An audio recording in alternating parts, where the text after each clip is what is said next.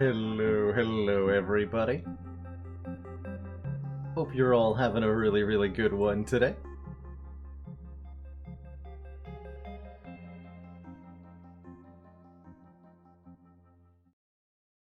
There we go, musical transitions achieved. Usually I'm better with getting the timer right for the pre-stream roll, but that worked pretty well actually. Like that. How's it going, everybody? Hanging out? Good to see you, Glory Seeker, Zonard Stark, Jin Fizzes. Back from the Twitch break, Adonis Incarnate, Zonard. I already said hi to Zonard Stark, but hello again! This is a Vivification, Miss Achiever, Malu Leka, Captain Nerd Rage, Jet Raccoon, Brozorog. Bunny, Kenshiro, and everybody else who's lurking on out there. Hello! So many of you popping in at the start of stream today. I feel very lucky to have folks who come by at the drop of a metaphorical hat. It's technically an hour before stream is scheduled to start.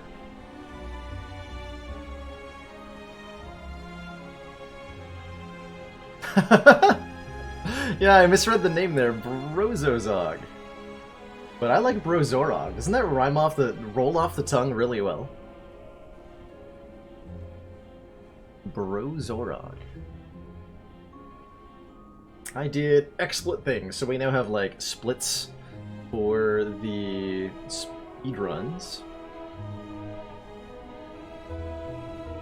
Problem Sleuth probably on Friday, Captain Nerd Rage. For anybody who's wondering what's being asked about there.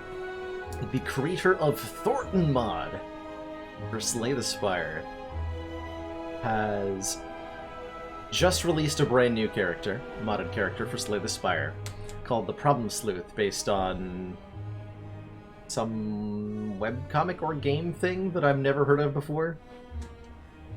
But they look really cool, and so I'll definitely be checking out that character on Friday.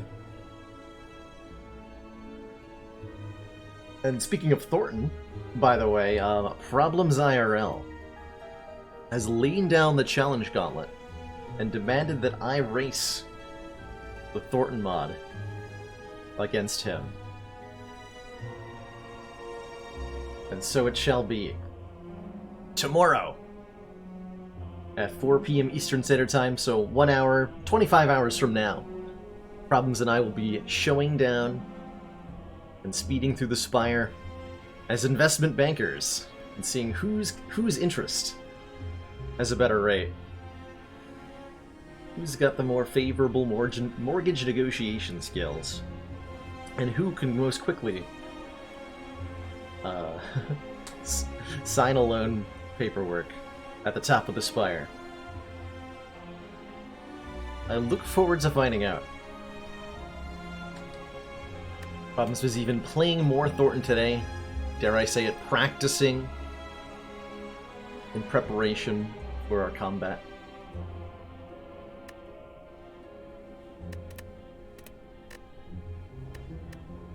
So last time we did speedruns, we got a triple PB, right? I managed to beat my Silent Defect and Ironclad times all in the same day. I don't know that I'm going to achieve that again, but I want to make some fancy new splits for the fancy new split tracker. Once I've got actual split times, we'll have them to compare against, so they'll be able to like even in Act 1, like be able to tell like is this doing better on it than average or worse than average, and will it make up for the time deficit later in the run? I'm looking forward to finding out. Make sure I've got my hotkeys configured the way I want them.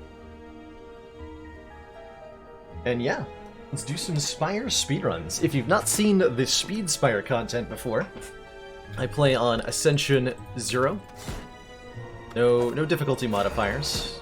Playing with all 3 characters, because I think it's more fun that way. And the goal is simply defeat the Act 3 boss, get to the end credits of the game as quickly as I can. Does the tracker work if I go to the heart? It absolutely can, yeah.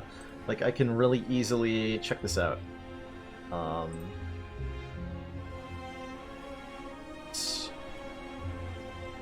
can add another segment.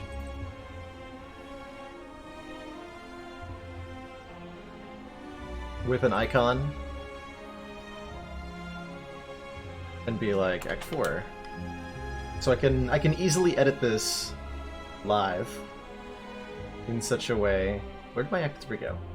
Well, I broke it a little bit, but it's I can very easily edit it to have any layout or configuration that I want. And so I can easily create like a second layout for an Act 4 run. Just delete that. There we go. And I've got it configured so that I have separate little like profiles for each of the 3 characters. So it'll always show it'll always be comparing to the right character, and it'll say the correct class name up top. LiveSplit is a really flexible program that is used by professional speedrunners around the world to store their times and stuff, and so it's got a pretty robust feature set. Made to do far more complicated things than I want to do with it.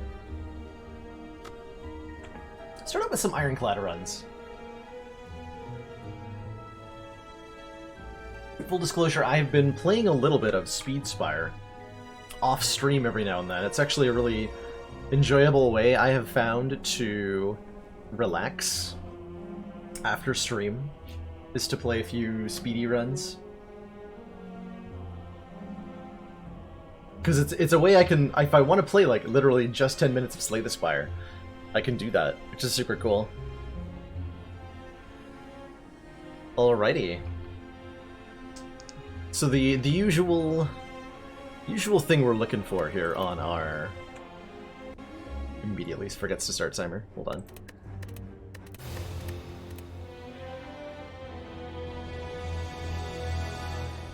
Oh, I understand why this is going to be complicated.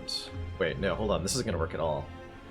I have to configure my hotkeys, because they are the same hotkeys as the actual Slay the Spire card hotkeys, so I'm going to mess with my... splits while I'm trying to play, which is a no-no.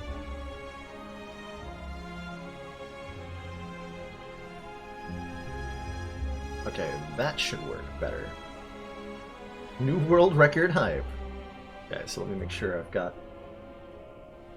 So then the reset is here. Yes, okay. Then I'm not pressing card hotkeys. Okay, take 2. Slay the Spire, Ironclad. Let's go. 3 hit points. Give me the damage. So Ironclad is typically looking for damage, ideally in the form of area effect damage. Typically wants to be removing defends, wants to be picking up any sort of AoE damage or strength scaling. That's probably not the greatest card, Hemokinesis, now that I think about it. It's got a long-ass animation time. Yeah, long animation time. Thunderclap's a great one. I wonder if I could have taken that Searing Blow. Don't know. Don't know. I'm definitely gonna buy that. Guess we have a curse now.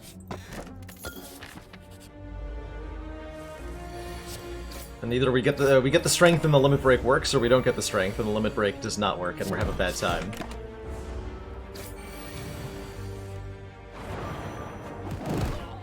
Did they update the... Oh, that's... No, because I'm playing with particle effects disabled, that's why that looked different. That we have an offering is insane here, by the way. Really like any sort of strength gain. Hello.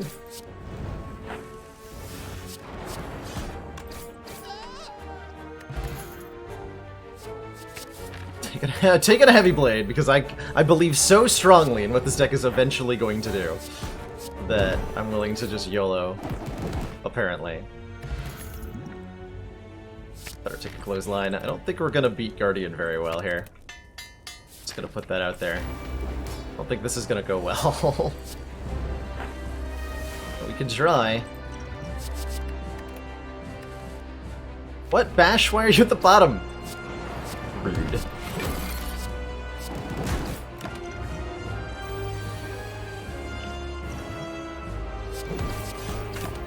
So the strategy from Guardian is... Yeah, Demon Form, that'd be good. The strategy for Guardian is just hit him.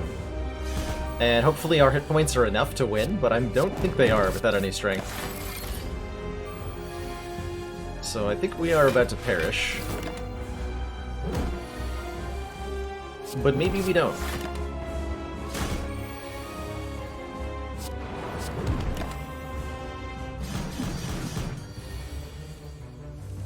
Maybe we don't.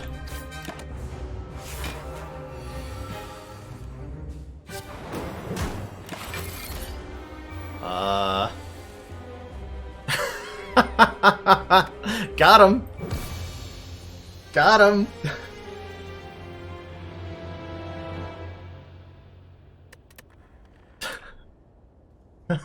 Almost! Almost. Yeah, no, particle effects is a huge difference, Surplus. So if you're wondering how the game is going as fast as it is, like if you want to try doing this on your own, or you just want your game to play as fast as this, the options I found that were important are set max frame rate to 240, make sure VSync is disabled, and make sure disable particle effects is enabled, and then fast mode should be on, of course. And that'll cause a lot of the game's animations to go real fast. There's also a mod you can play with called like super fast mode or ultra fast mode or something if you just like want your game to go really, really fast all the time. But obviously for like doing an actual speedrun, you want the game to be unmodded for a variety of reasons. So the goal is get the game to go as fast as it can without any modifications, and that's what these settings are, as far as I can tell. If anybody knows anything that I'm missing, by the way, that also like makes the game even faster, I'd love to know. Do I know whether lower resolution makes a difference? I would bet, Laban, that it's based on, to some extent, on like your graphical or processor power, and like a performance thing, right? Like your computer has to be able to run the game that fast in order for it to go that fast. And lower resolutions, I'm betting, would help, but there's probably a cap. Hey Ben, how you doing? And Orangu, hello, hello. We are attempting to go fast in Spire. Thought these were supposed to be speedruns, not Q&As. This is always a Q&A stream on some level. I think the gold is going to help us buy something good here. I'm actually not sure what the meta is for starting bonuses on speedruns. I'm sure I'll be trying some, just like taking stuff that you hope results in a high roll, and seeing if that works out. Just break the uppercut. And the bash, apparently. So I clicked on that instead of the uppercut. Works for me!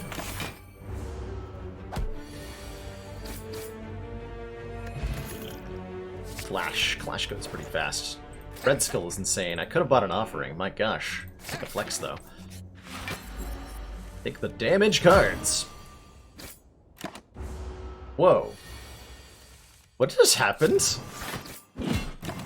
What? What did I do?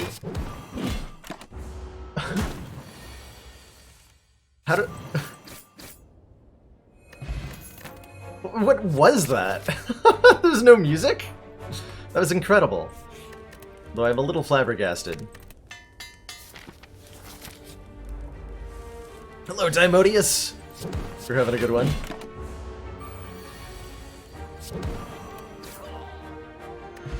Welcome to Silent Spire, apparently. Whoa, there goes again. What is happening? What madness is going on?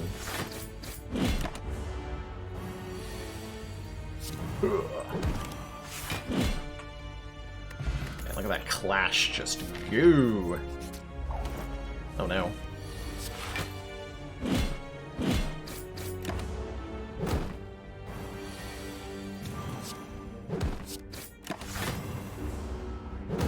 Having a bad week? Sorry to hear that, Timodius. I hope that hanging out and watching Spire helps you get through your rough times. I really shouldn't have come here, by the way. This was a 50% chance to be triple sentries. And that would have taken an eternity. But I wanted the relic. Don't actually want a battle trance in a deck that has 2 clashes.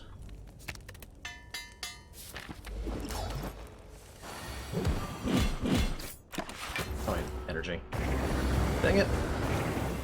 Alright, I'm gonna immediately fail to split once I kill Hexaghost here.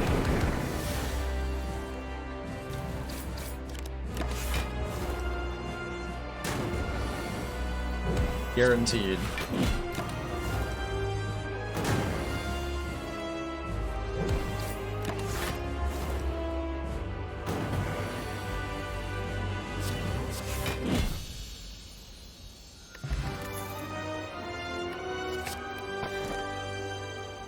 Pandora's Glitch.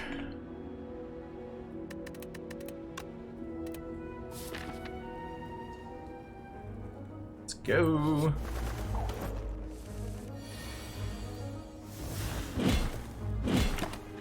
That was a horrible misplay. I just completely screwed that up by targeting the wrong bird there.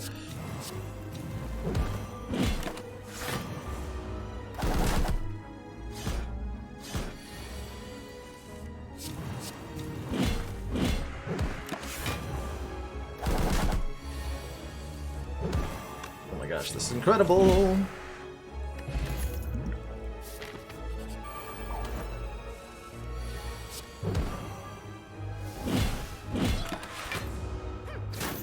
Clash power. Holy moly. Maybe should have taken that thunderclap. Wow.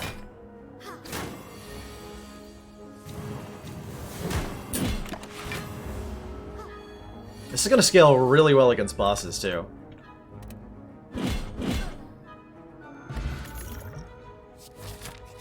None of these say Whirlwind. Jax? No, we want the Strength on turn 1.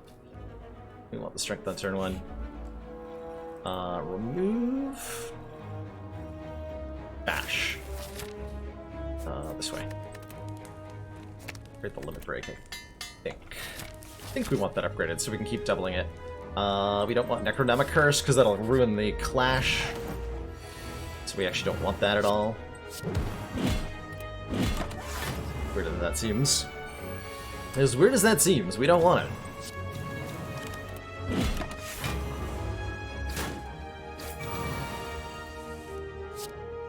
Just flex, limit break, kill him!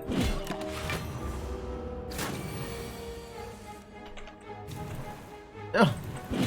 Okay, this is really awkward, actually, in a annoying way, to actually play the clashes. I have to always use the skills first, even if they're not helpful. It makes me angry!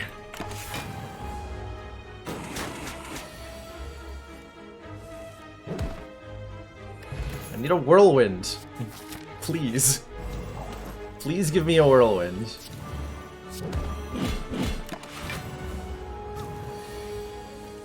Somebody, anybody. Damn it. Flex, spot weakness, limit break, clash. There we go.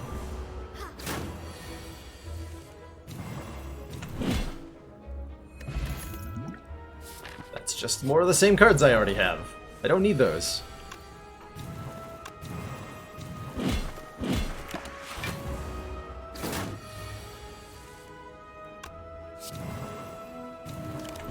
Also need one more energy to be able to play everything properly here.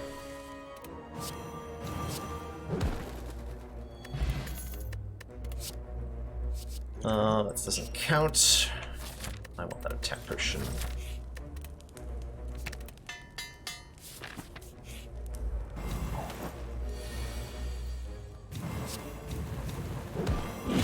Got him. Yes, limit break, flash clash. Just play uppercut. There we go. Hyping myself up there. Definitely want a steroid potion. Nope. So bad at video games.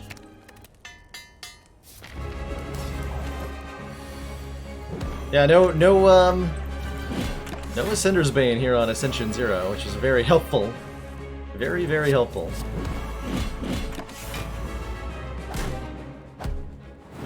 So note how the deck works like approximately equally well against bosses as it does against hallway fights. It just kills things. Alright, second limit break makes us go hilariously faster. Just give me the busted crown, that's fine. Fighting Awakened one, unfortunately. Which is gonna be a long fight.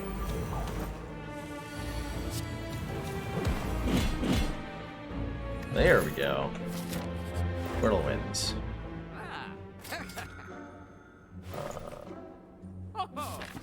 Fine. Don't do that. Don't do that. Luck requires upgradable cards. You don't say. You don't say.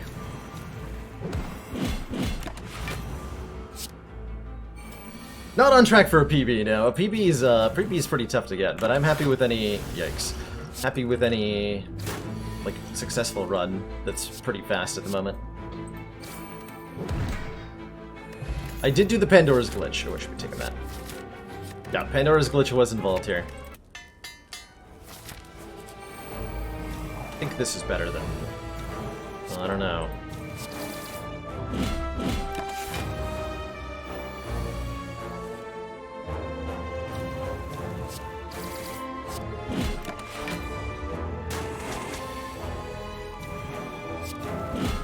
Yeah, that was pretty reasonable, and we skip an extra fight with that. Not a whole lot of fights here in Act 3, which is really nice. Kids, dude. Just prevent me from healing, that's fine. Move a card from the deck. I'm gonna get rid of one of the clashes. I'm gonna use Sword Boomerang here. This guy's gonna hurt me. Please don't hurt me that much. Ow. Ow. My PB for Ironclad is like 8 minutes or so. We do have a PB command. Exclamation point PB will tell you what all this stuffs is.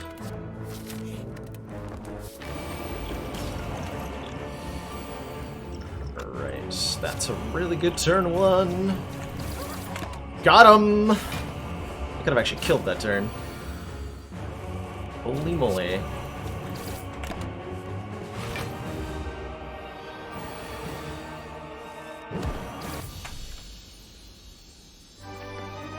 Pretty fast.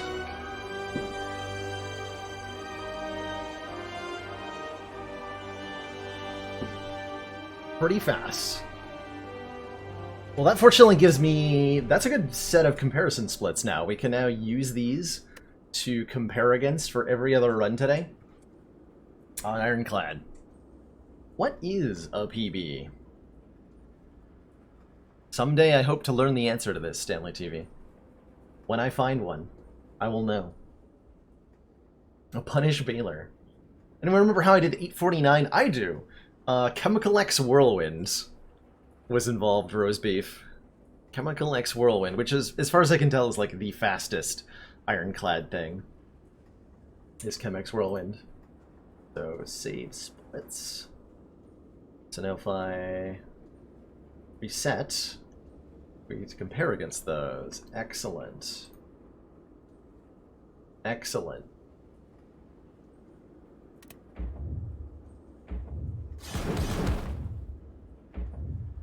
Yeah. 849 is good for no speedrunning save setup, indeed.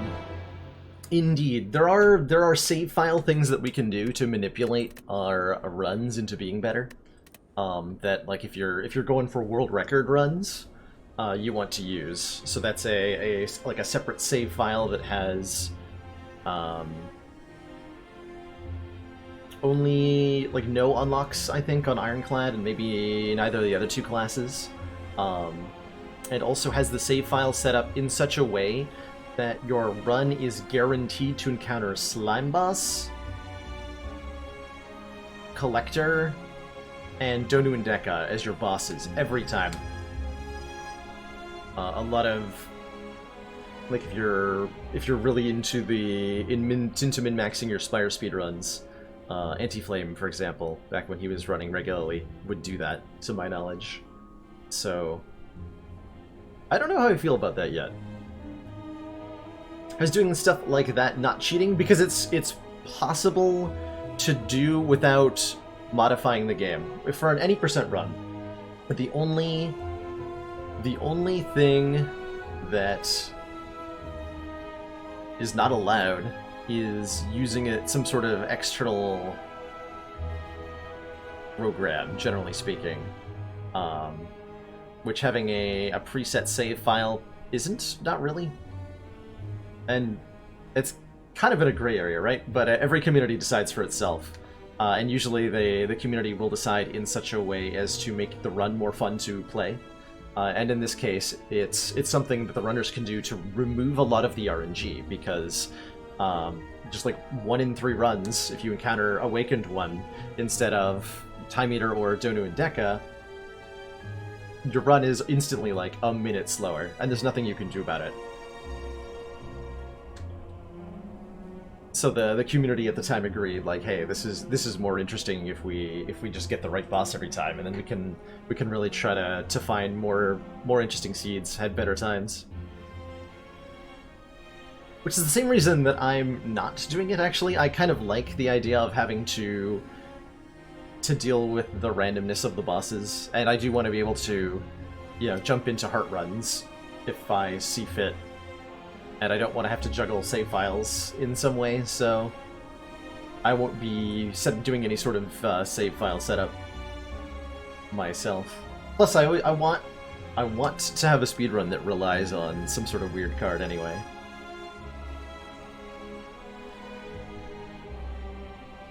Yeah, you can manipulate what you boss. So what you boss. You can manipulate what boss you get. So if you have when you first start playing Slay the Spire on a fresh save file, you'll encounter each of the 3 different bosses for each act, one after the other. So in your first 3 runs, for example, you'll see Hexaghost, Slime Boss, and Guardian as your Act 3 bosses. Not in that order necessarily, but you'll see each of them once. You will not see the same one twice in your first 3 runs of Slay the Spire. So if you take a save file that saw Hexaghost and Guardian as its bosses on the first 2 runs, the next run that save file does is guaranteed to have Slime Boss as the first fight.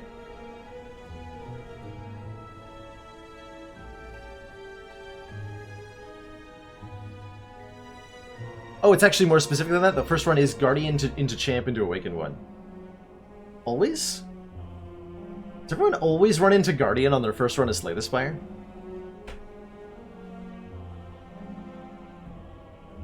I appreciate the corrections, by the way, Forgotten Arbiter. My knowledge on this is not nearly as complete as my game knowledge, and I prefer not to accidentally misinform people. So it goes Guardian first. Huh.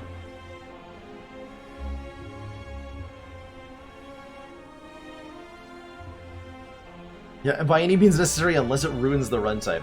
That's how we get different categories created.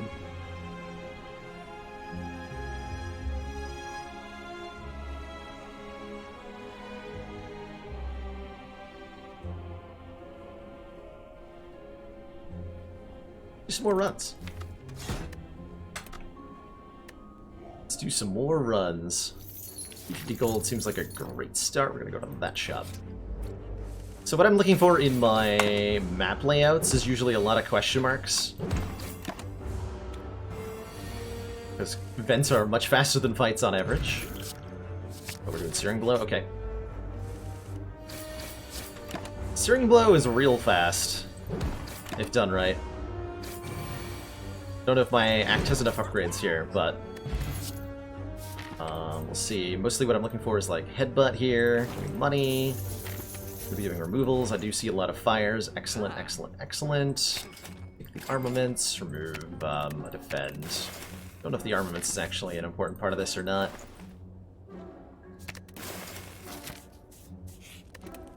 You know that I cannot rest. Alright, full heal. I don't know why I bought a Bodily Smooth Stone. Curse! Rude. So rude. Max 0 for Pandora's Glitch. Yeah, basically. Pretty much. Searing Blow, for those in the unaware, is a card that can be upgraded multiple times, and each time you upgrade it, it gets progressively stronger and stronger. It's real good. You just pump a lot of upgrades into it, it starts hitting very hard, and can be used to go really, really fast.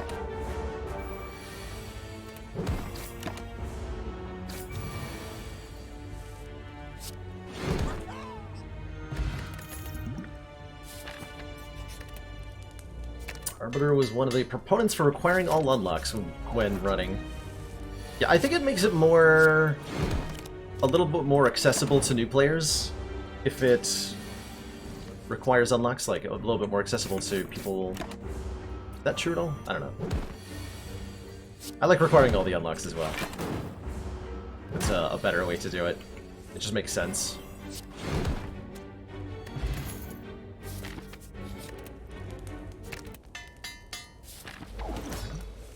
Just makes sense. Should we draw the Searing Blow? Yeah, I'm a dum-dum. That to myself.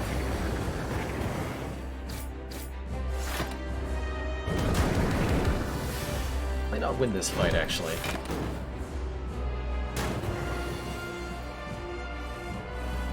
What? Okay, the decay's really, really messing with me here.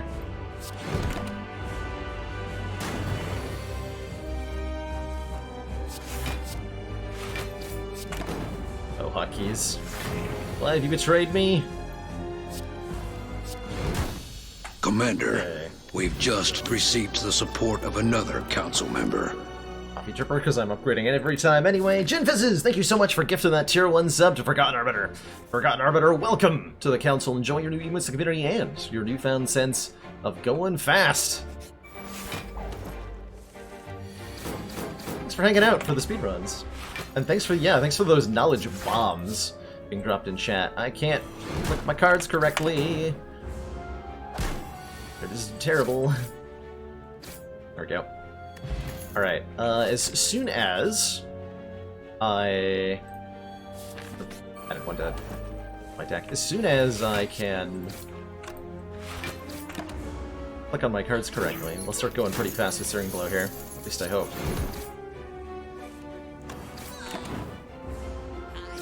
That is the hope.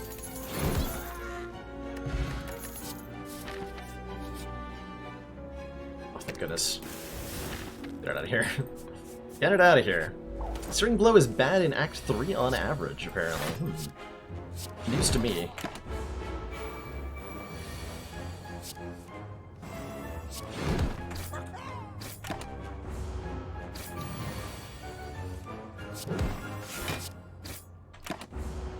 Select the first card with the armaments. It goes to the last slot after being targeted. That's weird.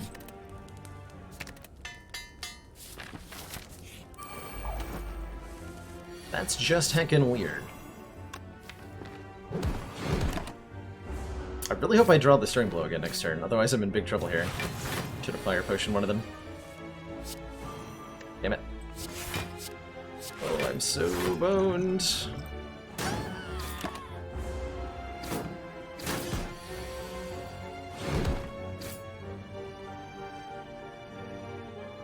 Am I searing hard enough? I'm not. No, this is not going...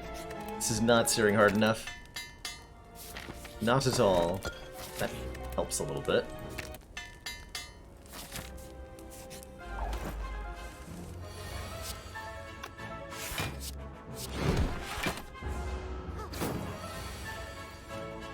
Makes sense to upgrade the armaments? I think so, yeah. Mostly because it's faster to click on things if I upgrade it. Headbutt's great. It's very good. There we go. That's how hard we want a searing blow. Just enough to instantly kill things all the time.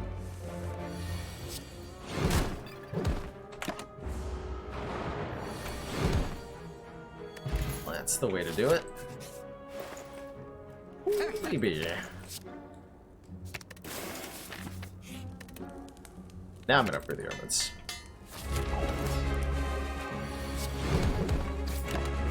Alright, so we have 2 searing blows now. Which is gonna be hopefully great.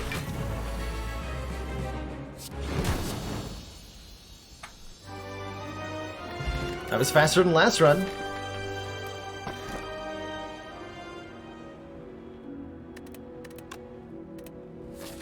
Oh boy.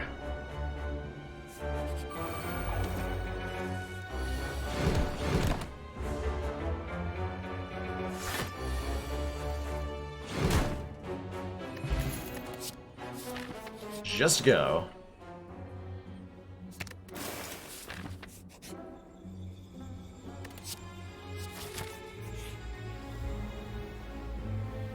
He needs headbutt. This is now our deck. Oh heck yeah. Havoc is insane.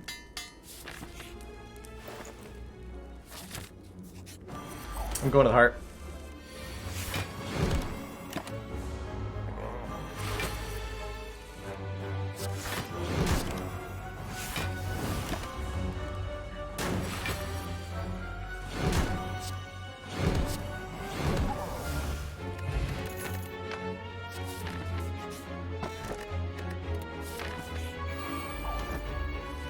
I'm gonna block the heart? I don't know. Figure that out. Figure that out.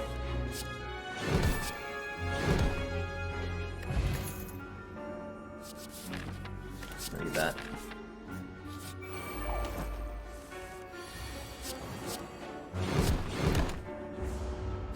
Heaven, but heaven. Ah. Figure this out eventually. Yeah, so what I did there was remove all of my... This is not going to beat the heart. Hang on about. Removed all of my other cards other than the ones I wanted by doing dirty things with Pandora's Box and skipping the cards it gave. I did that.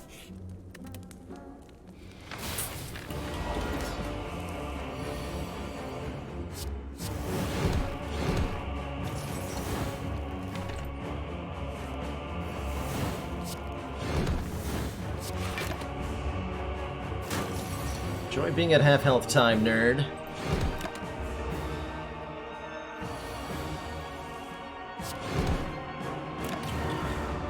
Oh crap, I just deleted one of my things with the time meter glitch. I just dunked...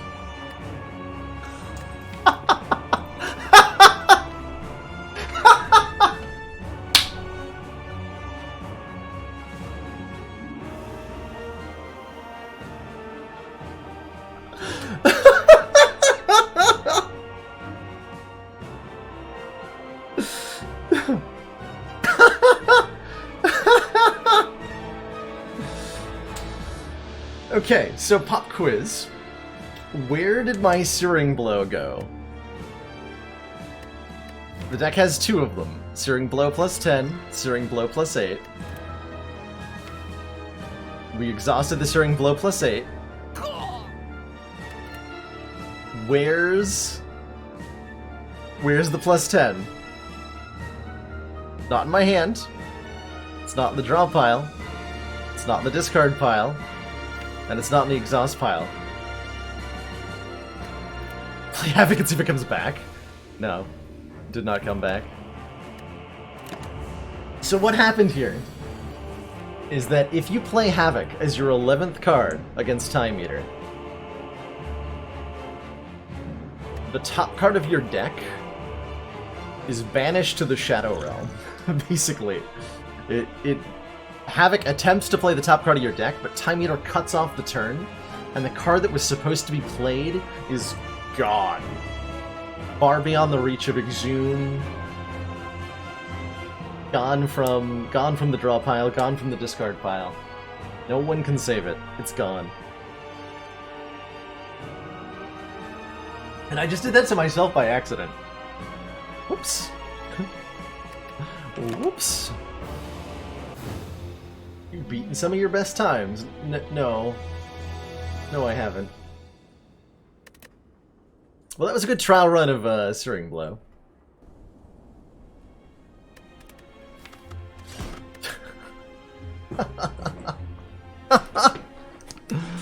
Oh dear. Oh, that was the wrong button. That was the wrong button.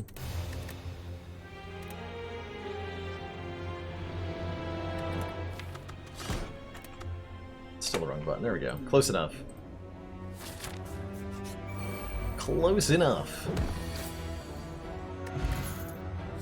Effective Strike is capable of going fast. I don't think it's very good at it, but it is capable of it. Let's remove defense anyway. Centennial Puzzle's okay.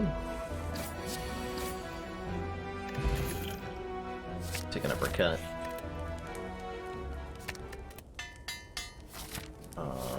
Took a free elite.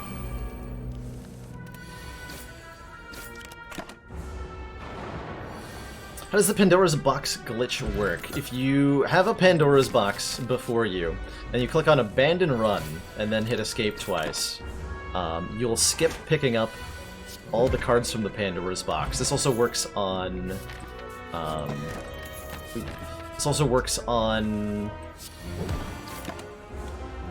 the Curses from Calling Bell. And I think you can do it with a couple other things as well.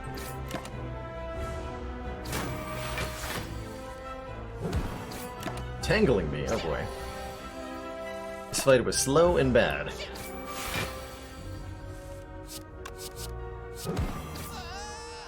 You can do it with Calling Bell. Yep, it works with Calling Bell.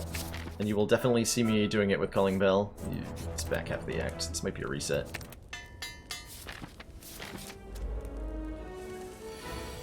This might be a reset. Yeah, this is gonna be... Let's just call it here.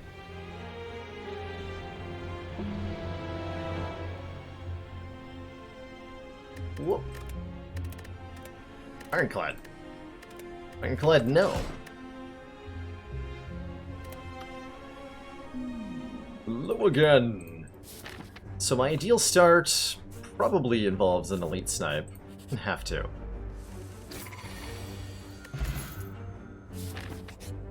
What if there's a body slam? Body slam is viable for a run. Come on, Immolate. No. No Immolate at all. What is even the point?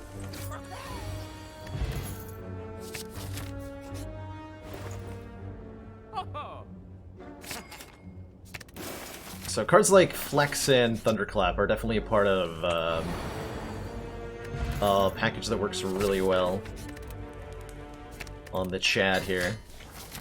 Ideally also picking up a Whirlwind somewhere. Cry. I'm gonna fight elites because I think I need relics for this to go fast.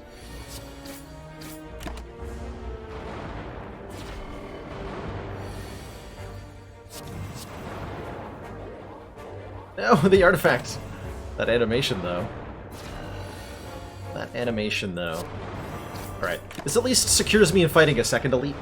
Triple Sentries are by far the slowest elite fight you can have. I should probably block.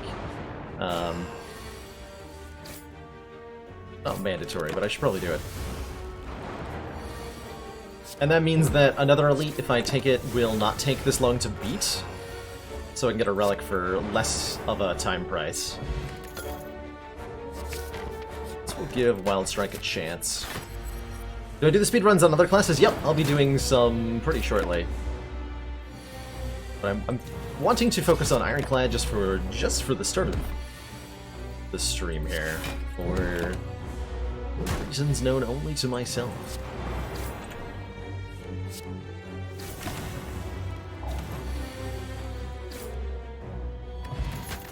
Dodecahedron Shockwave is pretty good, I think. Oh, I'm super dead. Or am I? Oh, my hotkeys don't work.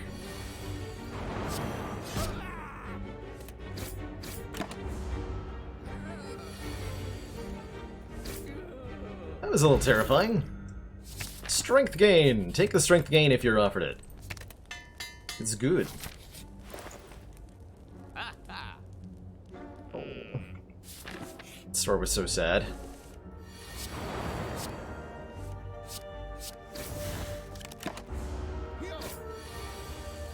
Okay, I have to rest before Guardian. 2 spot weaknesses, and hopefully that's gonna work. Hopefully that's gonna work.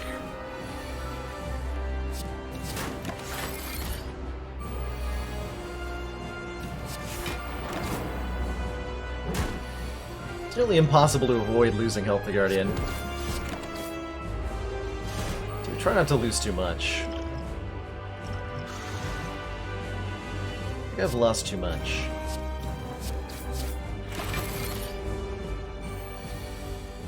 Nope.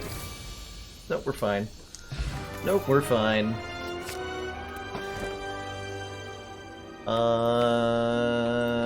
Fourth energy. Thought about doing the calling bell trick just to show it off there.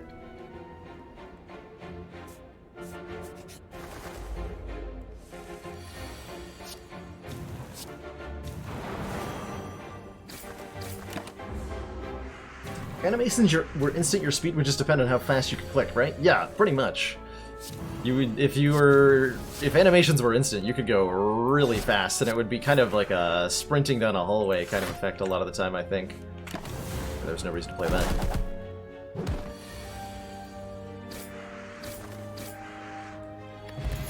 And so it would need some AoE. Need more things that aren't strength. Just scale strength up, lol. Easy game. I broke my timer. Oh no. Oh, I think I just forgot to split, actually. Is what happened there. Terrible split. Not an accurate split.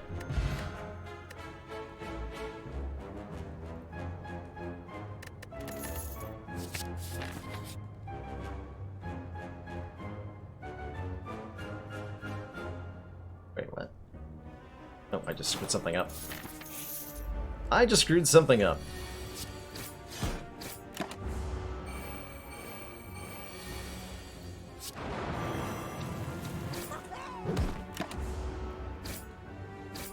Are there any auto splitters? Not that I know of for Spire. That'd be interesting. Is that a thing? I actually don't even know how auto splitters work. I know that they're a thing, I just don't know how they work. Should really upgrade Flex. Here, you guys can have my money. You guys can have my money. Why did I take the blue key? No one will ever know. Especially not me. I'm apparently going this way.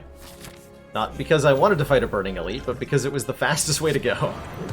As far as I could tell. But I might just be dead.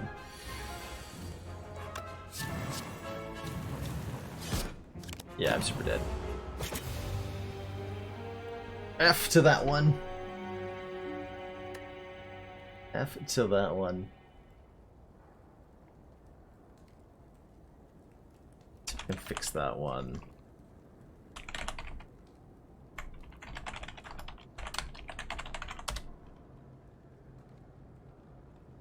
Screwed something up with the moderation settings during that run.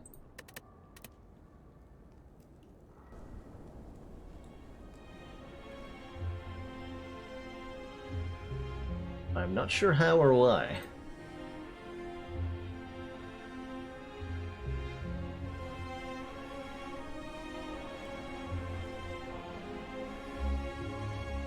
Okay, that only gets temporarily blocked. Gotcha. Cool.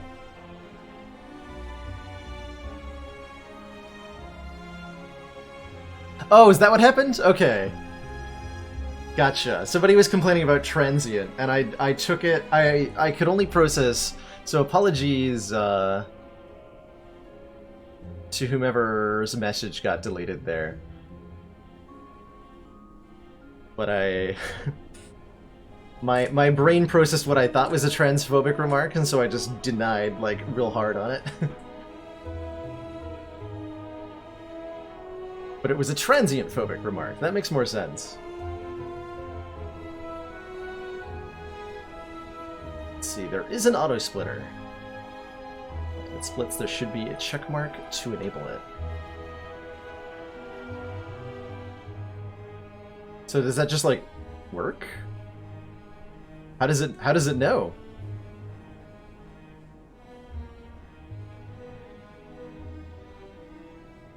Does it know?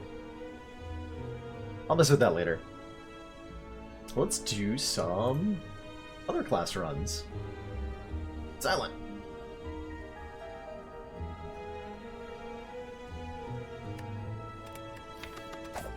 Ascension 0, going as fast as possible.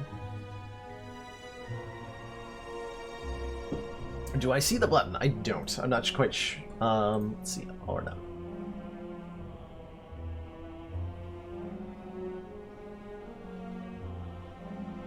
Yeah, I'm not gonna try to find it. I'm in like trying. My brain is in go super fast mode, so I'm trying to like speed run the. I'm trying to speed run the menus, and my brain is getting very confused by it. So right-click edit splits.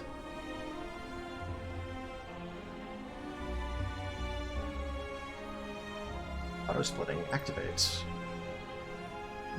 So now it's on? Does it know? Let's see if it knows. Oh my god, it does. What? What? How does this work? It's black magic. This is black magic to me. Alchemize, I think, is not a particularly good starting bonus, by the way. Took a random rare hoping to get... what you call it? Corpse Explosion. But there's enough going on here that start is meritorious.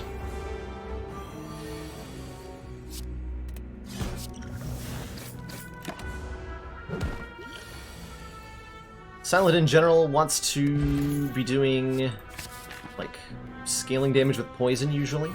In particularly with Catalyst, can do some really fast stuff.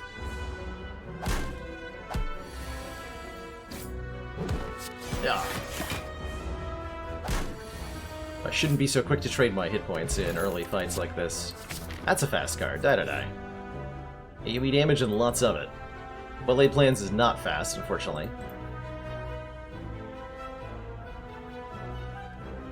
Venom. Do not want.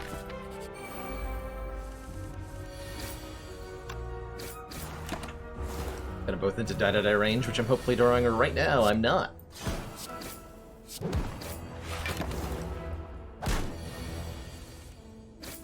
Oh, unfortunate.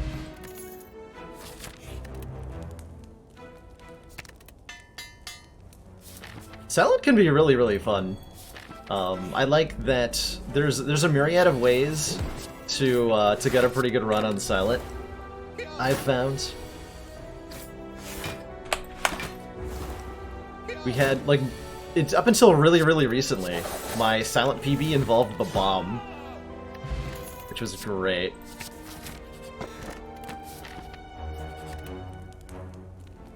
It was amazing. Am I taking an elite? I think I am. Yeah, managing the potions with Alchemize is just kind of out of the question, I think. It's too much inputting required to make that work, and it's probably not even worth it time-wise. Damn it, triple sentries. That was probably bodes poorly for this run going particularly fast. I think I'd rather be finishing runs than abandoning them and restarting, trying for quick runs. Throwaway potions during the enemy turn. Oh yeah, I can do the management here. Aha. Use the boost to get through.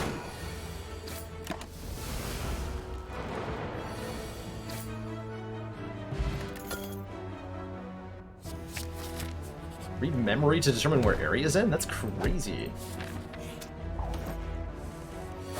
Oh man, thank you, Deadeye.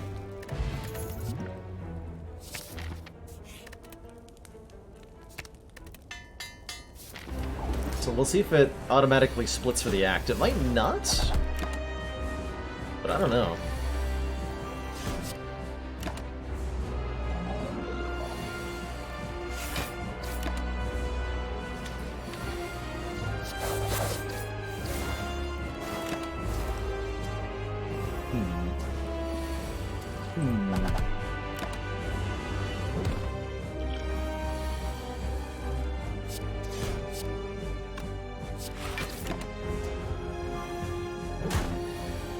Dying.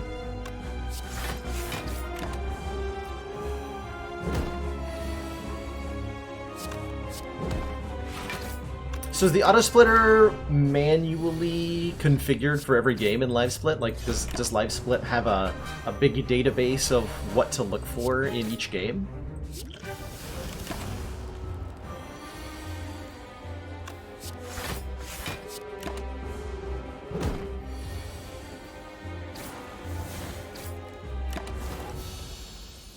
Cool. That split perfectly. That was amazing, actually. I should have taken the grand finale. We'll take a Runic Dome, because looking at what the enemies are doing is not my problem on a speedrun anyway.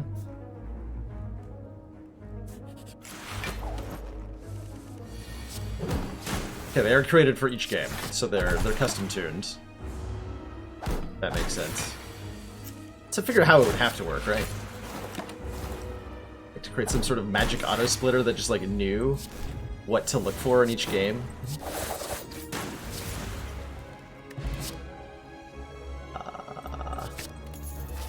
Really like taking block cards in speedruns, but they're kind of necessary if you don't have a really strong combo going. Like if I was racing, I would need that leg sweep to survive. So that's I'm gonna take it.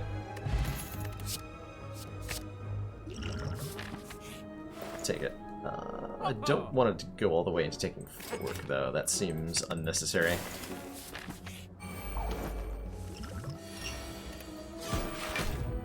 Well, that feels super unnecessary. An oddly smooth stone? When did that happen?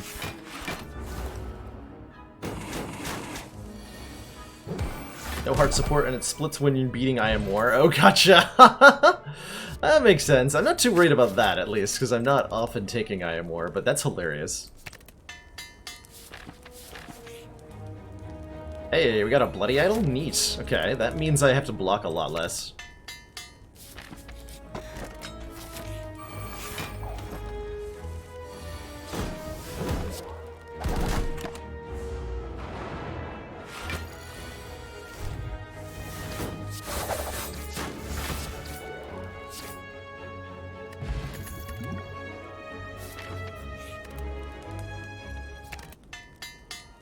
I think that's quite what I wanted to upgrade, but...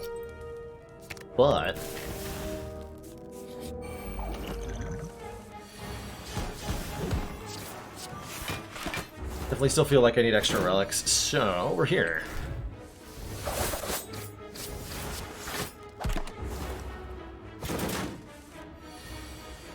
That's not actually a very slow Book of Stabbing fight at all.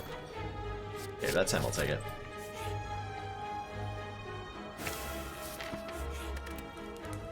Don't know how often I'll actually play this, but we can try, and if I get a Pandora's box, it'll be great. I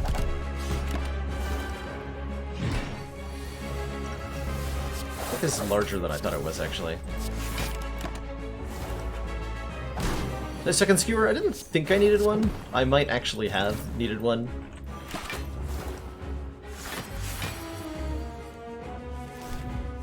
Fire move defends on ironclad speedruns, but strikes for silent. The answer is that, at least in this case, without, like, catalyst stuff happening, I'm quite certain that if I remove the defense, I will die.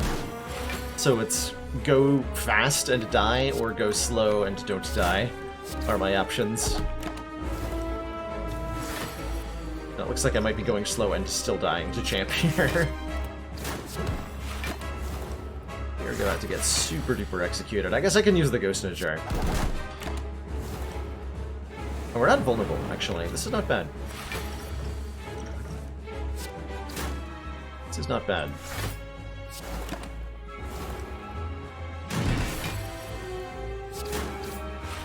It's not great, but it's also not bad.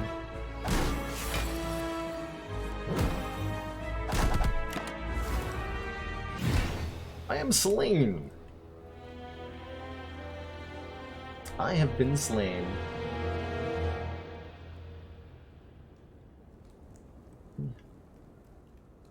Where's that best? Fake best there. Oops, math. We just had to hope he wasn't attacking there. That dang runic dome will get you.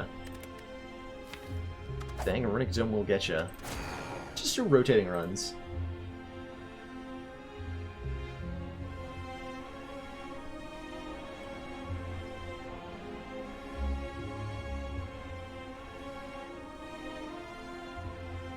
So that's still...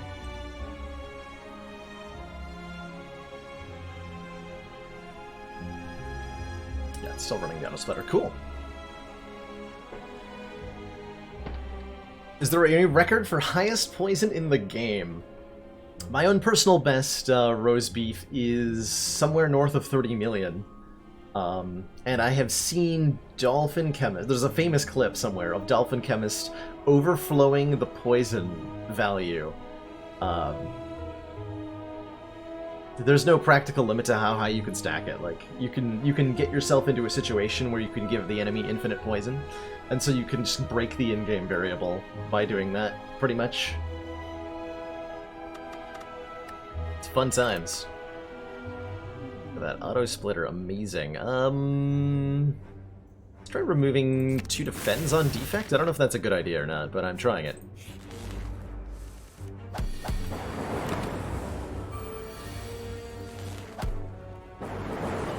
Yeah, look at this lightning is going so fast. Static Discharge sounds great-ish.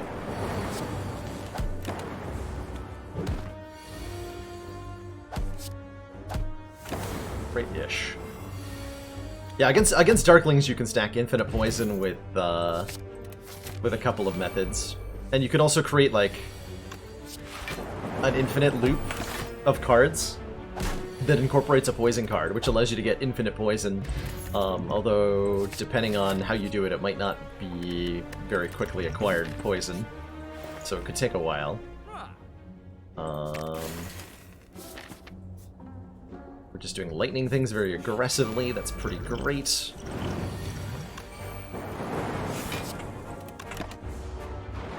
Some lightning orbs. There we go. Yeah, I got to negative poison. Well, there you go. Negative poison is the maximum.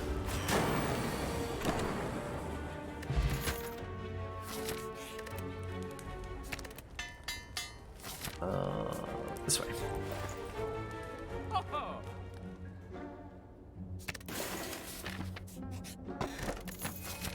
Trying to stay alive while I do this.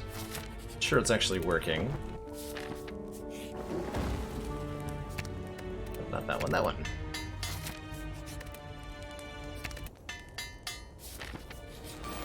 Here we go.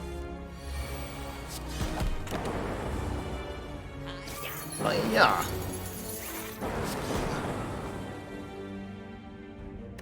Was out.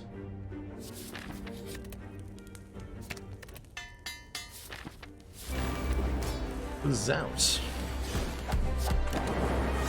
Turn 1 transform. Easy peasy. Alright, I just need you to hit me a bunch of times now, Mr. Guardian Man.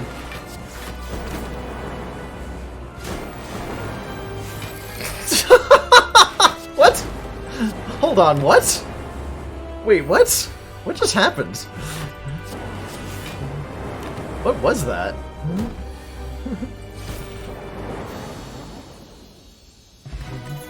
I don't understand that, but I like it.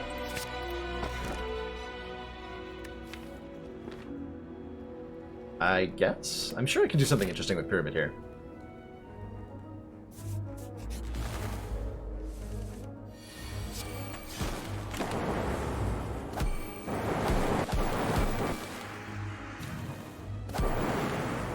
Got him.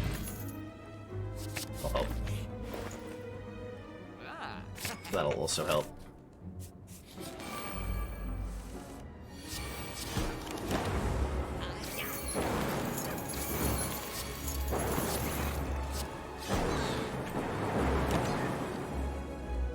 So many lighting orbs.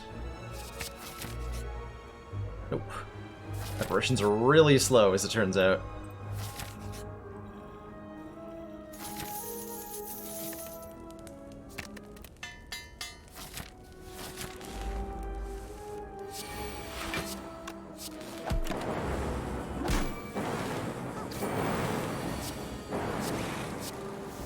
That was definitely not the correct way to play that card.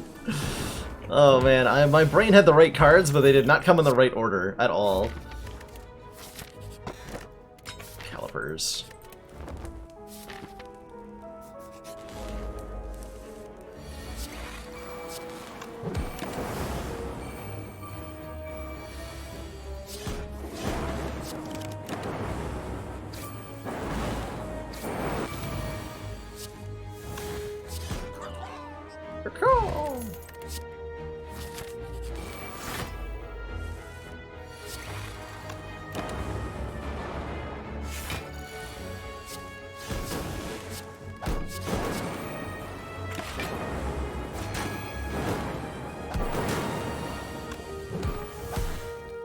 Holy moly, this is fast. Really like some block cards. This is not fast enough. That'll help me scale pretty well into the later game. If we take a +3 orb slots from the runic capacitor, it means I can fill way more of this crap with garbage. I mean orbs.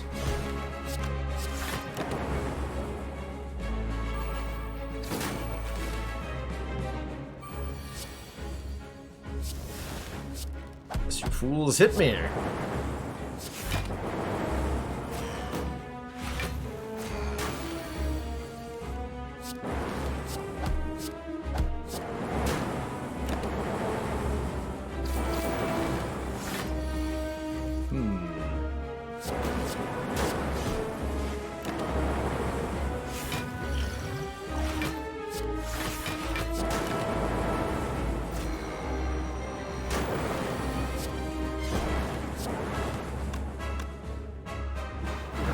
Hotkeys.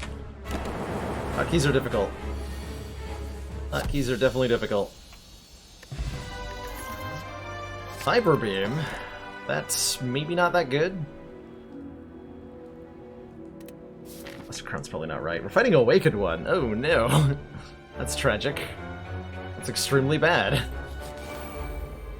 Don't like that one bit.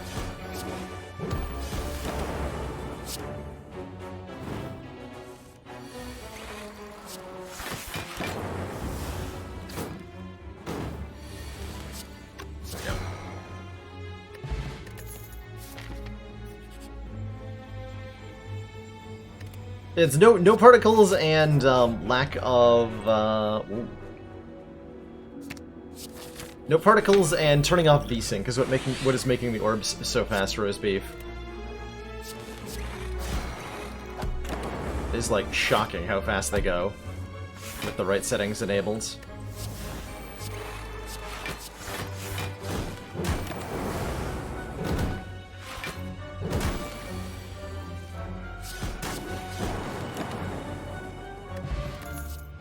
Doubling Static Discharge get more speed? Probably.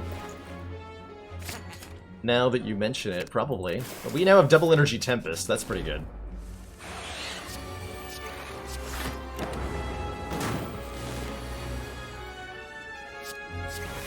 Oh, I shouldn't have done that this turn. He's intangible. I'm dumb. Bad at video games.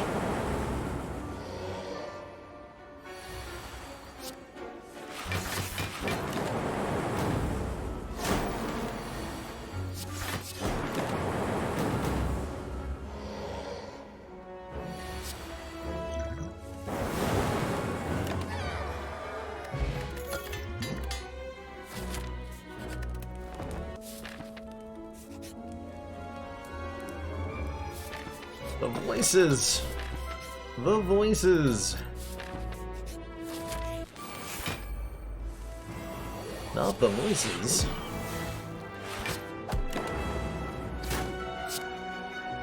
Yeah, Thunderstorm would have been nice. There's definitely a lot of ways this could go faster that it has not found, unfortunately. Unfortunately. Yikes.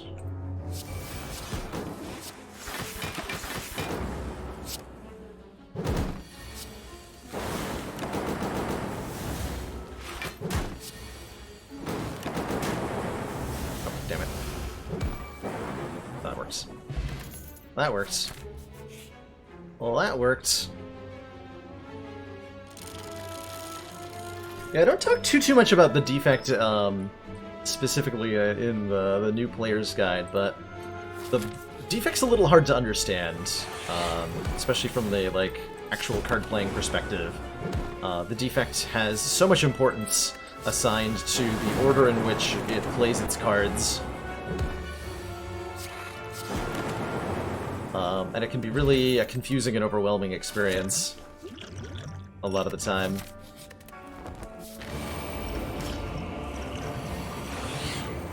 If you're just starting out. But one of the most simple things to ultimately understand about the defect is orbs. Orbs are something you want to get and you want to put into pretty much any defect build. Just like as many as you can. And they will do wonders for you. I should quick search before I definitely screwed this fight up. I have definitely screwed this fight up.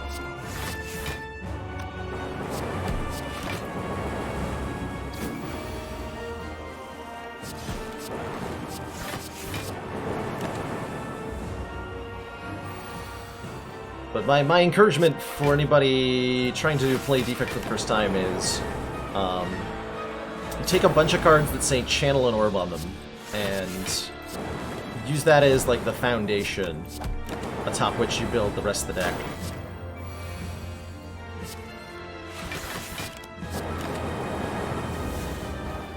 We're dead.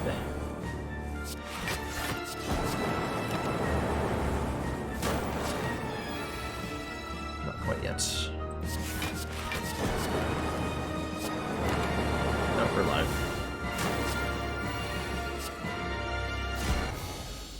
Okay, that was a rough one.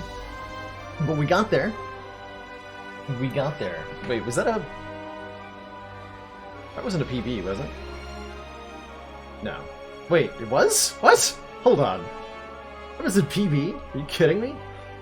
That was so slow, though. Alright. That one felt slow. But hey, yeah, Defect PB, GG. Let's save those splits. Save those splits. Thanks for updating the command, Jin. Hot dang. That was like 25 seconds better than the previous best I've done on Defect.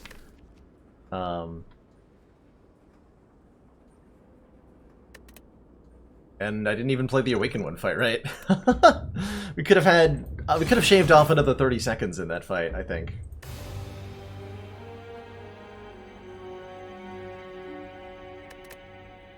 Oh, Tom got it? Well, you got the credit, so that's all that matters, right? That's all that matters. You got credit for it.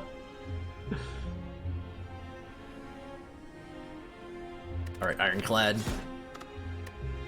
Embark! Face turn is not helpful. But I will give it the potential. But iPads and Sneaky Teak, please plan our schedules in such a way that you never don't have a Slay the Spire streamer to watch. You can try, Abu. Might be something like real life that gets in the way sometimes. But we can do our best, just for you. Just for you. Don't like that store very much. Just didn't feel good. Have I ever considered speedrunning modded characters? So, funny you mention, because modded character The Thornton was played recently on the stream, and fellow Slay the Spire streamer slash previous racing partner, Problems IRL, has thrown down the gauntlet and demanded that he and I race each other with Thornton, which we'll be doing tomorrow at the start of stream. So 4 p.m. Eastern Standard Time tomorrow, there will be a modded character race showdown between myself and the Problems IRL, the Penguin of Doom.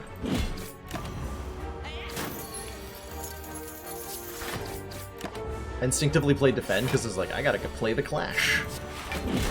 It's required. Required. Always tank strength gain if you're on an ironclad speedrun. That is, I believe, the rule. I believe it.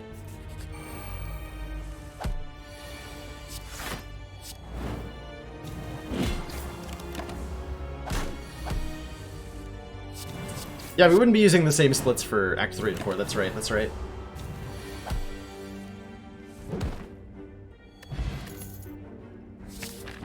I don't know if Uppercut's actually good. Better if you upgrade it, that's for sure.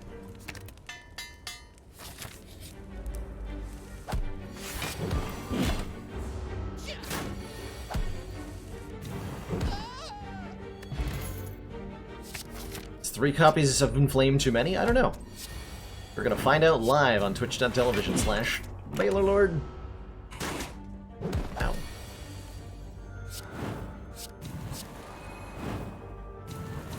Man, Flame is a long animation, huh?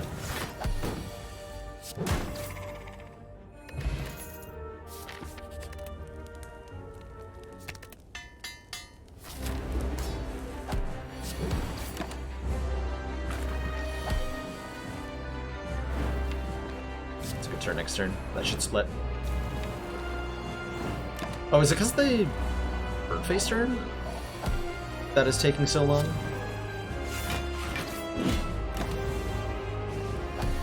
Should have let him hit me, actually. We're now in a rough situation where we have too many enemies with too many hit points.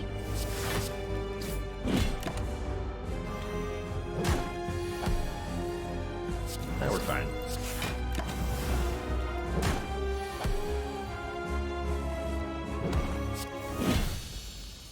Oh, I love that auto splitter, my god, it's so good. Skip. Berserk, Sword Boomerang, Ghostly Armor. Okay. The Sword Boomerang Plus is really nice.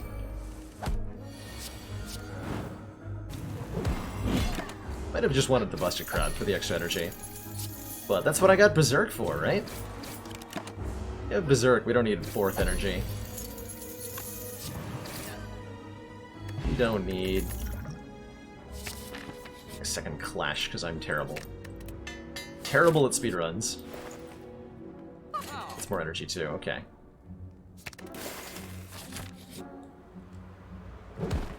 Little fan for a ride? That was super not worth it. Oh my god. It's terrible. Why no Ascension 20? Speedrunning on Ascension 20 sounds like a fun / terrifying experience. Had a couple 820 streams this week. I'm sure I'm going to do one more stream of Ascension 20 stuff pretty soon. Duplicate a card in my deck. Duplicate Sword Boomerang, actually. I think is the fastest card right now. Man, I'm so hurting with that writhe. Is there a way to remove that? No. It's yikes. It's a yikes for me.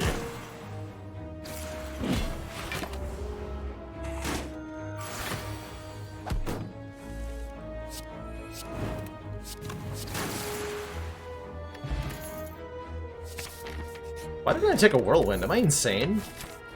What's wrong with me?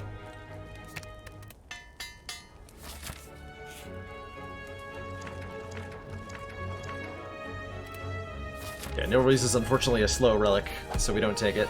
We look for the hope that there's a Necronomicon there, but we don't actually take the Nilrees. Why take the key? Because I'm bad. There's no reason to take the key. I'm not shooting for the heart, but I guess I'm giving myself a chance to maybe do it. I'll leave my options open. I took a key because I don't want the boot, is the truth of it. That's the truth of it. I didn't want the boot, so I took the key. Should have definitely just rested there.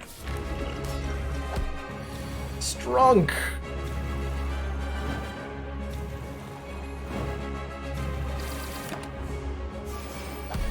Maximum strunk.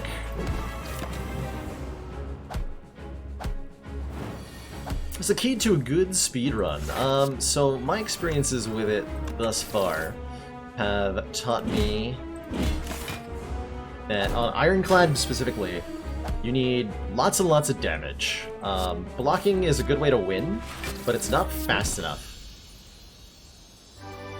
So I'm typically looking for lots of damaging cards. On Ironclad, that means as much strength as possible, and removing cards that block. Because enemy turns, in particular, take a long time, right? They play their animations, they do stuff. It all takes far, far too long. So if you could just kill the enemies on turn 1, that's the ideal.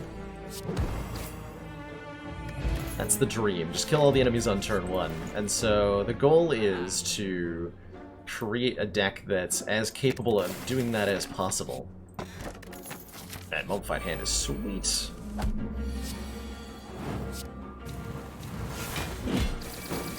So that means, like I said, lots of front-loaded damage that can be used really quickly to defeat early hallway fights, like these, as well as scaling damage that can beat bosses. It's the real trick there is to not just create something that kills these fights quickly, but also is able to do that to all the bosses in the game. It's harder to do. I just completely screwed myself. Thought I had a kill there, and I did not.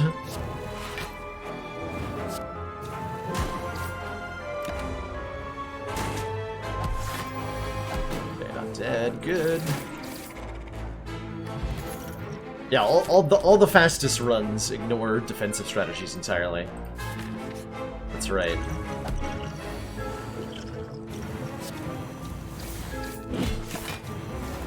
We might just die turn 2 here.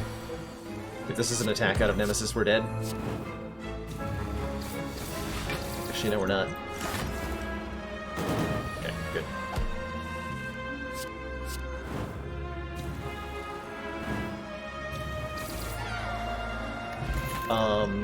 So really, the really good cards for Ironclad are like Flex and Whirlwind,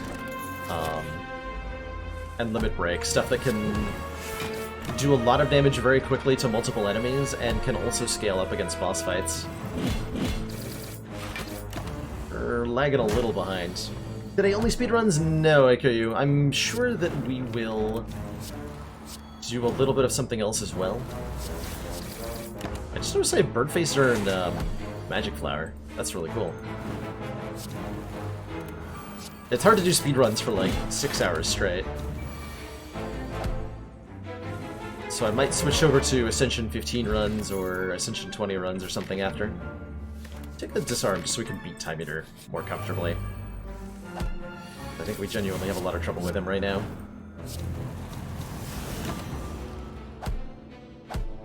Might not also get through this fight. We'll see. We will see.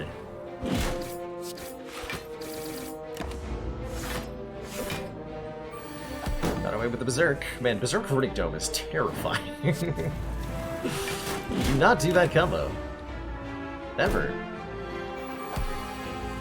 Do not do that combo.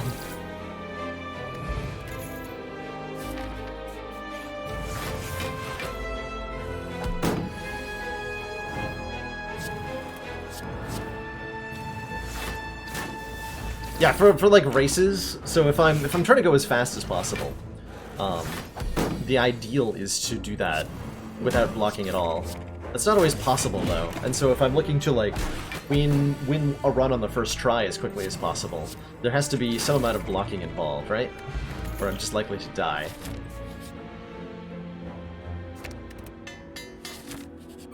Well, that means I get to rest against Time Eater. Ooh, we're in trouble here.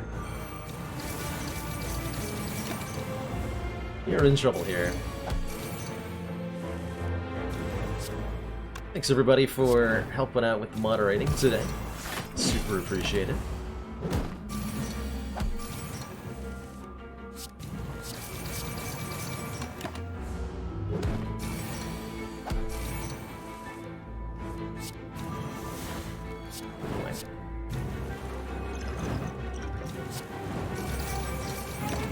Two?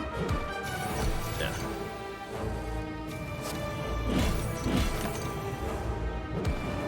Transient. So, the key to... Oh man, that was even a card I wanted. Nice. The key to beating Transient quickly is to stop doing damage after a certain point, once you know that you've done enough, to prevent it from hurting you for the turn. Yeah, get rid of that. Aw, could have played Berserk safely. Rude. Time Eater might totally kill me.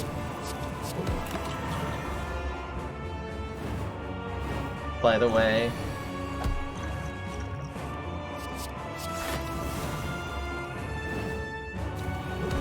That's not below half.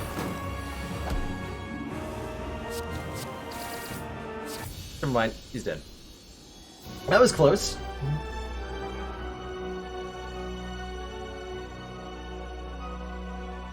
That was super close. That was terrifying. GG. 38 strength. Hits really hard. It's really, really hard.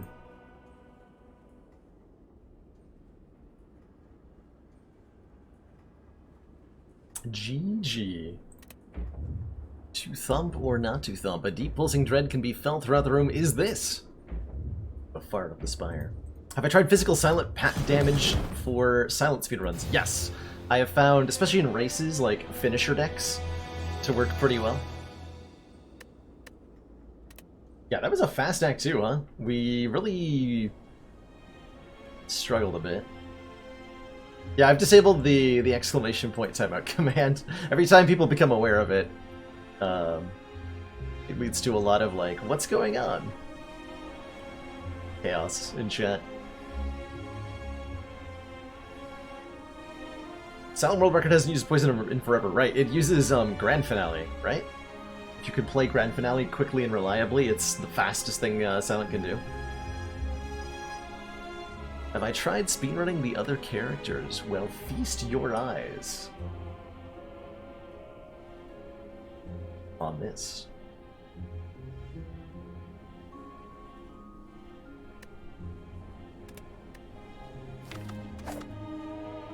Embark. Hello again. Bullet time. No. No bullet time. Try that again. Don't think bullet time is fast. It might actually be. I might be totally wrong. But I'm pretty sure a bullet time start is not what I'm looking for here. I think a Predator helps. Extra card draw and stuff. Take a Flying Knee to go with a Predator. Miss out on getting a free elite, unfortunately. Take more poison. Show me a catalyst. No. Oh, man. Can't afford a glass dive. That's really unfortunate. Burning elite seems excessively ambitious. Let's get the deck smaller.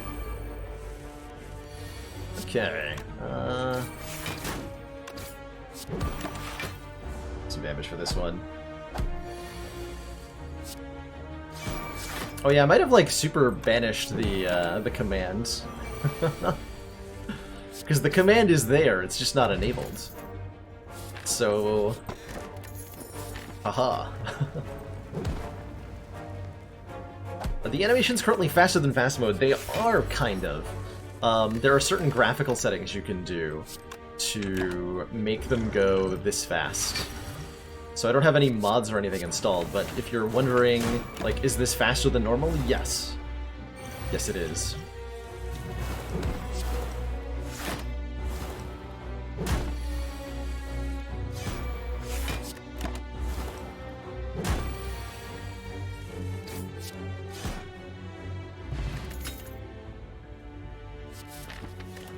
Take the dagger spray. AoE's good. We're fighting Hexaghost. We need potions that are good.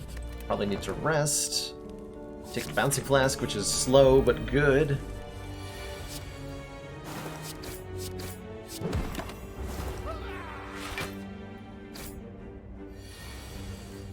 If you're playing on Switch, some of the graphical options I'm talking about might not be possible.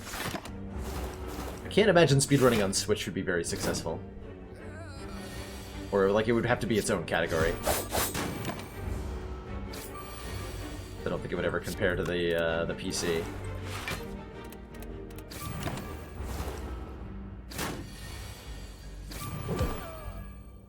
Oh yeah, with like NVIDIA. Ooh, there's the catalyst. Okay, going fast now. That animation time though.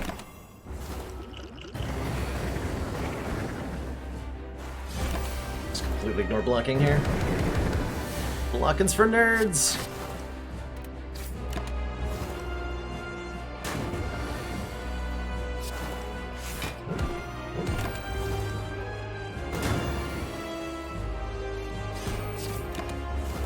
Yeah, there's no need to take that damage, but it's fine. Fire potion's nice. Burst catalyst is ridiculous. Break Dome, the deck definitely wants more energy, so... Since I'm going so fast that I don't even really parse what the enemies are doing anyway, Break Dome is a pretty free energy relic in speedruns, as I've found. It's not always true. Just for the most part.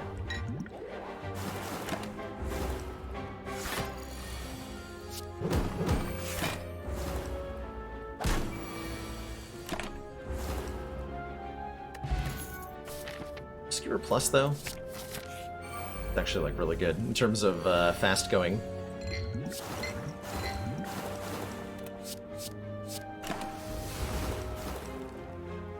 Yeah, lets me kill this guy with Skewer, for example. Ow. Fight an elite? Moderate amounts of trouble here. Hit me. Good. Good. Off turn? No.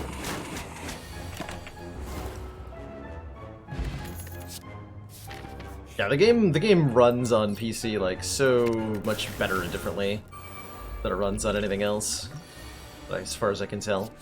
Double power potion. Yeah, those are good. Okay.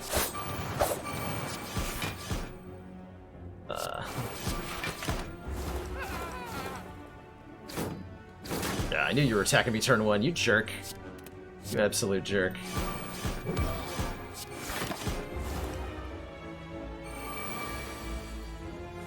Uh-oh. I'm probably boned here.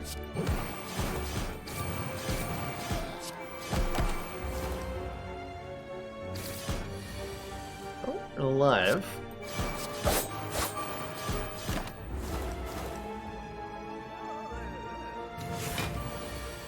We're not done yet. Okay, we're alive. That was terrifying. Ooh, Anchor is so good, too.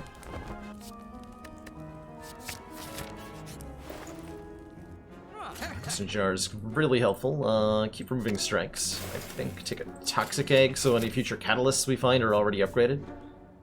And go this way. Snecko Skull, alright. Now we're talking. Now we're talking. I probably didn't need that piercing whale, actually.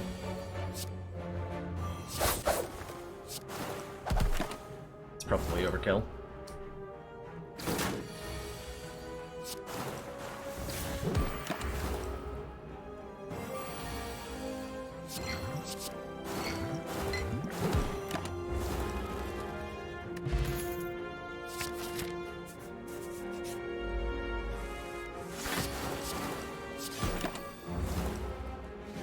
All we need now is a way to draw our catalyst a little more consistently. But we should find ourselves cruising through, oh my gosh, cruising through most of the rest of the game. Guarantee we survive. Now we can go really offensive.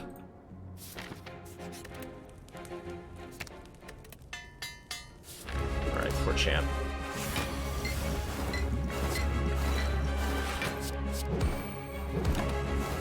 Poor champ.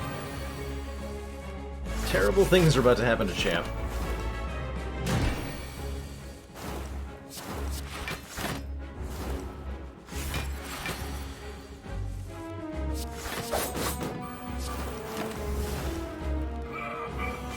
Catalyst's turn. Good. GG champ. Wait, I have to do 1 damage to him. There we go. GG champ.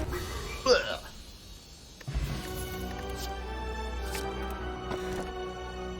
Pyramid enables burst catalyst to be consistent, so we should kill Time Eater really fast once we get to him.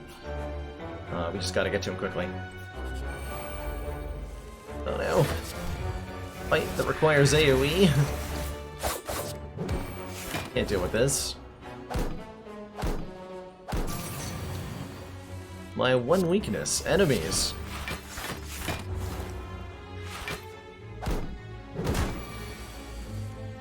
Yeah, where's where corpse explosion at? Please send help.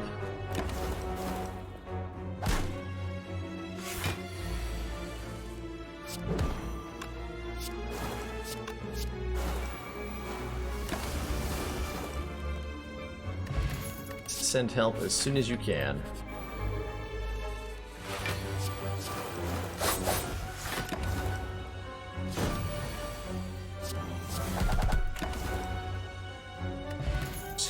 There we go, that helps.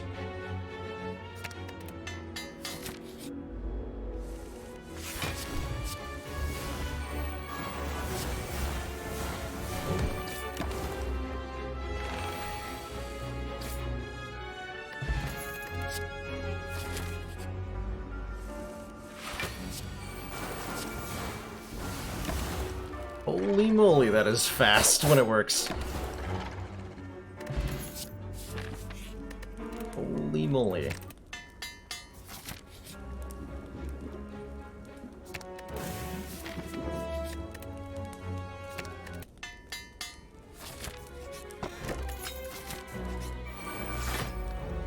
No corpse explosion, no!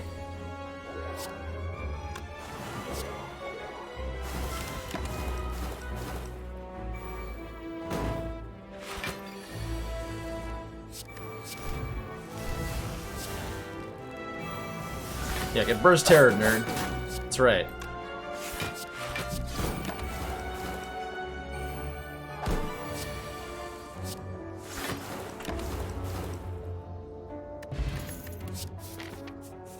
No fight. No, don't wait me.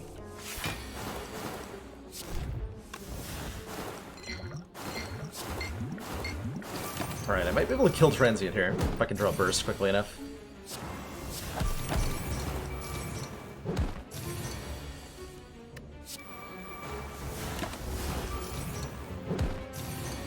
I did, but it didn't actually help me.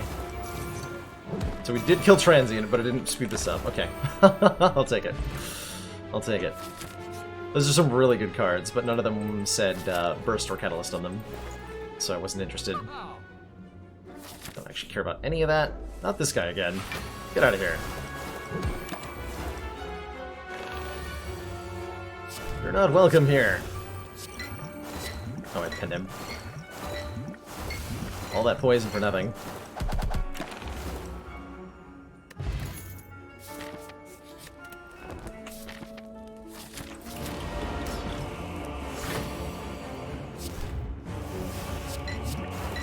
Okay, goal is to beat Time Eater with Burst Catalyst, just like very quickly here. Just need to get to tonsopoison.com.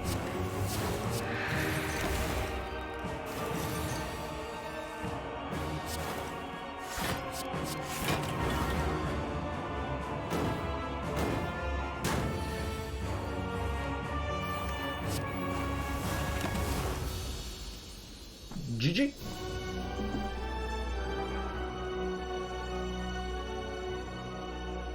GG. I could have gone to the heart with this one, I think. Yeah, I definitely could have beaten the heart with this.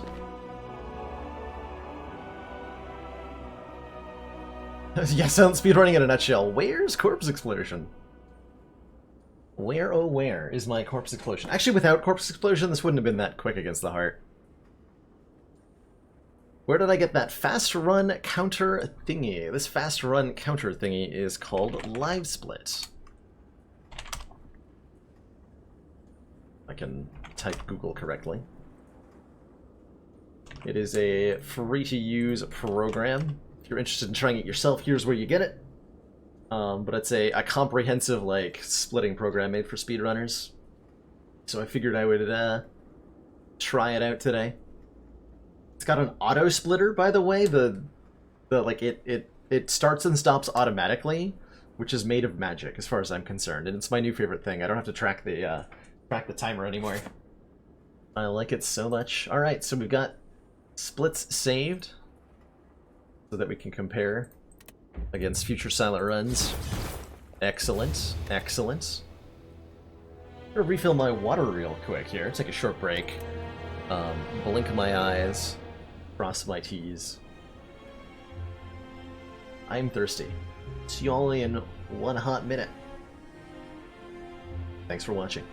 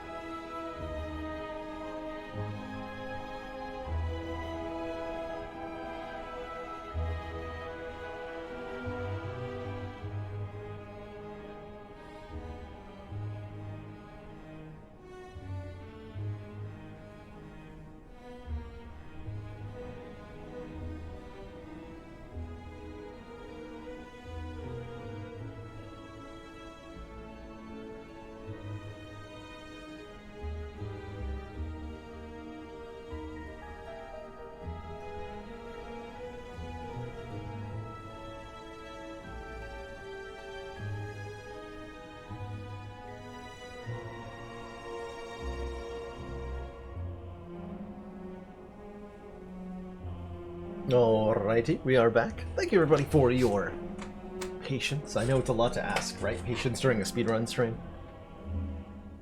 So used to going fast. Sometimes it's important to remember, also gotta go slow. Words of wisdom.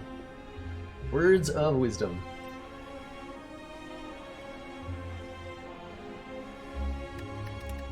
Let's do some defect. After that last run, I feel super confident. Super confident that I can beat that time. Like today. So let's do that. Caca! Cheers, Jin! You are welcome today only. Exclamation point timeout is now available. Thanks for those 100 bits. Glad you're hanging out with everybody today, Jin. We've missed you. The chat was way less horny than usual last few days. It's tragic, I tell you. Absolutely tragic. Would I like to race sometime? Hell yeah, I would love to race sometime. That sounds incredible. To race against Forgotten Arbiter.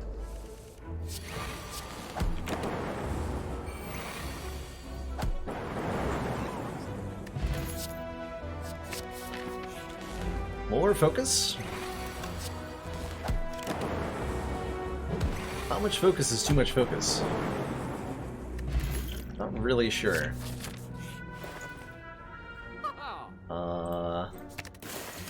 Bend, we want to upgrade the bias cog and the zap and some other stuff. Get him. Get him. That's the one. Orbs. Give them to me.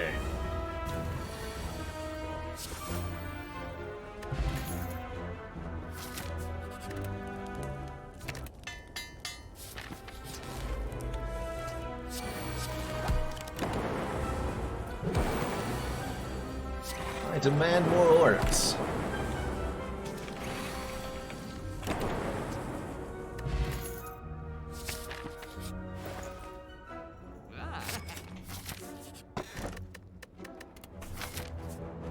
Didn't want to deal with deciding. I probably should have bottled the Doom and Gloom there, is what I should have done.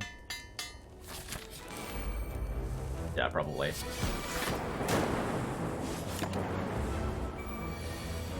So that's in the past, we're in the future. To live with the decisions we've made. Ow. Thought I had lethal. My lethal. Oh, wait, bullseye? Bullseye's good.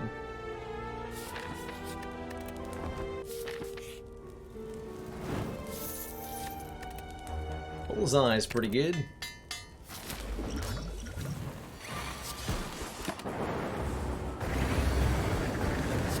Oh my gosh, get wrecked, Hexaghost!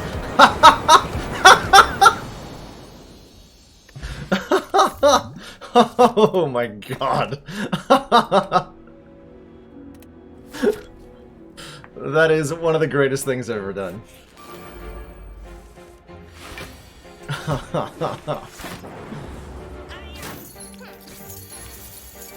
course I pick Ectoplasm and these nerds show up. Weird.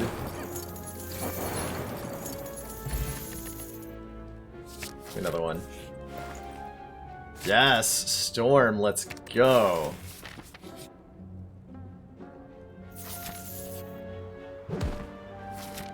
I really shouldn't have added that with no way to easily remove it, but here we are. We can't afford shops anymore.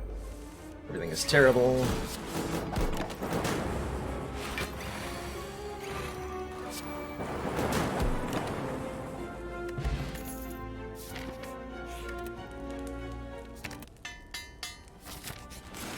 Lightning orbs to hopefully do stuff.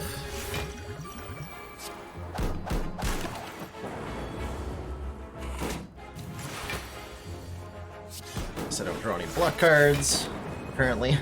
Or any power cards. Excuse me. There they are.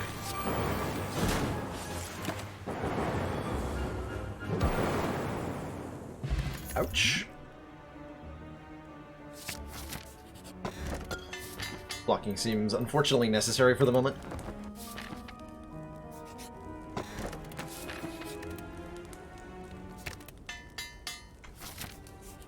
That's a great clip. Thank you for clipping that. Iceberg.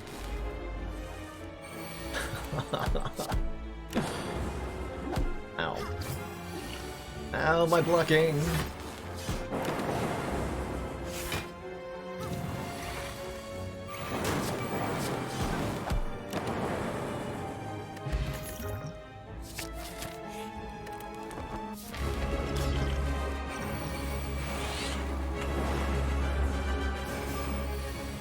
Electrodynamics makes this a little bit complicated.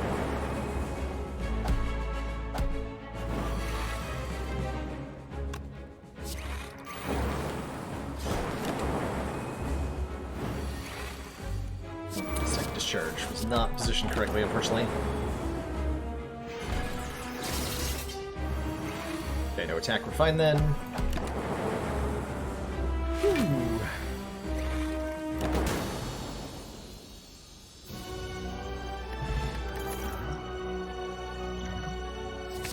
Vision and try to upgrade it, and let's take a fusion hammer. No, Stecco Eye? Yeah, Stecco Eye. That sounds like an amazing intro. I would love to have a better channel intro. I don't know the first thing about putting together videos like that.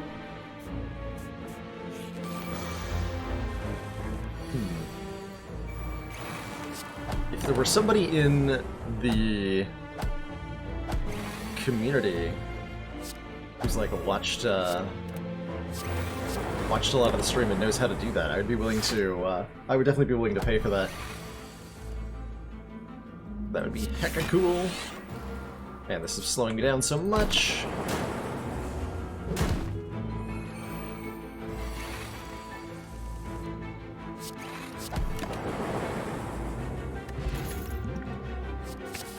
What cards?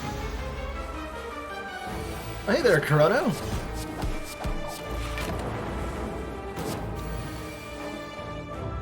Yeah. It would be up your alley, wouldn't it?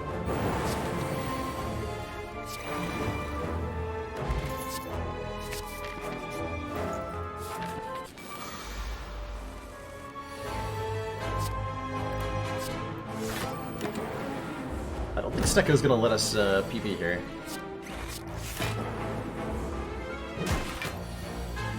I think Writhing Mass is going to cooperate with me here. A little bit terrified. A little bit dying. We're a lot dying. Nope, we are now a lot dying. It's escalated to lots of dying. Rest in peace, pepperoni. Mr. Defects.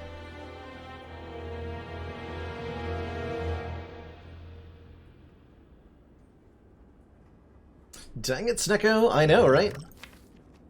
We didn't get the bias cogs were not cooperative. I guess this was a 23 card deck, but those bias cogs weren't there on turn 1 when I needed them. Weren't there. I want to do another. I want to do another defect. I want to get a successful run going with this character.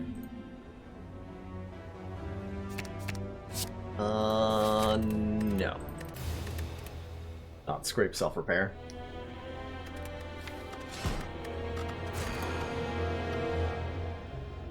But I like your gumption, Gabe. I like your ideas.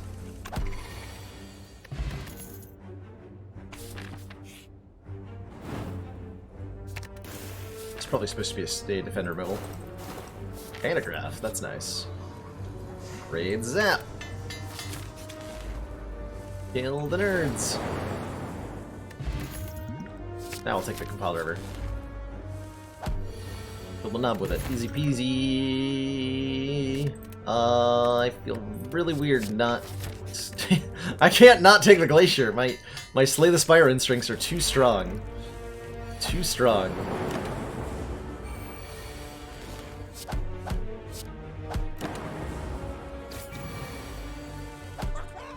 The thwap. So I have an unofficial Snecko %. For rerolling into Snecko Eye, that's amazing. That is amazing. Let's transform a Defend into a Skim, okay. Okay.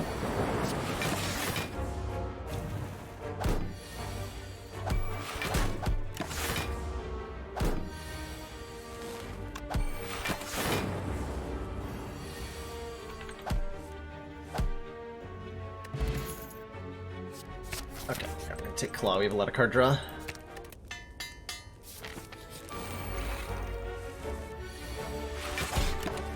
How much better does that make it? I don't know. Is it gonna be good? I have no idea. Guess we'll find out. Together!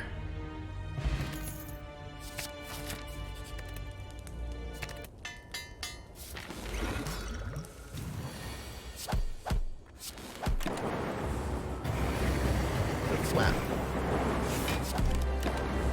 Ow. 7 times 6. Thanks. Thanks, good sir.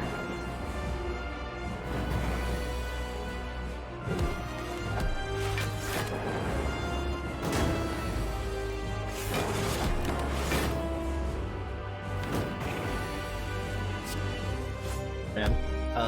The draw order has not been kind to this Claw, unfortunately.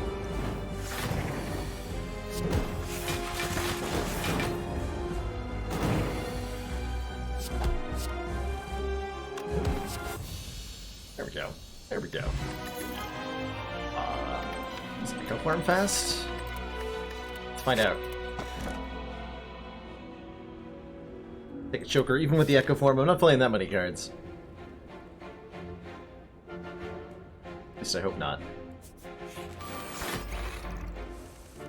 Gotta say, I don't know if this is going fast enough. Don't have any, like, focus or anything.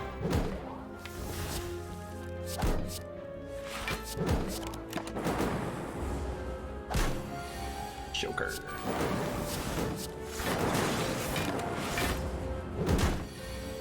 Joker. Okay, there we go. A little bit more damage.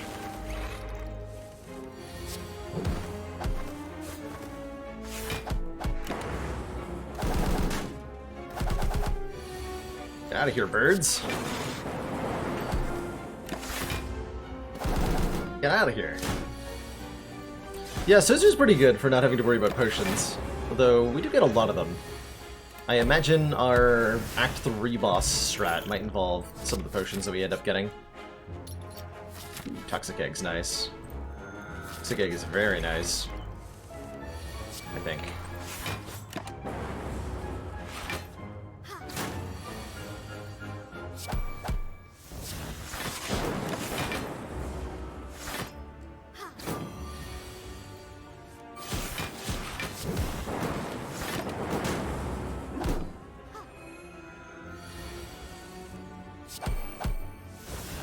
Animation on Echoform's not too bad.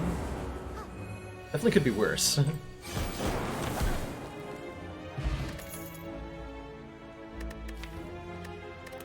Storm. Storm has proven pretty good so far. In my experiences. Or we could take a Hyper Beam. And there could be, like, thunder happening outside? What is going on out there? I don't want to know.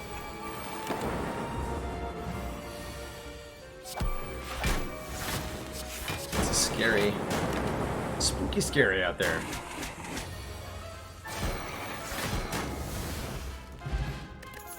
A hurricane? Is that a thing?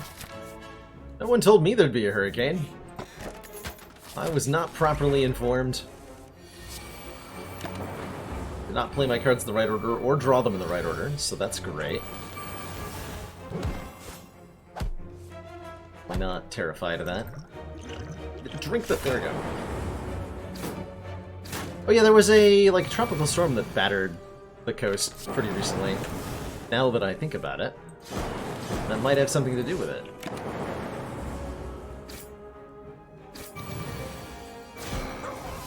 Is it wrong that Hyper Beam is your favorite defect card? You... do you, Captain Nerd Rage. There is nothing wrong with that. Love for Hyper Beam is a love for beauty in the world.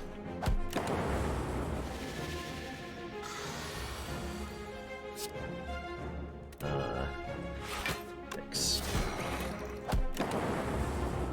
I had a kill by doing that in a different order.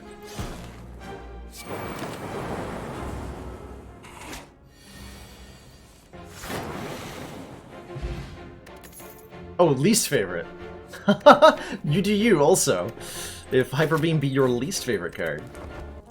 That is also equally valid. It's a hard card to work around, right? It's confusing and scary.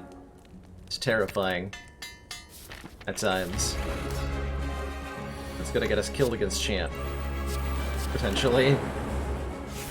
We don't have enough powers for this fight.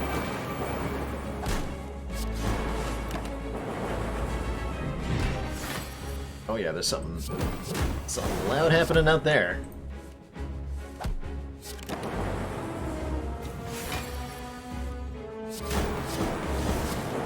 It's like on Ascension 20, I don't find myself taking Hyper Beam very often, and especially lately. Like I've only just started incorporating it into Ascension 20 play, but it's tough to make it work.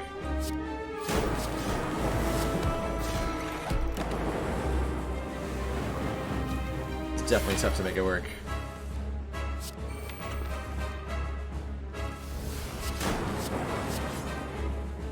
Ah.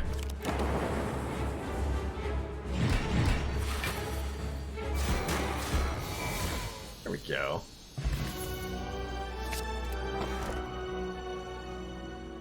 I don't think Black Star's the right answer, but it's the one I'm taking. We're fighting Awakened one? That is not going to end well for me, huh? That is not going to end well for me.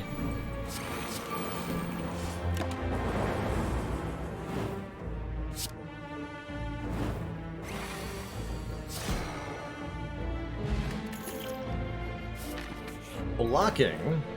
Now, whoever said that was allowed?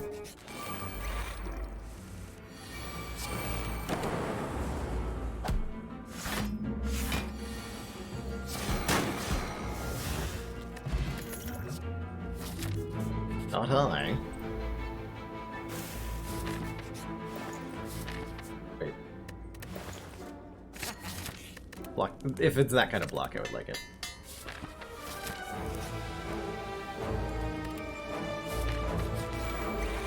Uh-oh. This fight's gonna be a little scary.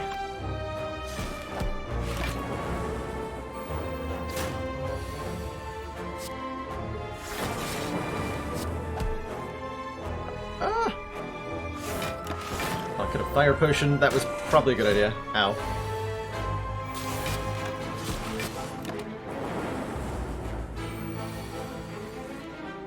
Boy.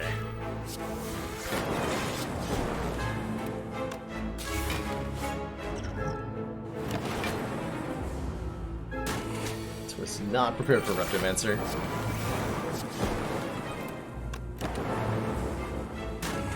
Just bought an SES and you want to put shortcut on Windows desktop. Oh, for Mod the Spire?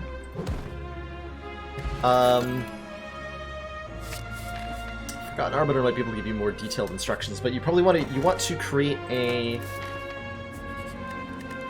shortcut to the Mod the Spire launcher.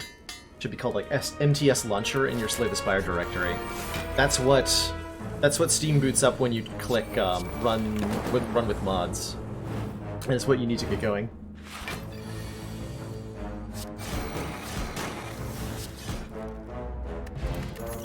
Casual village. Uh-oh. Hyper Beam, save me?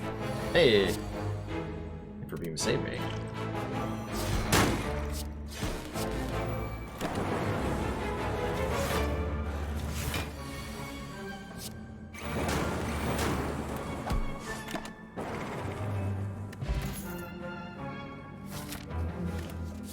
Whatever. Probably just kill Awaken one really quickly somehow.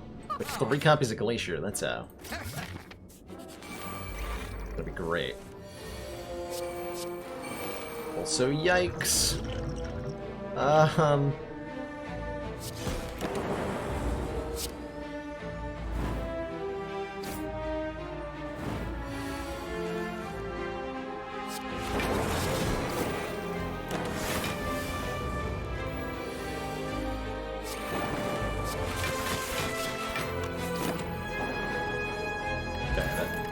Could have gone worse, certainly.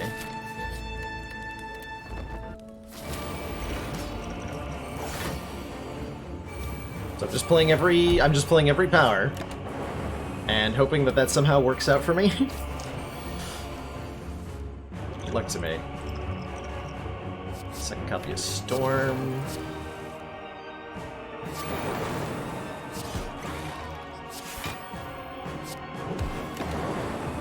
Okay.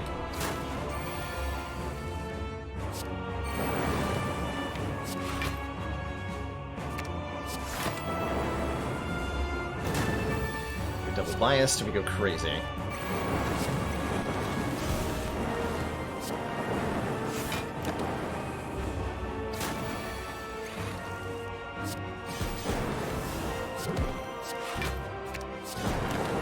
That's not enough damage.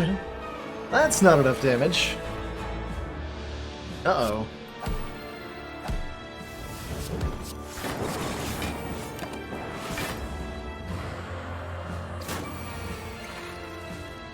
Uh-oh.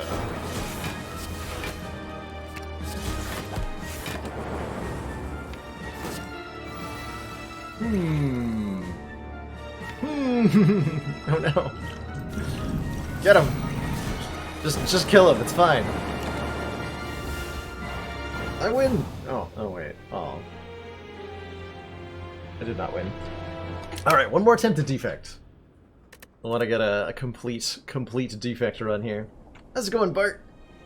Good to see you. Thanks for dropping by and saying hello.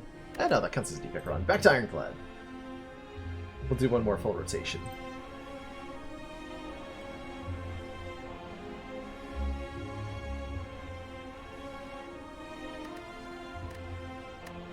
Do one more full rotation here. There's definitely a win in some world. Yeah, like, the deck could have won. It just didn't.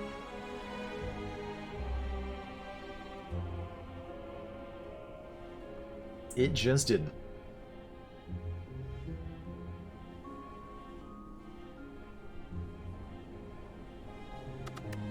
Embark. Choose a rare. Yeah. Give me an immolate. Let's do it.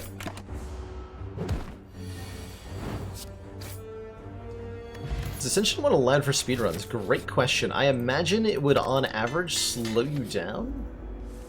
It might be a separate category, depending on how that was looked upon. Shirt is bad luck. Get rid of that nasty shirt. Get it out of here. It's too hot for Twitch, though. What's the problem there?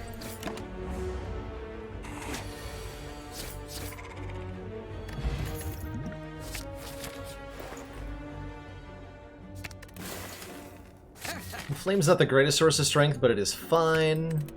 Double tap's ridiculous. What?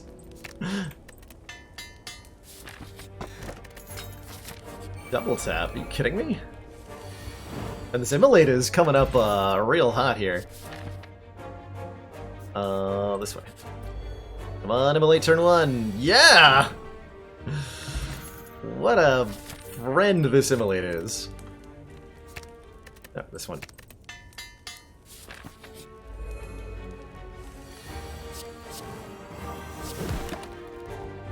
What a friend.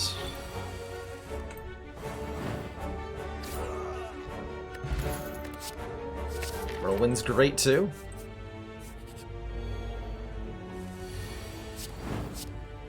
Whirlwind's no immolate, but it's pretty good.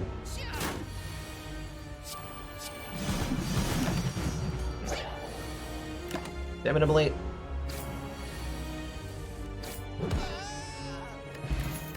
Came on the wrong turn.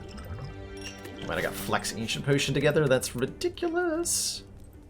Actually gonna use those together on Hexagos to go faster.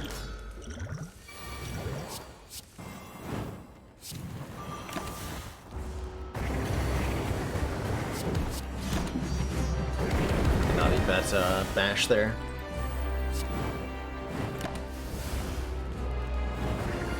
Just hit him real hard.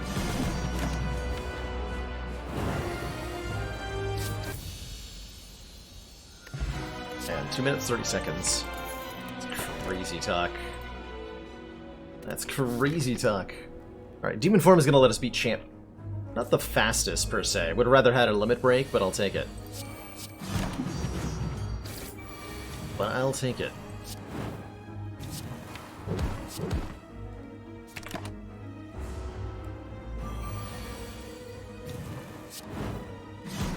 Suggesting skipping cards. Cards are probably pretty good to be skipped right now. In fact, removing them sounds really great.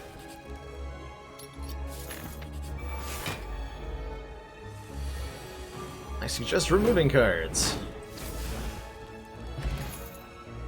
Well, Strike Plus might have been okay.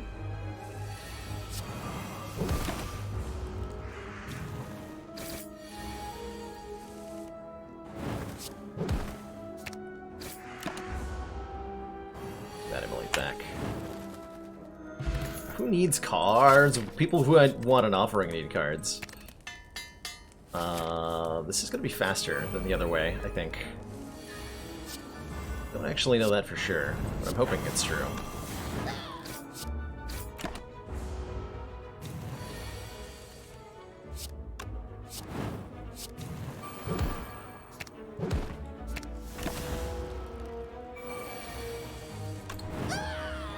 Yeah, that was probably faster. Red Skull, hell yeah, let's take a flex. Should have probably taken the Sword Boomerang instead. Okay, that's a Bottle Whirlwind now. I should have bought the Pen Nib.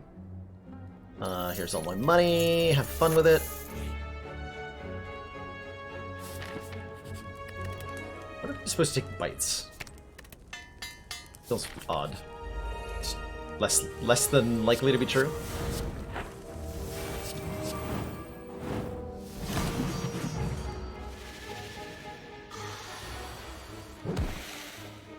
Oh yeah, bites are slow, that's right. Yep, bites are super slow.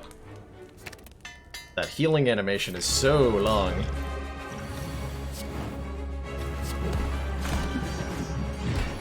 Hit me all you like, chump. Well, not that much, actually. Don't do that. Don't hit me all you like. Give me a turn or two to stabilize. Yeah, thank you. Perfect.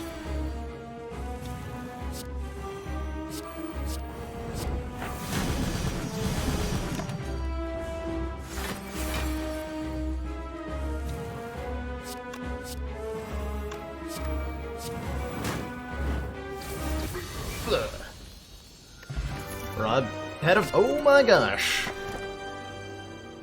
I maybe shouldn't have taken the coffee dripper. Fighting Donun Deka. Okay, this one's on really good pace here. Yes, yes, yes, yes. Yes, yes, yes. Yes, yes, yes.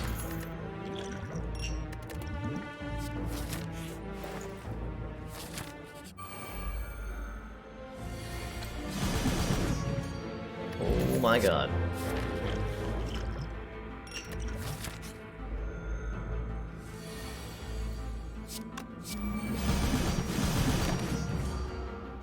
This fight's gonna hurt me.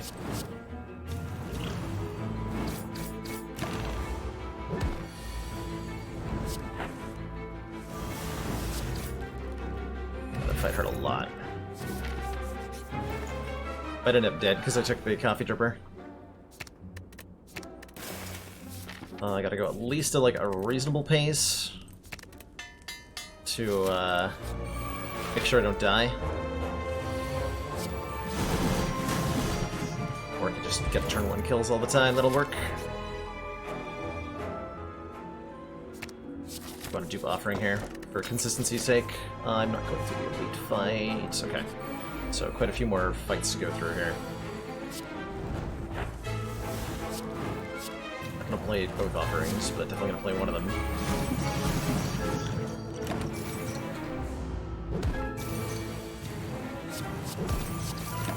Okay, Transient's not too scary here. Blood Vial will save me, that's right. Blood Vial's here to save the day.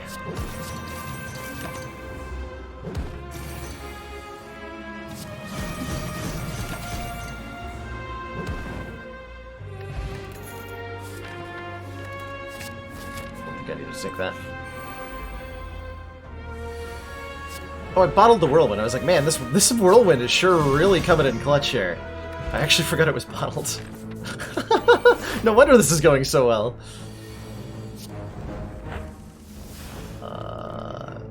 Okay, double tap in late, so take less spike damage here.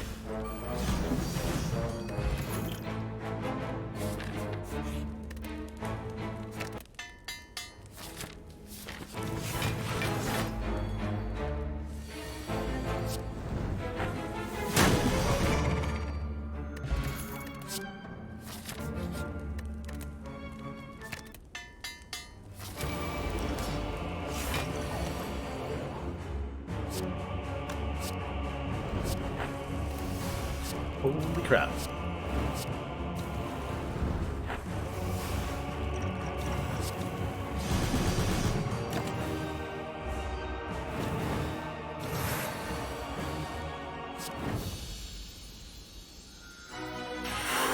Ho ho ho! PB! Let's go! That was great!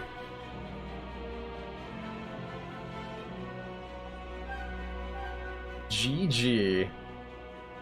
842. Man. I was really hoping we'd get a turn 1 kill. It wasn't quite enough. If we'd entered the fight with Red Skull hit points, that would have been a turn 1 kill. Cheers, Seably. Thank you so much for those 300 bits. What a heck of a run. Beautiful. Beautiful. Is this the heart of the Spire? Who'd have thunk it? Bottled Whirlwind is really good. Heart squirms and bleeds, but is ultimately still pounding. GG. Alrighty. Save those splits for sure.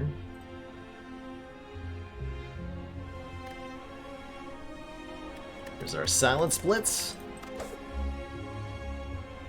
We already topped our silent PB today, right? It's only the... Or was that the only one we haven't touched? No, that's the only one we haven't touched. We've set new Ironclad and Defect PBs, so silence is the last one.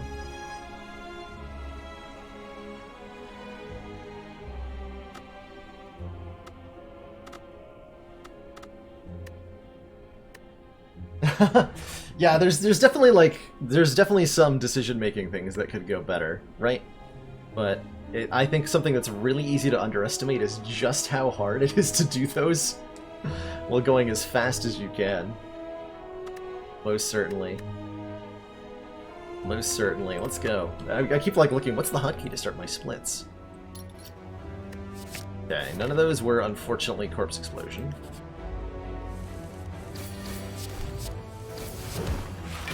But Adrenaline's pretty good. Forcing myself into an early elite here. Maybe not the greatest thing I've ever done, but that'll go really well with my Adrenaline. That one. Spin the wheel. If I got a curse, I'm gonna reset. Heads up to everybody. Shiv, that's fine. Shiv! No!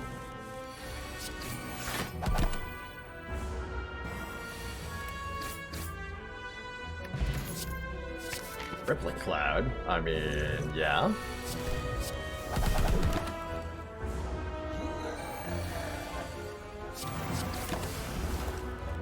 Boop.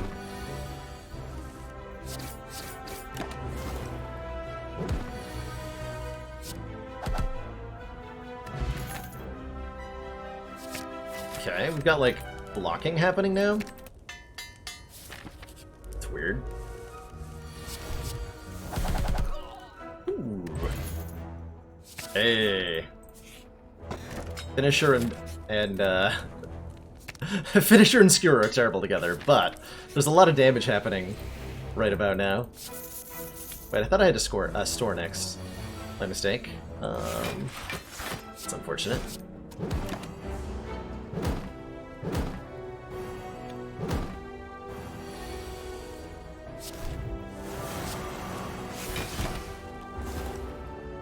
Letter opener, thank you. Yeah, right. Skipping Silence Premium block cards always feels weird to me. It's the second time we took out a Slaver with Adrenaline and Skewer. That's incredible. It's absolutely incredible. Burst goes so well with Crippling Cloud. I'm going to upgrade it. So we can do Burst, Adrenaline, Crippling Cloud turns or something. Curse is rough, unfortunately. Oh, I was probably supposed to cast some of that. It's definitely supposed to do that differently.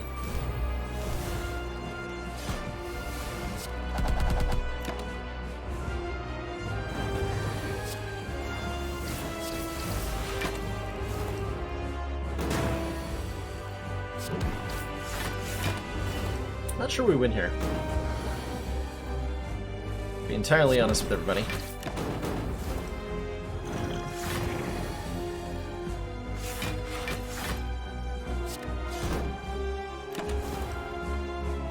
We die to the Inferno turn, which is a pretty sad statement for a speedrun. Yeah, we're super dead. Tank me! Alright, we'll try that again. We'll try that again. We got our starting bonus back. Hello again! These are not Corpse Explosion. What are you on about? What are you on about? Would have taken a Die. I would take an Adrenaline. I would take a Corpse Explosion. I don't know that I take any other card to start. 1,000 Cuts is definitely not fast enough, I don't believe, to be a real start.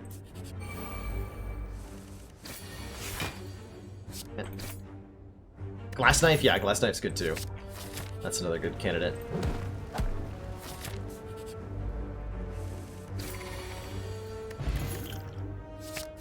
Do not take well-laid plans. Do not take well-laid plans. Note to self. That's a lot of upgrades this way.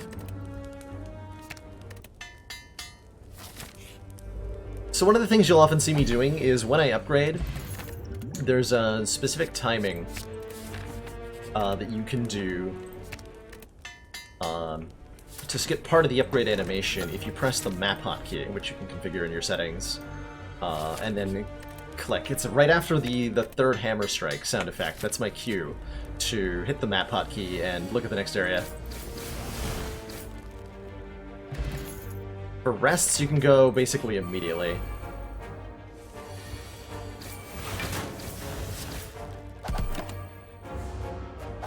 There's not the sound effect delay you have to wait for. Is unload fast enough? It might be. Might be.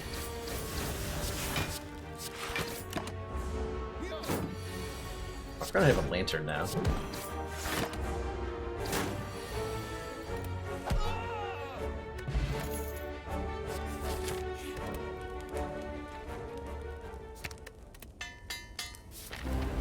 I'm supposed to take at least one of those cards I was offered.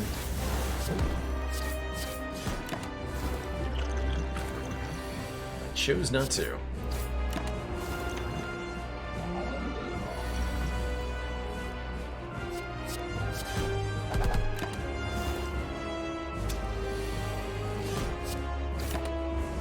I was definitely supposed to play the strike first. If the strike had been discarded there, I would have been in a world of hurt.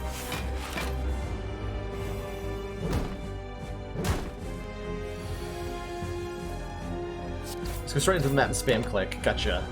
The thing I'm always worried about with oh, that's for lift recall too. Gotcha. First Corpse Explosion. We found it! Found the Corpse Explosion. I am not taking a hovering kite. That is so slow. Those are better. Okay, Champ is currently killing us. We have to find an answer to Champ. Probably a Catalyst.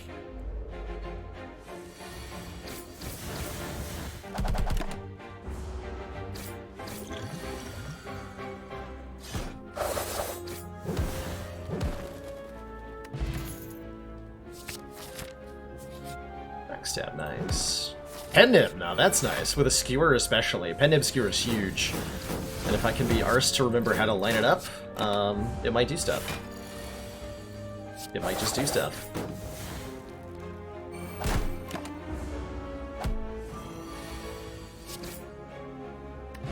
right there, I completely screwed it up. Catalyst. Damn it. Catalyst. Damn it.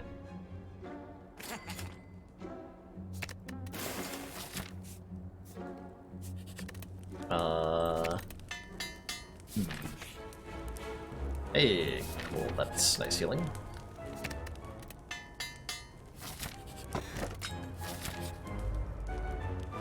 Okay, corpse explosion, so we target the one with the highest hit points. And then use our AoE to make that irrelevant. There we go. Good demonstration there of why corpse explosion's like the fastest card for silent.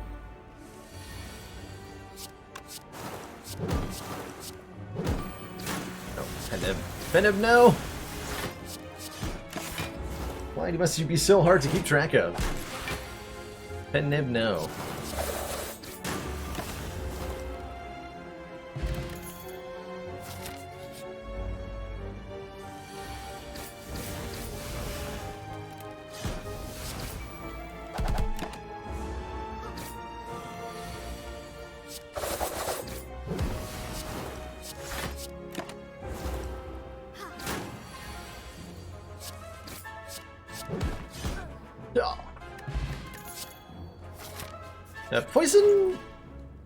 Poison is not the fastest thing we can do, but it's the fastest thing we can do with this deck right now.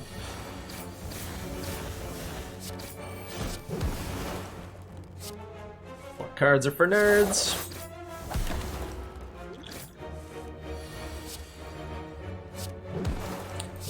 Went to the Book of Stabbing because I figured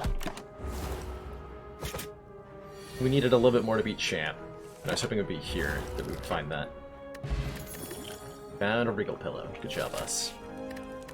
Good job, us.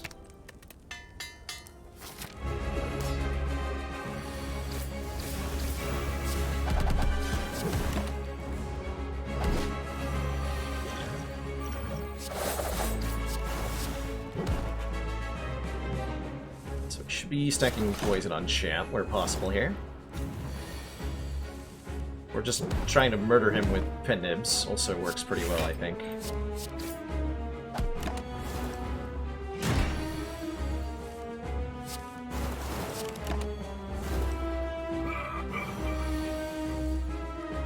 That also works.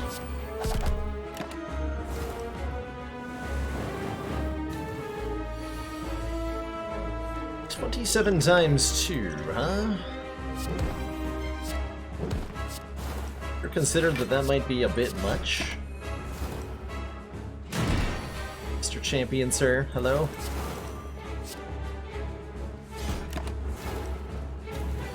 Does that Champ laugh a new sound effect? Nope. Champ has always had that laugh. It's even one of my bit alerts. Ugh. I'm gonna need that to stay alive. Now let's remove all the strikes and defends in the deck. So abandon and rut. Wait. Well, we're playing with this. All right. I screwed up the thing, and we just have those cards now.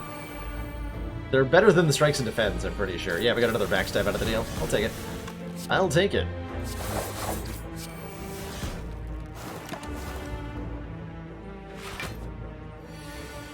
I will heckin' take it.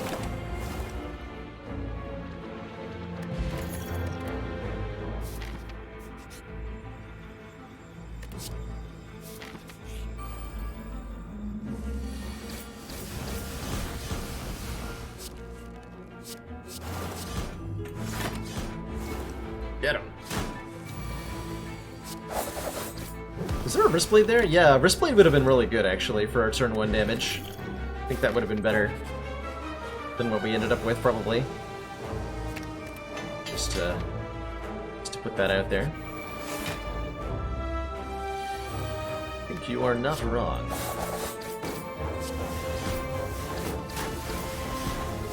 Oh, I had lethal and I missed it. There we go.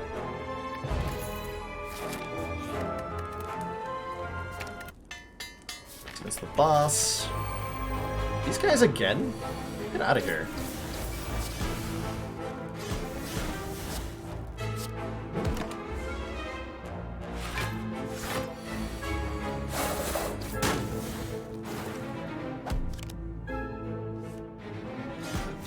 Man, that letter opener value. Got him. Letter's pretty okay.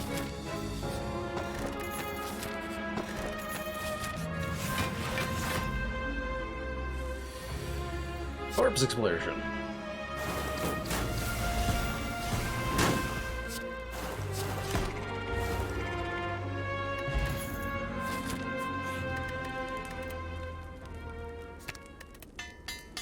Okay, by the time I figured out which boss we're fighting, I'm legit unsure.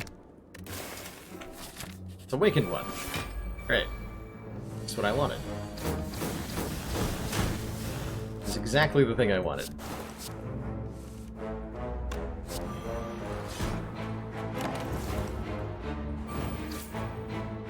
Do you have a Wraith form? It might be okay.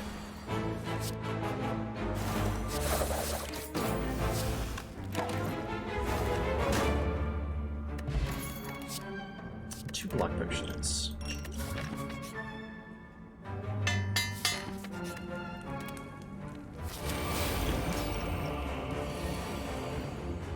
Okay, so we gotta put poison on Awakened one here. Screw up our attacks. It's all good.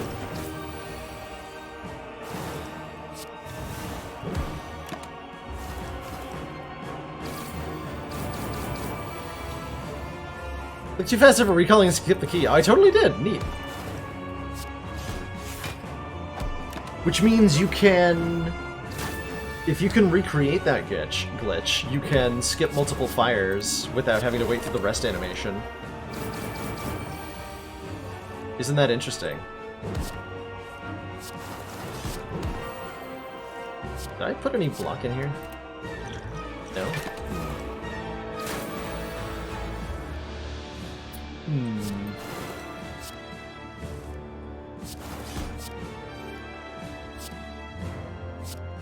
Really don't want to use my Pendant. Alright.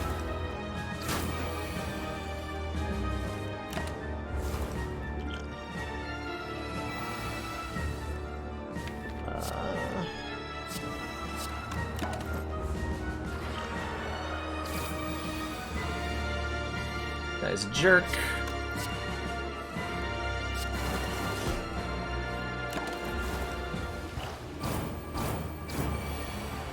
See myself surviving very well here. Ah.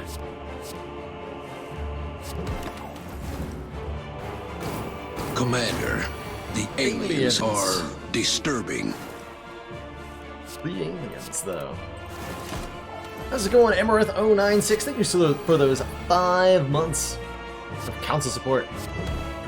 Greatly appreciate the continued funding and, in return, enjoy your renewed sense of smug superiority. Thanks for being here. Thank you so much for watching me die on silent. Oof. Just didn't quite have the sustained damage that this needed. We're really missing a catalyst. Or some way to scale up the attacks over time. Once the turn 1 was great, but once all the exhausting stuff left, there wasn't a whole lot to play with. Wasn't a whole lot to play with. Silent one more run. I think I'm gonna shift out of speedruns pretty shortly here. But I do want 1 or 2 more shots at a triple PB again today. Oh yeah, Awakened one was almost certainly the worst matchup. I think Time Meter was best? Maybe? We had a Corpse Explosion? Actually, no, Donu Deca is best. Donu Deca is definitely best. Random Rare Relic. Pipe? Maybe. Could maybe make that work. This might be a short, short start to a run, but we'll see. How did I manage to click like that?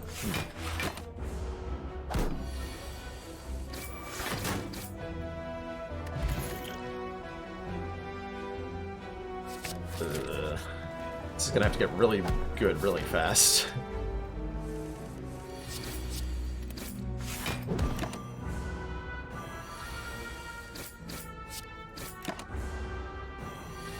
Yeah, Awakened One has so much more health than the other bosses.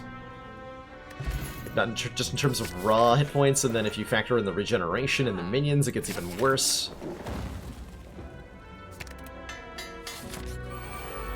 Oh, that might be all she wrote.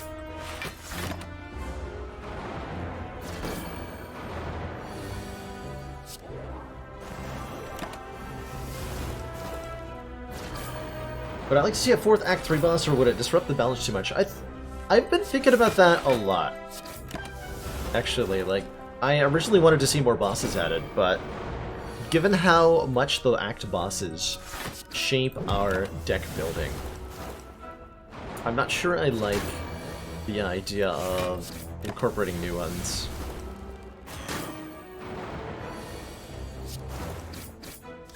I think what I'd like to see most is the idea explored in the jungle mod, where we're adding additional acts that have like that are alternate in a lot of ways. And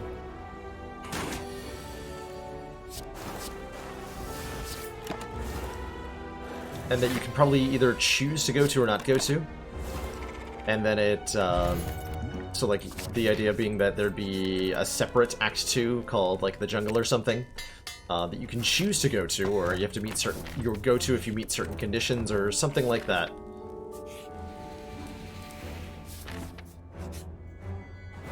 Oh man, this is sweet. Hold on. This run started badly, but it's going really well now.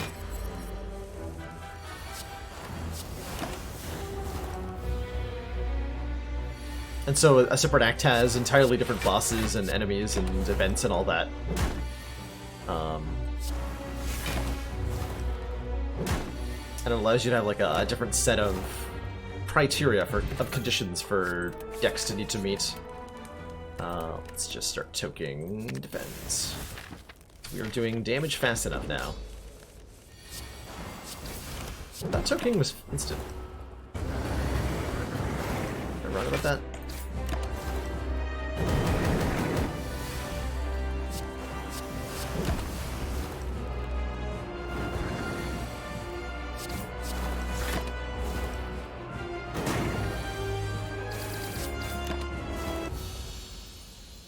Wow, that was a slow Act 1, huh?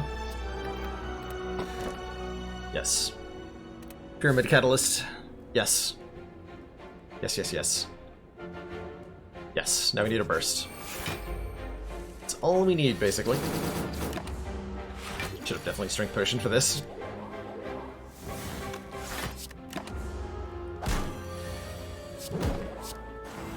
Right. Got him. No glass knife? No, not with this much poison in the deck. We are just looking to... Ooh, my god, a bullet time. That's crazy. Are you serious?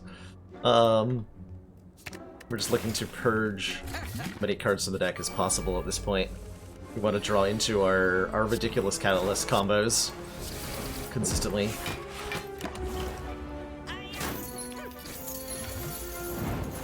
That's like the world's worst explosive pot.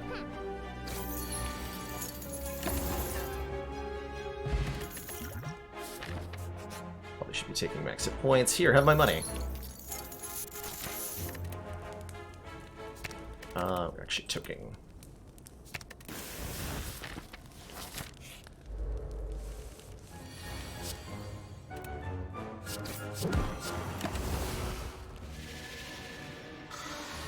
Time Snicko.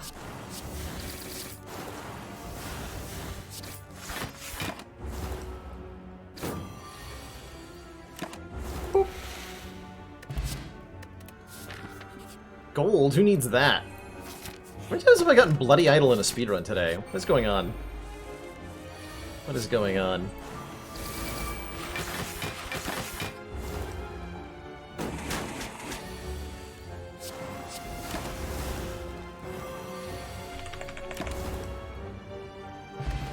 To be confused with Billy Idol, that's right. Yeah, took the upgraded one, because I said so. Yeah, can't actually click on it? Interesting.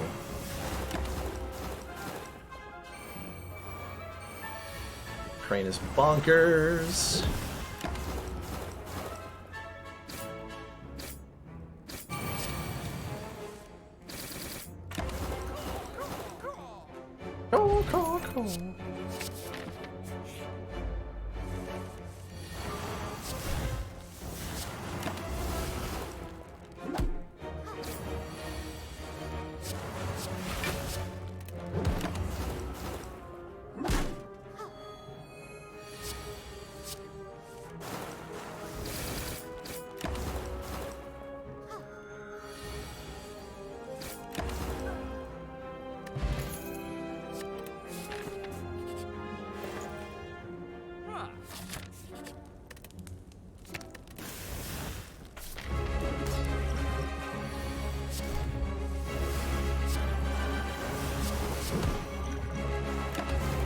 We need the poison potion to get Champ completely dead quickly enough. Deck's not quite at peak performance yet. Not quite. I have like no cards in this deck now. This is really good. 120. It's not enough yet. Gotta go now. Got him. Yeah, just missing a burst or a corpse explosion. I don't need both. I just need one or the other. And that'll get rid of the rest of the stuff. No, let's take the extra energy. We don't have that many cards we're removing anyway. Okay, unfortunately we're fighting Donu and Deka. That's complicated.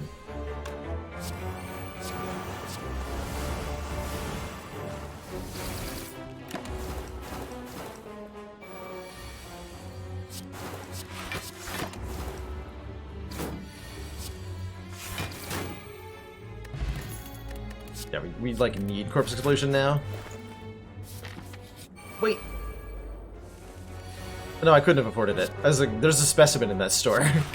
There's a specimen in that store, but I couldn't have afforded it.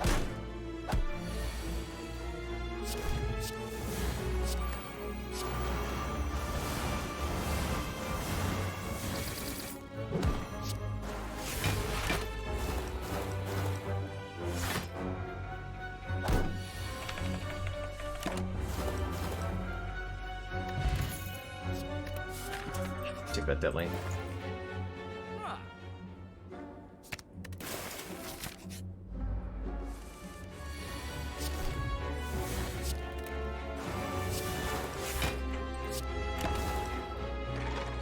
Really needs to upgrade that burst.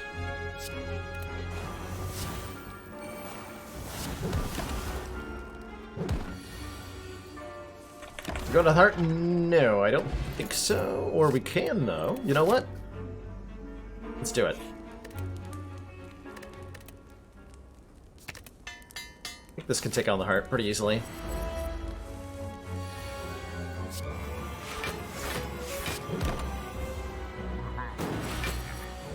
So let's make it happen.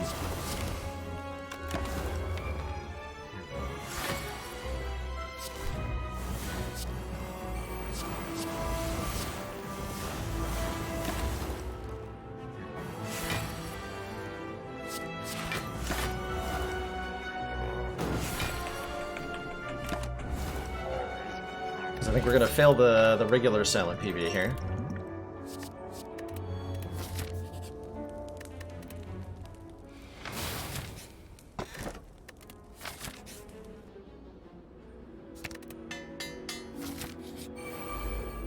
Glad to finally get that upgraded.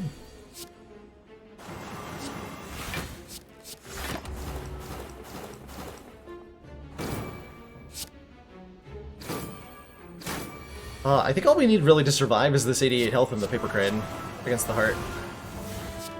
Because we do so much damage so quickly.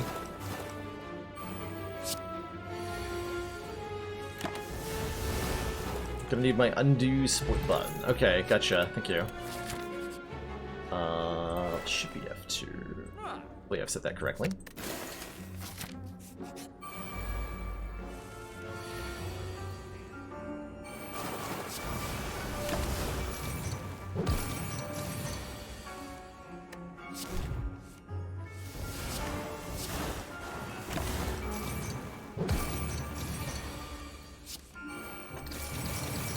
Oops.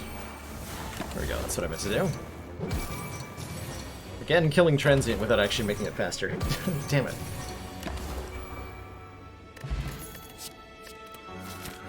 Oh, I should not have come here. I should not have come here. Never mind, this is fine.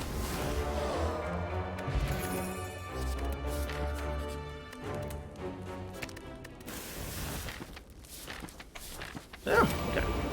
So, this part's gonna suck.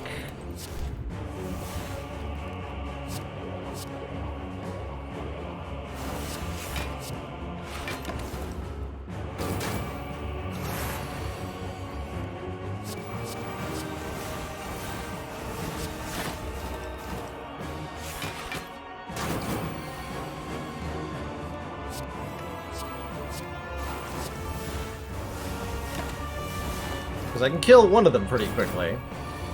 But then the other one's a bit of a problem.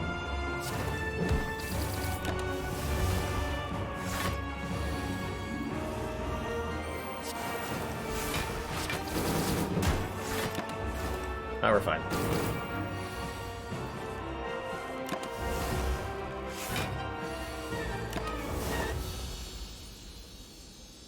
There we go. Wait, did it reset on me? No, it reset on me. Okay, well, we'll use the in-game timer. Stupid timer.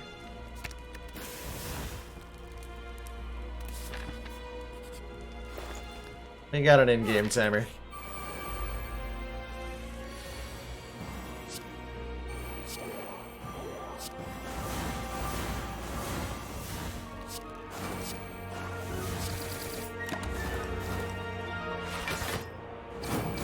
Ooh, I didn't factor in for taking a ton of damage to this nerd.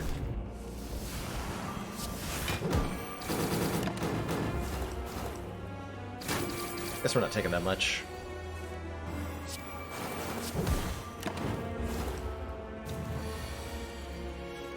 Oh yes, please die. Thank you. Ooh, man, another poison pot. Okay, that helps.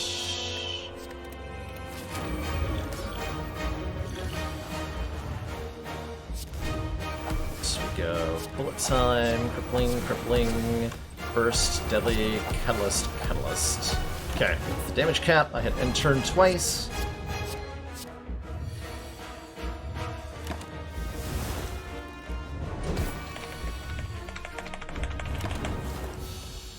$13.37. GG. GG. That is a big improvement on the heart kill run. Damn. Damn.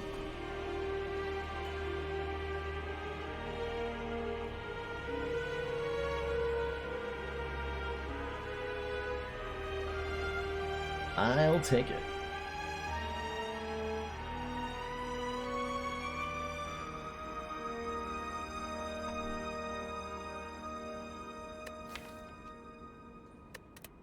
Also, do you need to block to beat the heart? No. Nope. Not at all. So that's how you do it. Yeah, just like that every time. Every time. GG. Yeah, that was a great bullet time. We got that off of like a random transform or something. I will definitely take that. Alrighty, well. Don't know that I'm gonna speed run any better than that. So let's shift gears and play some, let's play some Ascension 15 runs to round out the stream today. Do some maybe colorless card starts, try to make another wacky bludgeon build like yesterday.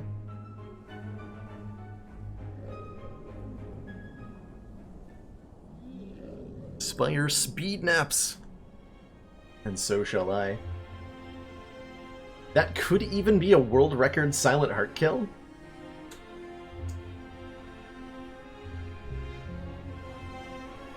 Is that faster than your best, Forgotten? Is there a world record established, even, to compare against?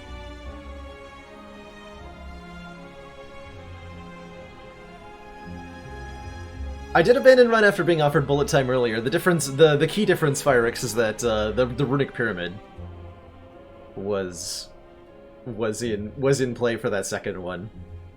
A runic pyramid makes bullet time a much better card, as does a Snecko Eye, and so I'm really happy to have one on both a regular run and a speed run with either of those two. But just on its own, it doesn't get you through Act 1 very quickly.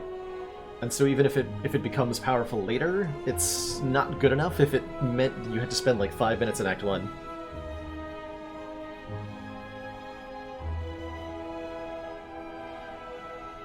That's my current feeling. Alrighty, well, see you later, X-Splits.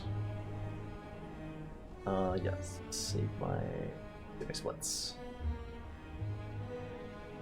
Okay, there we go. Save all the things. Let's update the title.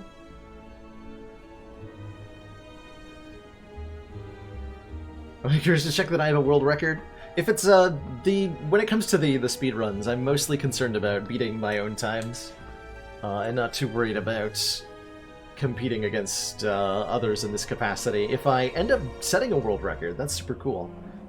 But I also hesitate to call something a world record if there's not really any competition for it. Like, for God's sake, that's almost like a by default world record in that nobody has established one yet. So I've created a target, and if somebody wants to beat it, then that'd be cool. But I don't know. For something like that, it's not a focus. Like, it's not a category that even shows up on the Slay the Spire, or not the Slay the Spire leaderboards on speedrun.com, for example. For example.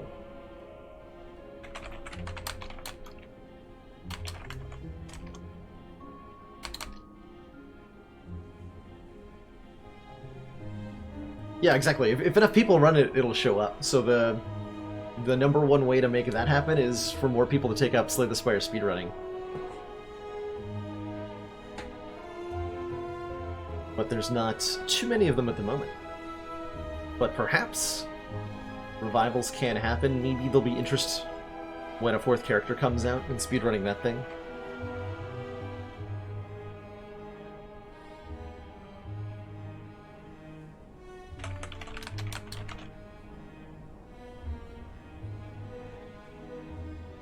How's it going, Magden?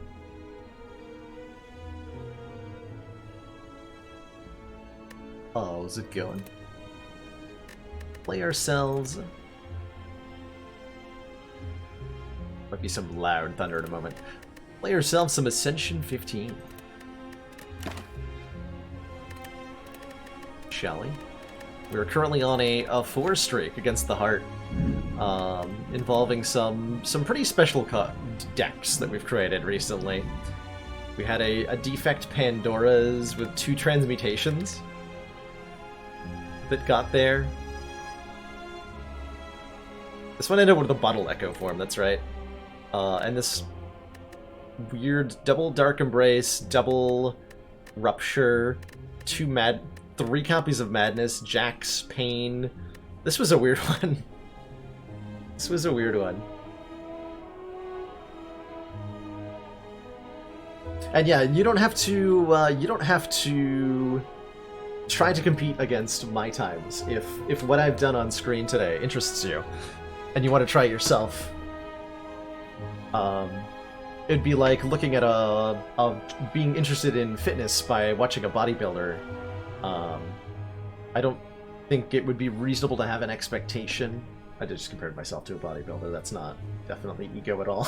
But like, you know, if you compare yourself to the best thing you can see, you're likely to come up short. Let that peak of what you can see serve as an inspiration and compare against yourself.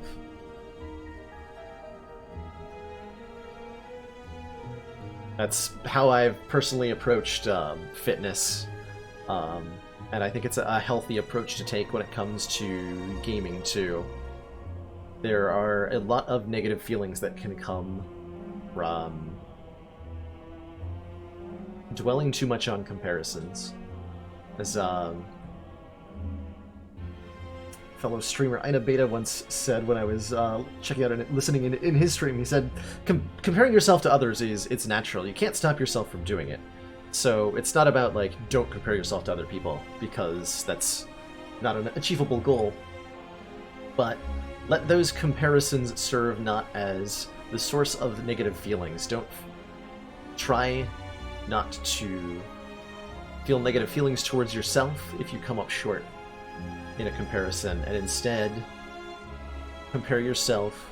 Focus on the feeling you get from comparing yourself to yourself and the feeling of progress you get.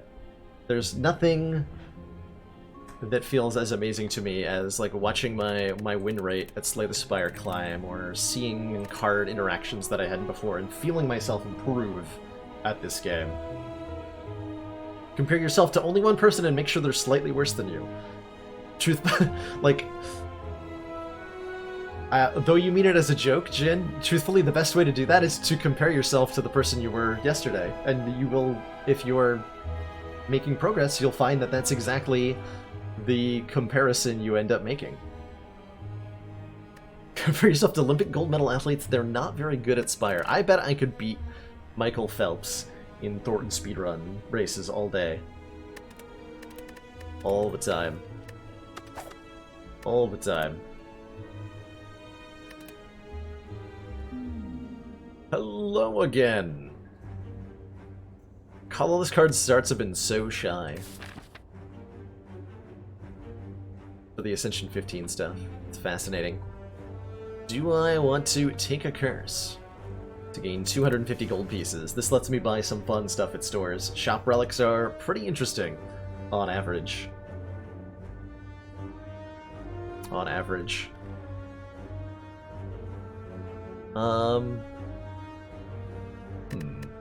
We could take a boss relic for fun. I don't think 100 gold or remove a card are particularly fun. How's it going, Slash? I'm not up to date on my Olympic athlete scandals. There's usually a new one every few years. So I can't speak to that. My info might be as dated as yours. Maybe we just take the curse and we hope for removal. I'm wondering if we could, like, somehow also take... we could just avoid the... Yeah, that's better. Okay, let's take a 250 gold strike. While I mumble to myself. I'm gonna hit a bunch of events and we're gonna hope to get the curse removed for free. Or to find a store randomly is another option. DUI, gotcha. That's... better? I think. Might not be better. Depending on how you feel about things that are...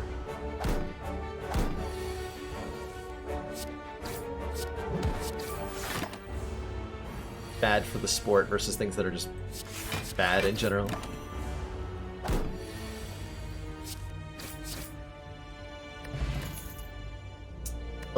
Flying means good early damage.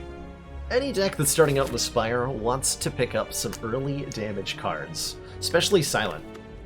Silent's starting deck is the best at blocking of all three of the characters, and correspondingly, it is the worst at doing damage.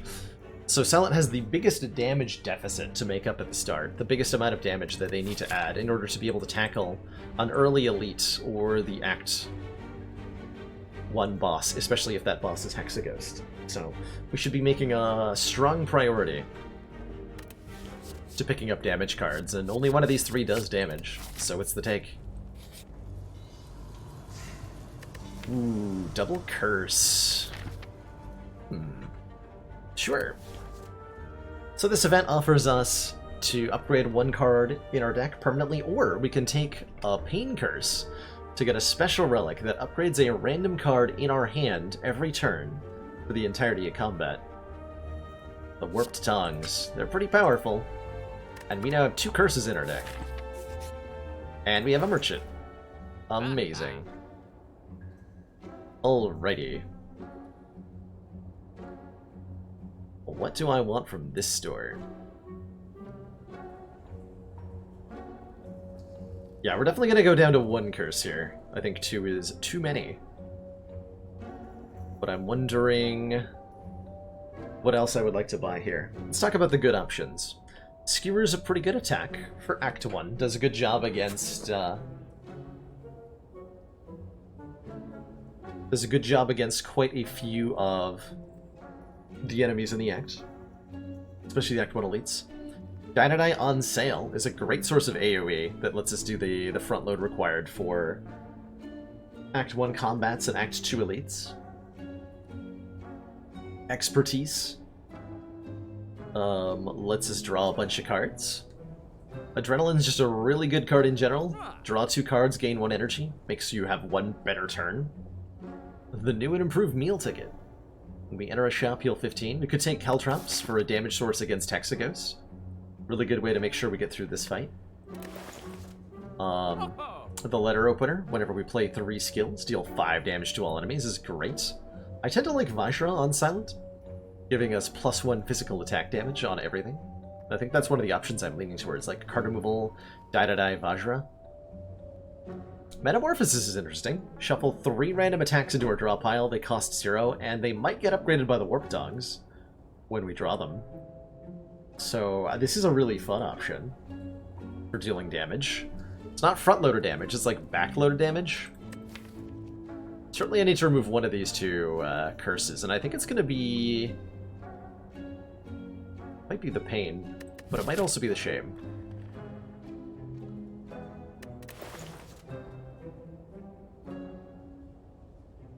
Which is worse? Shame's pretty bad, right? Shame is like is 2 damage taken for every block card we need to play next turn. Is one way to look at it. Can be less, like, on sometimes Shame will be less Pain will be less damage taken than Shame. But I think Pain is consistently bad enough that I want to get rid of it over the Shame. So where does that leave us? I could buy Die and either Vajra or Metamorphosis. It's a tough call. The Vajra is a good way to get a physical attack silent going. Try to do a poisonless heart kill. Yeah, doesn't this feel so slow? It is a fun change of gears. It's one of my favorite things to do to myself, actually, is play the game back to back under like extremely different criteria, extremely different conditions, and force myself to, like, mimicking changing gears here, not punching. Force myself to adapt.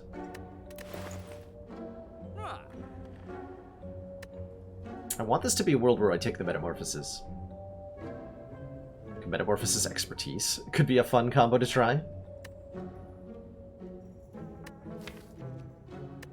Not sure it's good enough to beat this Burning Elite, though.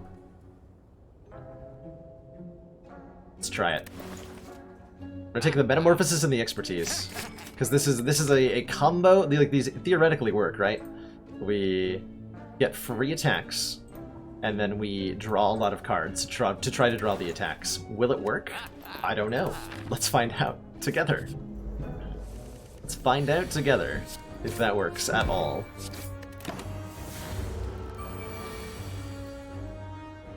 You gotta know, right? Bane and 2 poison stabs? I like that. You get entirely green attacks off of Metamorphosis. It's always cards from your current class. Man, a dash? Dash makes us probably good enough to actually take on this Burning Elite. And then we can keep doing the Metamorphosis thing. Yeah. Otherwise, Predator's also good, right? We want lots of card draw. Card draw. Card to draw. If you have Prism, it's still only green attacks. However, if you're playing with a modifier, a run modifier from custom mode, like Diverse, then it'll generate cards of random color. Because the Prismatic Shard only affects things from combat rewards. So it doesn't affect stores, it doesn't affect like attack potions, doesn't affect random card generation like Dead Branch. Whereas the diverse modifier affects all of those things. You'll see different colored cards in shops, attack potions, skill potions, Dead Branch, stuff like that. Yeah.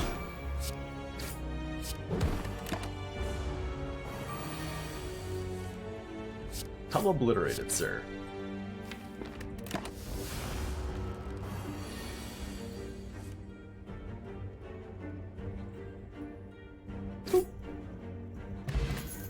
Okay, Liquid Bronze is very helpful for the Hexaghost fight, so I'm more confident in being able to beat that now. Do I take a Sucker Punch for a little bit more weaken? Which will definitely help against this elite. That'd be about the only reason to add it, is to help against the Burning Elite that I would like to fight.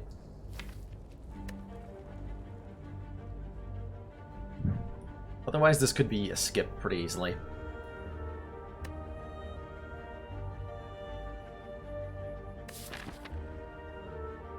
Trying to fight, what, 2 elites? Yeah, 2 elites. Got a lot of fires. This is a really good Act 1. Definitely a skip. I'm wondering how we fare against a max hit point Gremlin Nub if I don't take it. It's not Echo Flare. I'm gonna take it. Just to make sure. Just to make sure that everything is okay. We take the highest damage value upgrade we can get, which is the upgrade on, free choke, free sneaky strike. Oh my.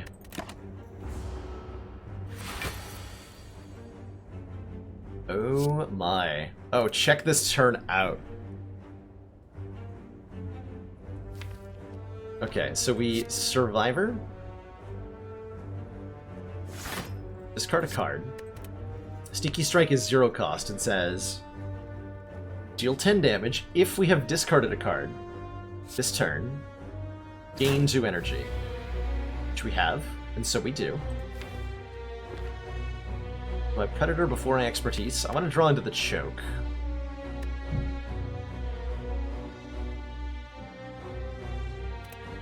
We Expertise first. Choke. Shets. Predator. Neutralize. Strike. That's a pretty good turn 1. It's a pretty good turn 1. If I do say so myself.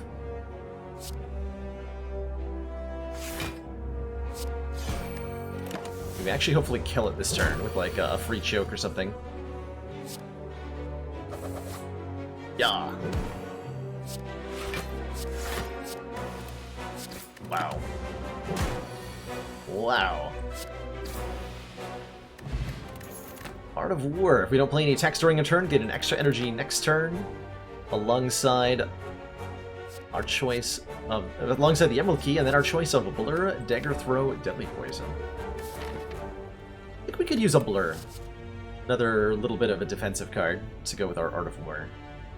I think we're okay against Hexaghost with the Thorns Potion? Yeah, we should be okay. Should be okay. Everything's gonna be fine. I'm gonna upgrade the Metamorphosis. Make it 5 random free attacks. I believe in the power. Metamorphosis. But do I also believe in the power of Paper Crane? Hey, what about that? Sucker Punch doesn't look so bad no more. Because enemies with weak deal 40% less damage rather than 25. This is a relic that is very strong, and what that means is that I'm going to be able to get very silly with the build. Because we can let the relic carry a bad deck most of the way through the game. And do silly gimmicks for the other half of it. I think that means I upgrade the Neutralize for the extra turn of Weaken.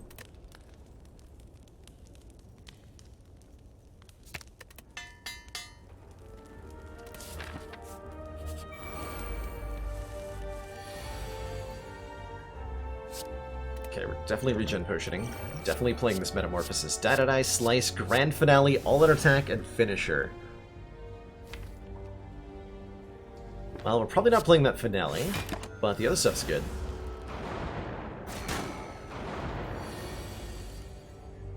That's a spicy turn. Thank you, Art of War. Thank you.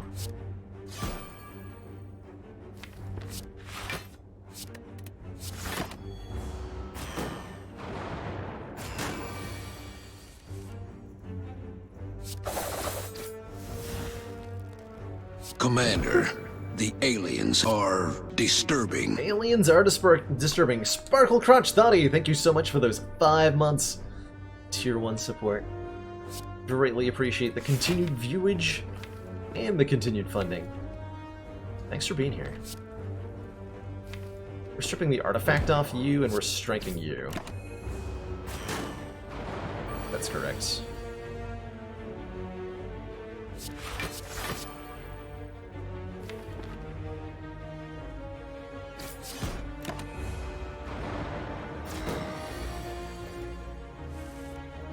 Doesn't matter. Juzu Bracelet. Normal enemy encounters are no longer encountered in question mark rooms. We've got a new way to block in After Image. This deck wants to play lots of free attacks and draw lots of cards, so I think an After Image sounds great. Sounds great here.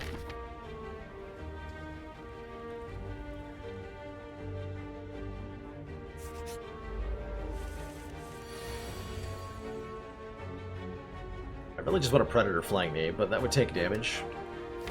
Guess I'll defend Blur flying me.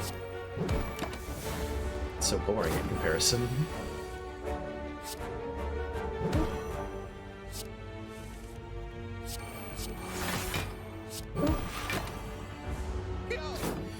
I'm liking the expertise, even on low energy, by the way. Does wonderful, wonderful things.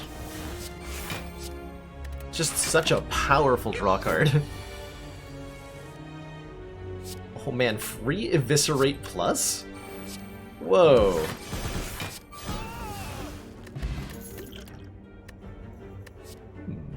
Escape Plan with After Image is nice. Metamorphosis has been putting on a show here, by the way. Very impressed. Let's get the expertise upgraded. How we do against Hexagos is really dependent on the Metamorphosis draw, so I'm definitely going to use the Liquid Bronze on turn 1 in that fight, no matter what. No matter what.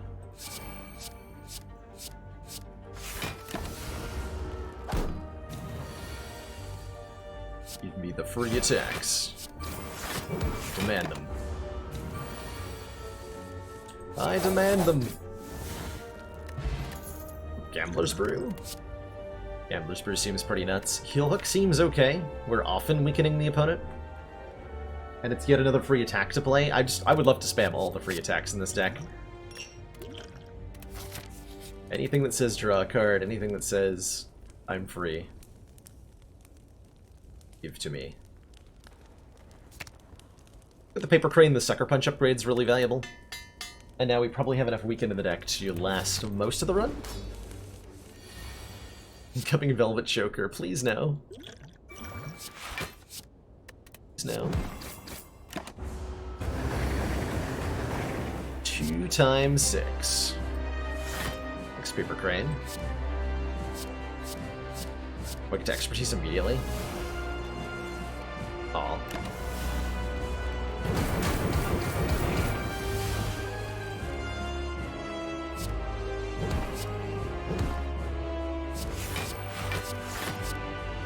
Yeah.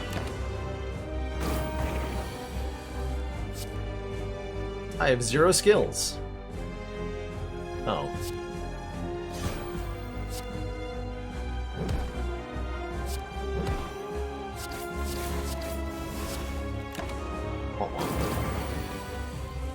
Did another Predator from that? Did I read that right? I think I did. Another Predator now.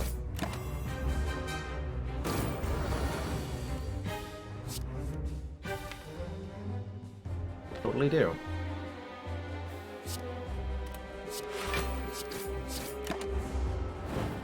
This is definitely not the ideal for how this fight's supposed to go, by the way.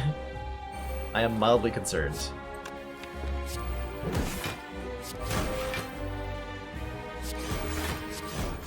Oh, that turn made up for a lot of the deficit. Oh, we got a free heal hook too, wow. So that actually generates an energy when we trigger it. Aha! Never mind, this deck is crazy.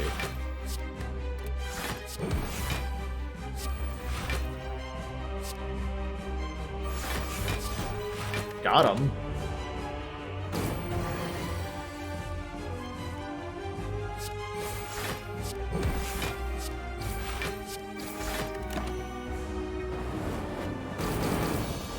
That worked beautifully. I like this. I like this a lot. Unload Storm of Steel bullet time. Bullet time?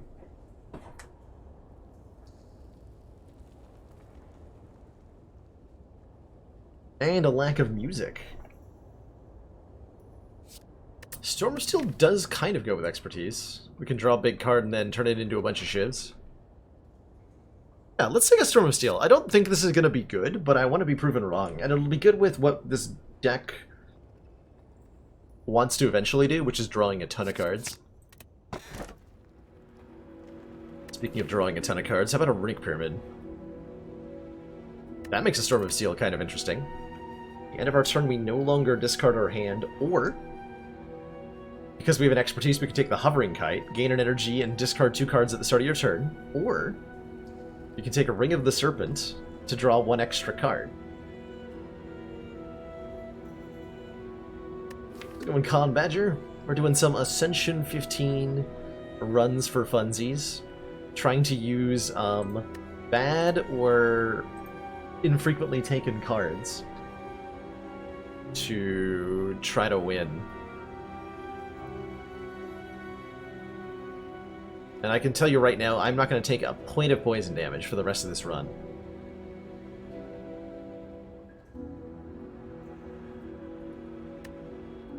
That too easy.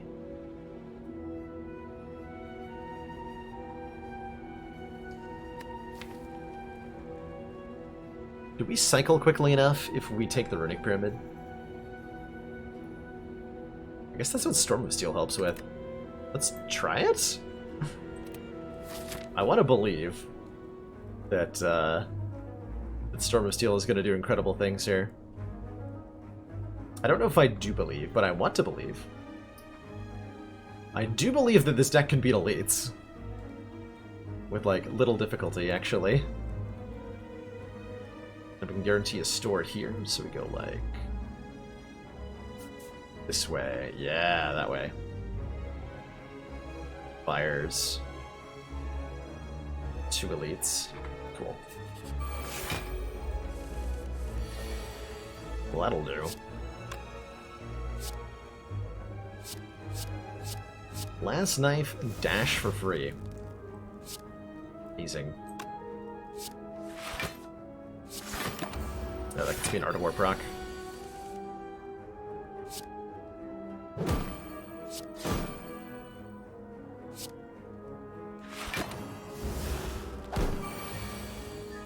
Okay, now for the difficult part. Or a difficult part. Blocking this turn.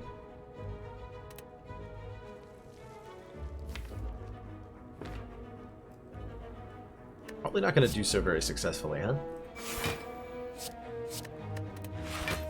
Storm of Steel blocks for a lot because of Afterimage, so I might just do that. Yeah, let's do that. Wait. Yeah, that was better, right?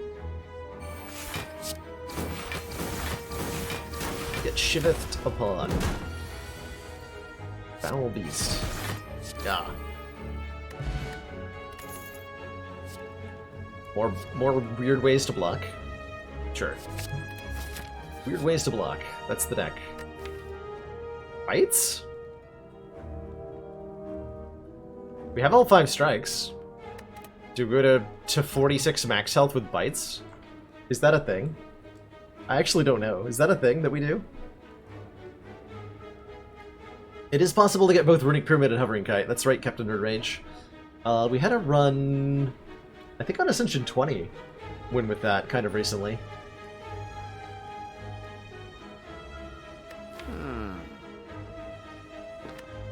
That's a 1 vote for do it. Let's do it. Cheers, Maniac. Thanks for those bits. do it. We are now a vampire. And what's more than that, we're a literate vampire. Can read books. Even though they hurt us. Obtain the book. We got ourselves a Necronomicon. Are you kidding? So that makes the first 2-cost attack we play each turn get played twice. Currently this applies to the Predator and the Predator alone. But if we pick up other 2-cost attacks, like Dash, for example, like Hand of Creed, for example, they'll be played twice. Wouldn't that just be dandy? The dandiest. The dandiest, I say.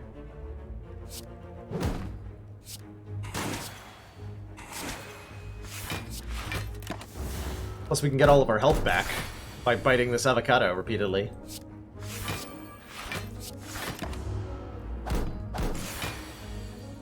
Can I turn the Necrocurse into a ship with Storm of Steel? I can. Yes, I can. I can absolutely do that.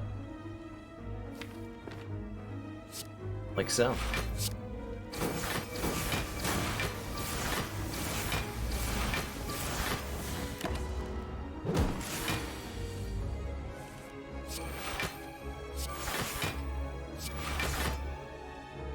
One damage.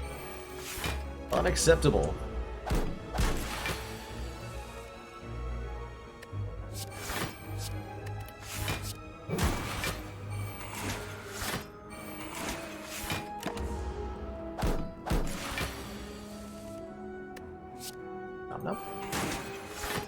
Excellent work, Commander. This council is pleased to see our continued support of this project has been worthwhile. Markov Brain, thank you so much for those 3 months. Tier 1 support. Bite the avocado repeatedly. Indeed. Sorry, not sorry, for making you hungry there. Did you know that if you bite the avocado enough times, that it has no plated armor? That it'll become stunned for one turn? Commander, we've just received the support of another council member. Thank you so much for that Twitch Prime sub. Welcome to the council. Enjoy your new image to the community and your newfound smug sense of superiority. I'm taking a choke. This choke Storm of Steel sounds hilarious. Choke deck incoming. Tiny chest deck incoming. Juzu Bracelet Tiny Chest Wombo combo. I'm down. Our event rooms are now more likely to have treasure, and they can't contain combats. Don't have enough energy for Choke Storm. We do if Art of War triggers. Fortunately. Did we upgrade the Storm of Steel? For this elite fight? Triple Slavers. Alright, alright.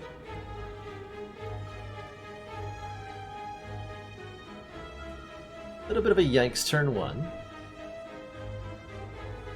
Let's see what the attack potion has. Oh man, bonus Choke or Predator. Also, Choke gets played twice because of Necronomicon. Oh my gosh. I didn't think about that. Oh, this deck's gonna get silly. Oh no. Oh no. Oh, the fun that we're about to have together.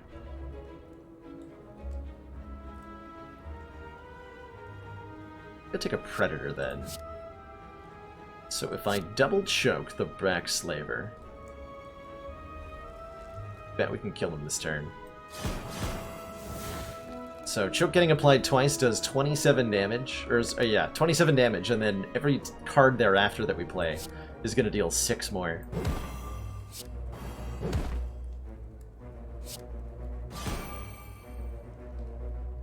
So maximum chokeage is achieved.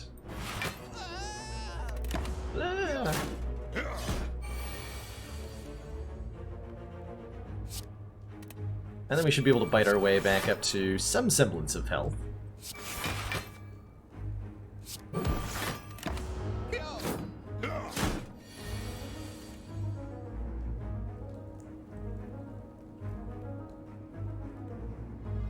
Hey, Conbadger, I have indeed done a couple things, a couple variations on that approach. The most memorable of which was a deck that was just 10 copies of the card Discovery. Which gives you you get to choose one of 3 random cards to put into your hand and have it cost 0, and that was really strong. That was really, really strong. I think I've done another run that had to use Dead Branch to get cards, and that was also good. There's definitely a couple fun directions that could be taken. Fight.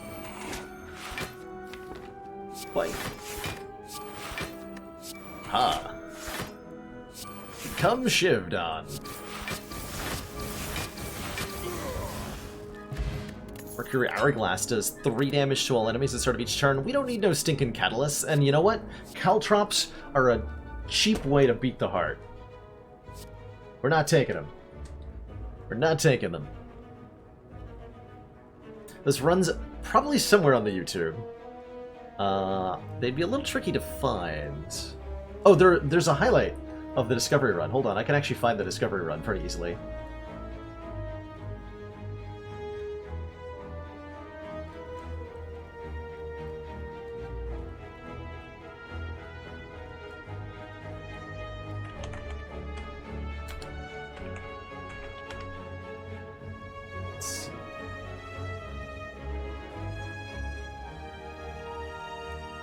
There we go. I found it. Here's the link to the run for you, Conbadger. We'll pass on all these. We could take a distraction, actually. Distraction goes well with what the deck's trying to do, giving us free skills to play. Let's take it. Let's take it. Upgrade the heck out of Choke. 10 damage per card played. And 10 max health, which is really valuable right now. Definitely want this pair.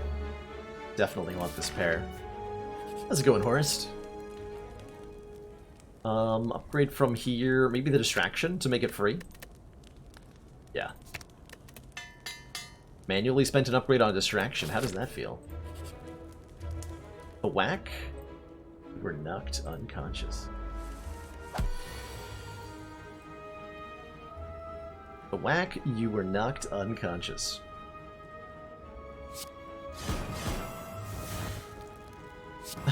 That is so much damage. Oh my god. Oh, that is criminal. That is so criminal.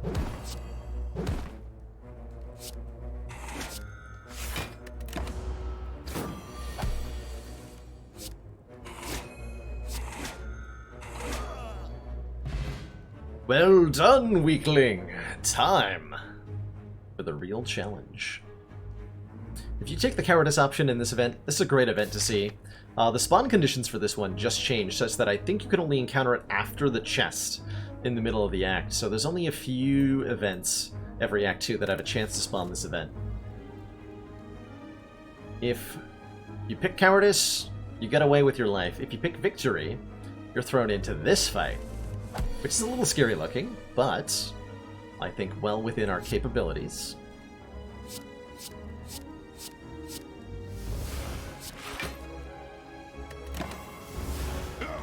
And the reward from winning this is 2 relics and 100 gold pieces. Hey look! Choke is here, with awfully convenient timing. Oh yeah. Free flying knee, huh?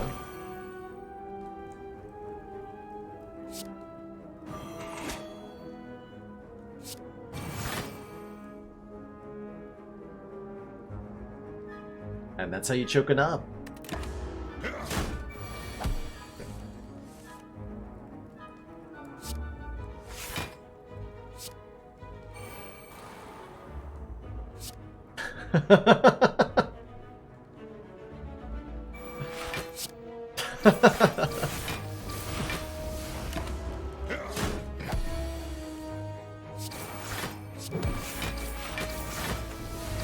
This has no right to be working this well, by the way. Oh my gosh, Gurya? We can now gain strength at rest sites. Yes? I would love to do that. I would love to do that. Do I want a backstab plus to make our turn 1 better? Sure. Another free card. Incense burner.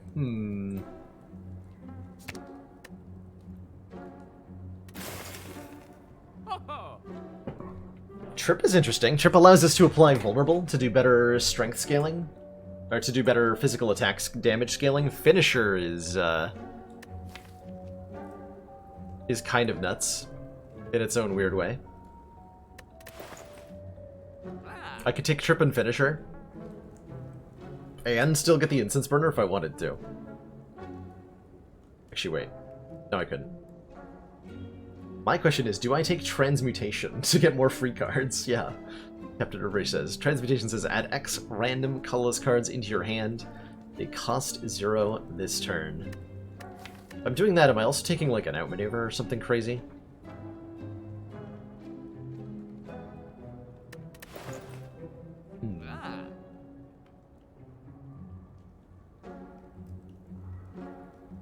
And take these two. I'm not sure about the transmutation here. Mostly I'm anticipating running into hand size issues, where I can't spend energy on the transmutation because I don't have any room in my hand.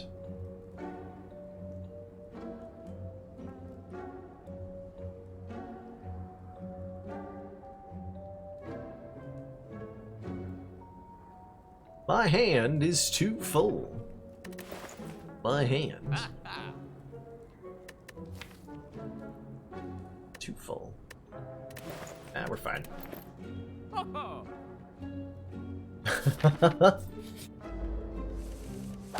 That's right, choking is fun! Stay safe.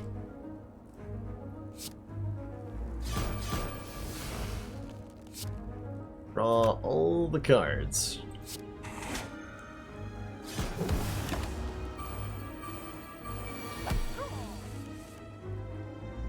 Aka.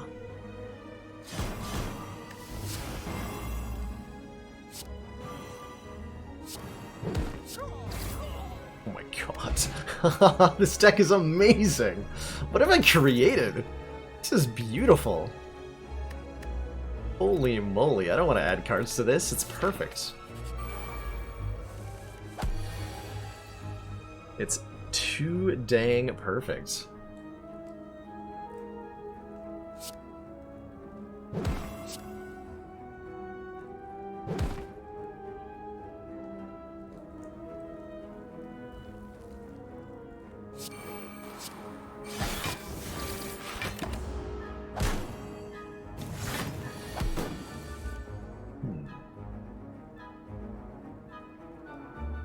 I want 2 mass free cards in my hands.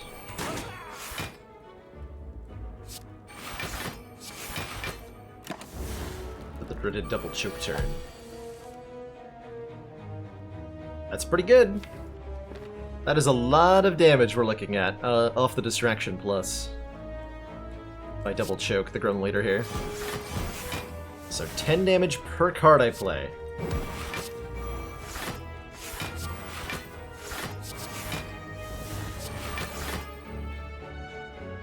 It's a lot of damage.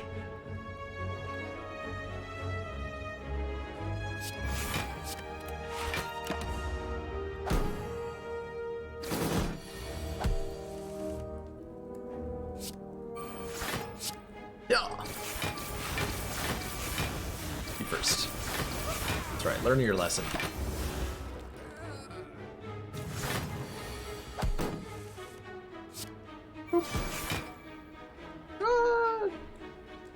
Run away. Question card gives us a higher... Ooh. This gets doubled. Glass Knife is just good. Glass Knife is just good. It is good damage. I'd like some good damage, please. And thank you. And we're gonna start lifting. Plus strength on this deck is gonna be a disgusting amount of additional damage. I'm hoping.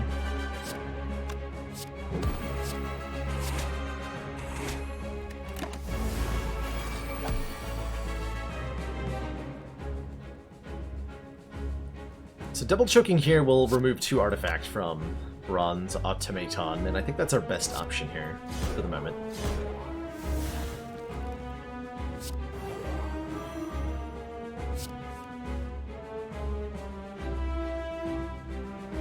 Cannot full block. That's fine. Actually, I can full block with the Essence of Steel. So I will.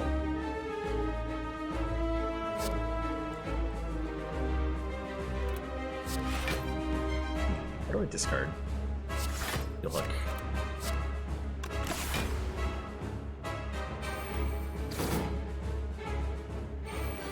My after image. But I need that.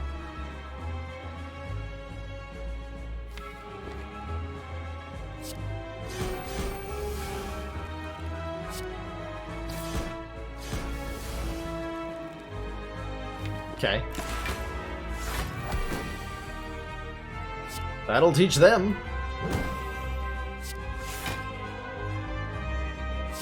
Was I supposed to after image before I did that?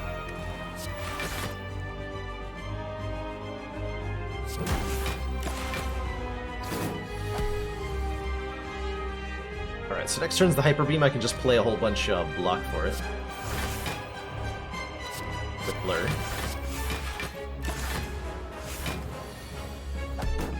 $34. That doesn't seem fair. That does not seem fair.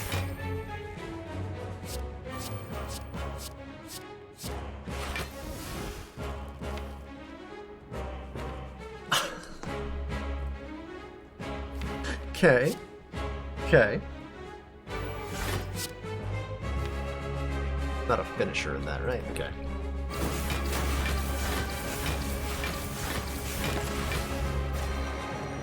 Why are the attacks doubled? Attacks are getting doubled by the Necronomicon, Holy Mio. The first 2-cost attack that we play each turn gets played twice. And the first grand finale we play each turn played 1 time.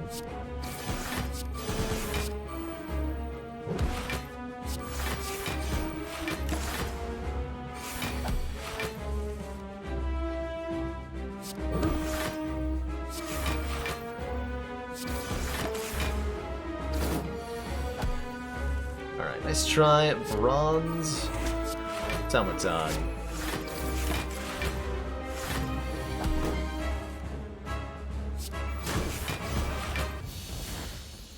Got him. There's a real grand finale for us. With a pyramid, we can probably do it pretty reliably. But is there something sillier we could be doing? Like bursting metamorphosis. Maybe that's too silly.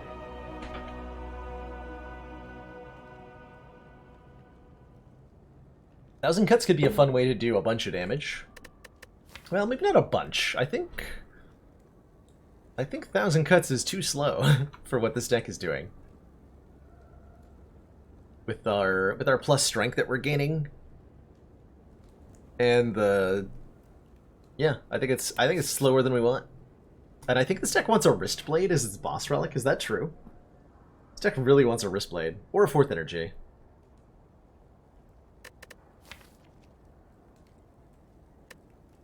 I don't see any of these fitting into the deck that I want to build, so I'm not going to take them. I'm going to skip them. Oh man. Runic Dome or Velvet Choker are the energy options. Runic Dome says I can no longer see enemy intents, which is an intense decision to make in terms of disadvantaging us.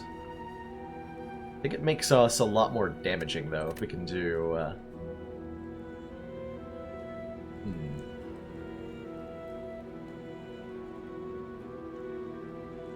You totally take the Beast in this situation? I don't think it's wrong to take the Beast statue in this situation. Certainly the Choker's off limits. We're very much card spammy on a lot of levels. White Beast statue gives us a potion after every combat.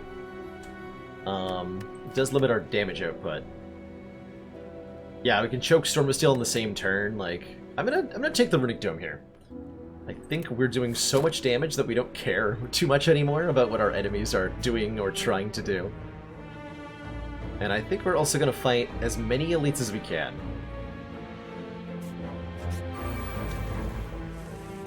For fun.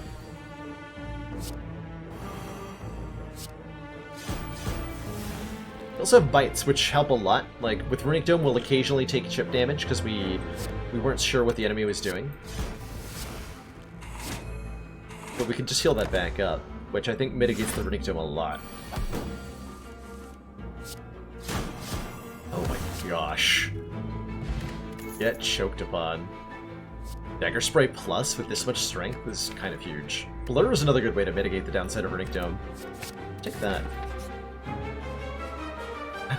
It's a high price for the red mask, you know? It's a high price. It's maybe a bit much to pay. Oh my god. Ooh, acrobatics. Now that we have 4 energy, this is a great way to draw into more cards. Alternately, Blade Dance Plus is 4 block, a ton of damage, and triggers all of our damage effects from, like, it makes Finisher better, it makes Choke way better. I'm gonna go with the acrobatics, but I do like a Blade Dance Plus. We will take another one if we see one. Let's see, so I'm actually not gonna get to... If I go this way, I don't get to lift 3 times. Till Act 4. That's fine. Hell yeah, I'll fight these guys. You kidding me? Give me more relics. Think these fools can stand in my way?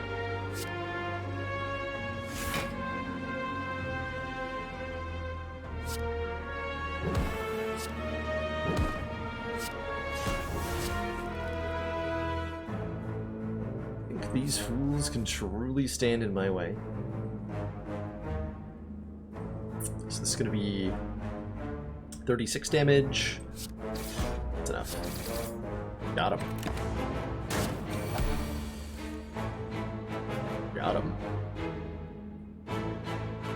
No weakness in this hand. Can't get a kill with Choke yet.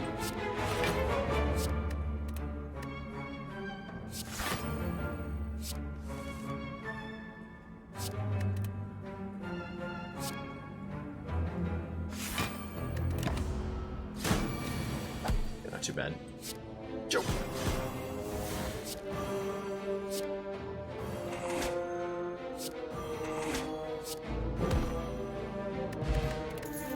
Ginger says we can no longer become weakened. Dash Plus gets played twice. I think that's enough reason to take it. This is 26 damage and 26 block. Thank you, Necronomicon, for doing the things you do. And thank you, Molten Egg, for making all those attacks upgraded. It's really working out very well for me. Right, on turn 1, the mod debuffs us. Nothing special happening here that we need to worry too much about. Stormsteel and Finisher do not go well together, huh? Tragic.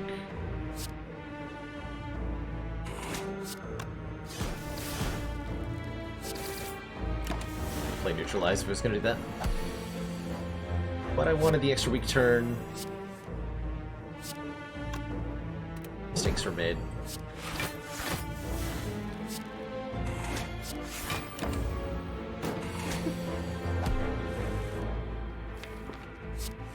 Alright, Choke, where are you? Where are you? Demand answers. Hey, there we are. So we get to Choke, Stormsteel. And then this is way too much damage. Oh my gosh. Piercing Wail? Why would you ever need a Piercing Wail to beat the heart? Unacceptable. Absolutely unacceptable.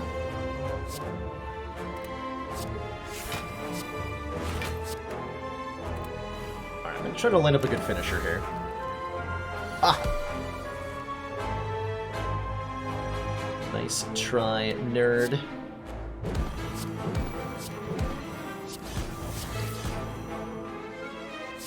Disorder. Oh wait, oh I'm bad.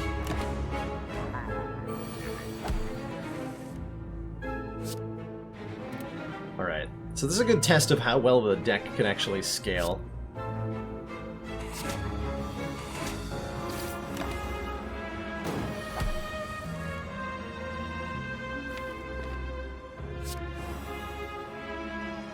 There's our choke. Do I wait until next turn to play this? I think so.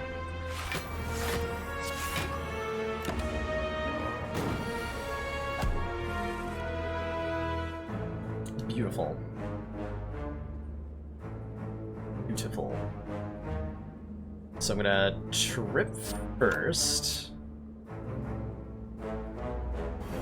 Choke him twice.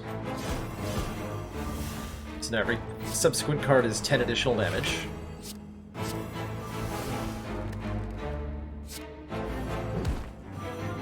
Draw some additional cards.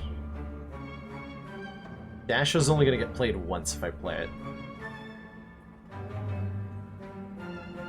Storm Seal I don't think gets a kill here, but we don't take too much damage. So that's fine.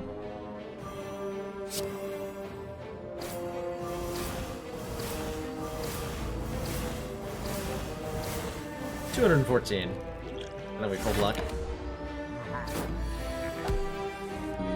Easy peasy.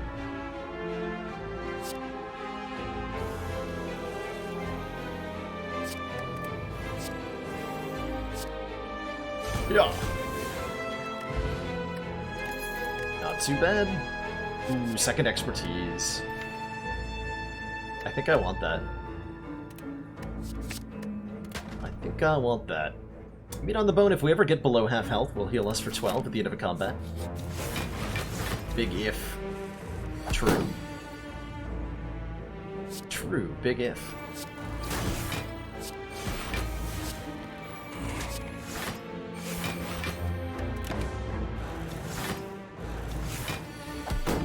Conveniently not being attacked on turn 1 makes this game a lot easier, as it turns out. The enemies are not obliged to just leave me alone, but they sure seem like they want to.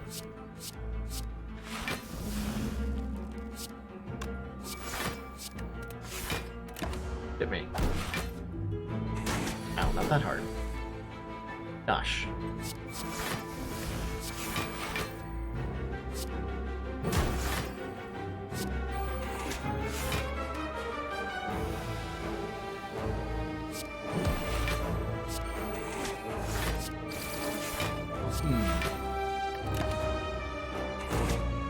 Seem to have completely screwed that up.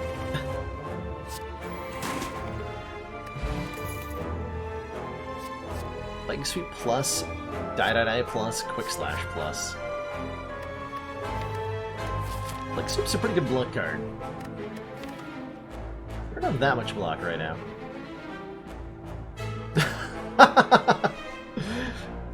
You just have like the hoodie flop, like if you've never done this on purpose, a hoodie worn backwards gives you like a snack pocket that you can like just like fill that thing with popcorn and shovel it into your face, and you'll have a great time. That's what I would do.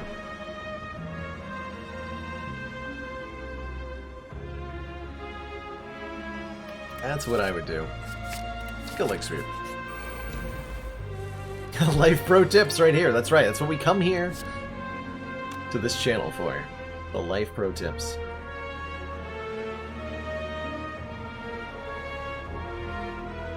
Oh, that's exactly 17.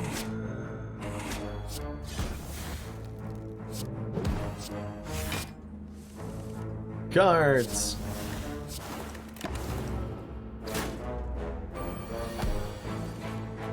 I don't know if you're like attacking me or not this turn. I'm kind of scared that you are.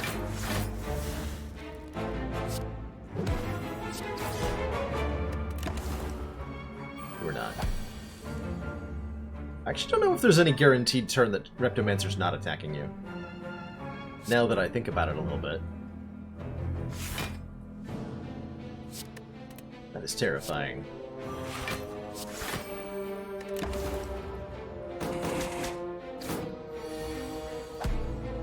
That's very much terrifying.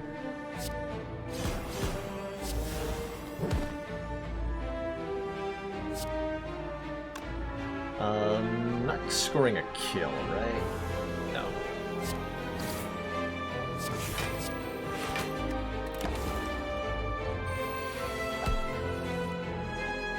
No, no, no, no, no.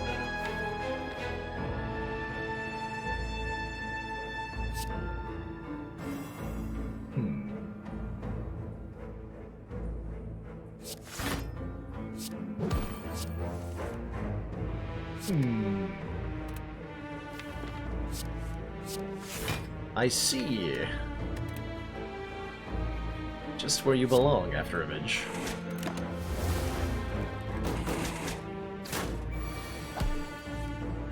Conveniently full blocking. There's math I could be doing to know how much I'm supposed to block for, but I don't wanna. So I won't. Instead, we'll just easily blow through a Reptomancer, no prob. No prob. Second heal hook? Yes. Okay, blue key here. Blood Vial, where were you in Act 2 when I needed you? Betrayed to some vampire creeps to get unlimited power. Huh? Where were you? Yeah, Kentaur. Ooh, colorless cards. The options. Panache? In this deck seems like a really fun way to do some damage. Panache seems like a hilarious way to do damage. Every time we play 5 cards in one turn, deal 10 damage to all enemies. Sure. You have no attacks, draw 2. Finesse, gain some block, draw a card, actually. Yeah, let's take the Finesse and the Flash of Steel. Just those little cheap cards that we can play to trigger the choke, to trigger the finisher. The Giant Head rematch. Alright. I accept your challenge, sir.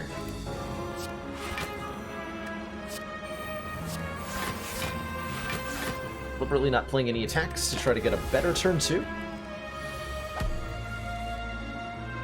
Better turn 3. Hello? Well, now I just need to make room in hand.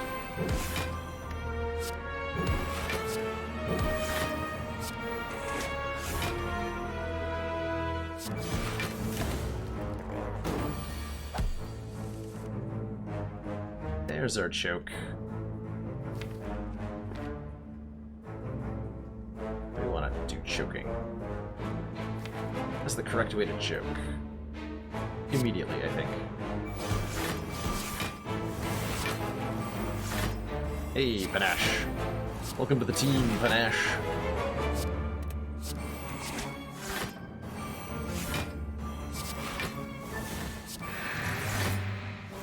That choke and Panache proc.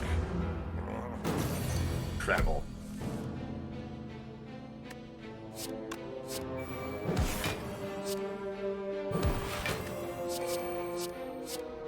Riddle with holes with this much strength? Oh boy, I can't wait.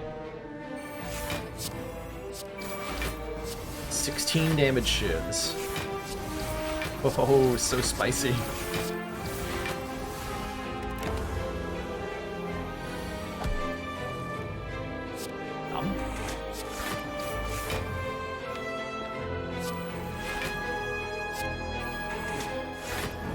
Rest in pieces, Riddle with holes. You'll be missed.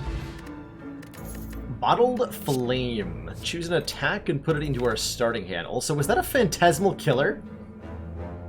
It sure was. Let's take that. Next turn, your attacks deal double damage. I'm sure we can make use out of that. I'm sure we can make use out of that.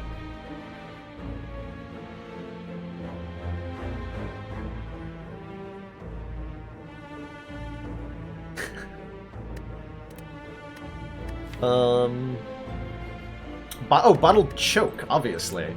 Yeah, let's bottle the choke. I'm down.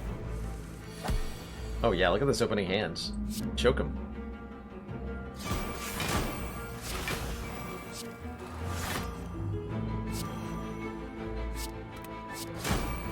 Can't see what this nerd is doing anyway. So what does it even matter? I ask you, what matters? It's...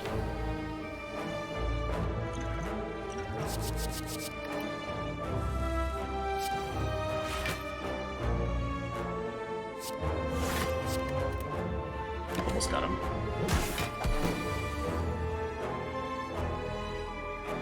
Don't think I have a kill here. Dash is some of my best blocking though, so...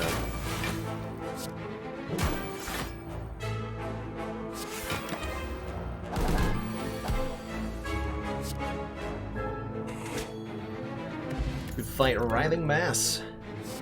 Okay, we're done with attacks at this point. Deck is 41 cards large. Just maybe a little bit on the too big side of things.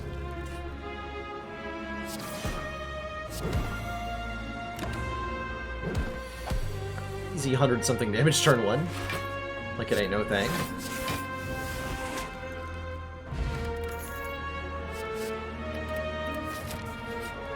Alright, we have to recall here, so that we can go to Act 4, which I'm cannot wait to see how this deck does in Act 4.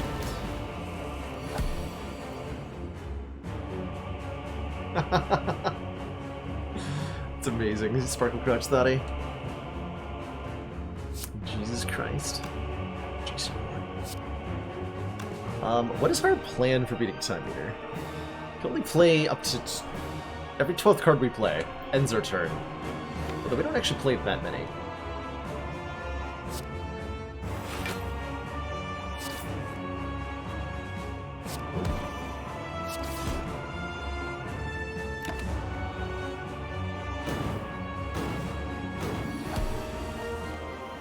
Ah. That would be part of it. We use that Phantasmal Killer alongside some other stuff. So let's double choke with this turn.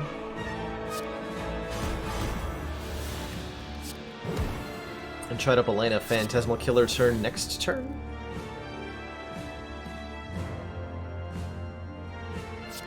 Not quite.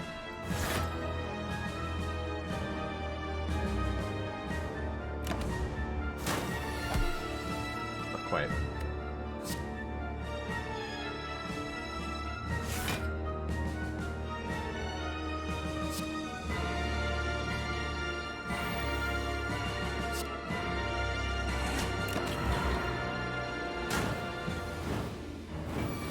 Okay, we took a bunch of damage, because Time Eaters are rude, but our attacks deal double damage this turn, which is a big deal. Hit him with a double Predator, double damage Backstab, the double damage Heel Hook, Trip coming in clutch here. This is currently 30 times 4 damage off of Finisher. I can make it more than that.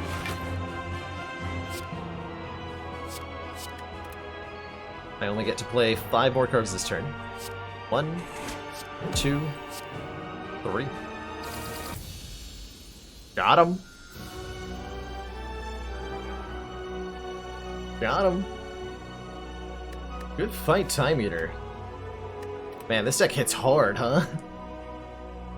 GG. Two thump. Is this part of the Spire?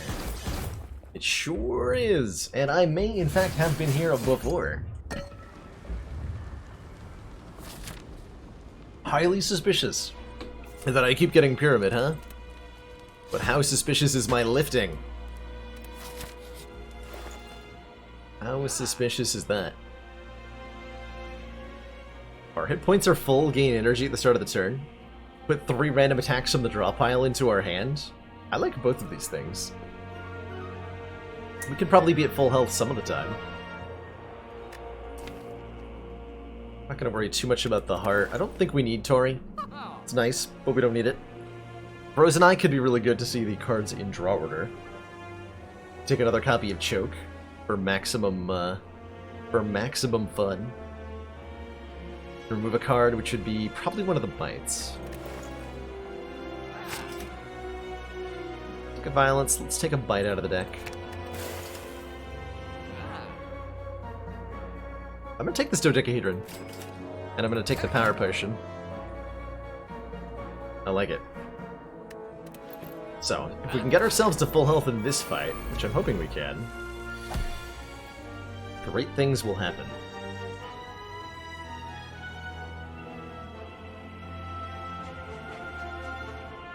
So here's an important question.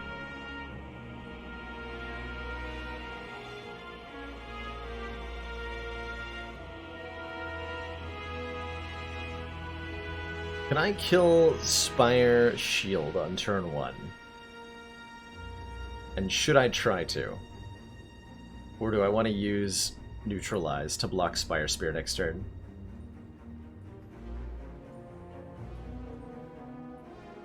Would I consider when racing STS each time we win to increase the essential level by 1 to, like, so that it becomes a sort of catch-up mechanic that the player in the lead has to... Okay, that answers that question. I'm gonna Wraith Form on turn 1 here.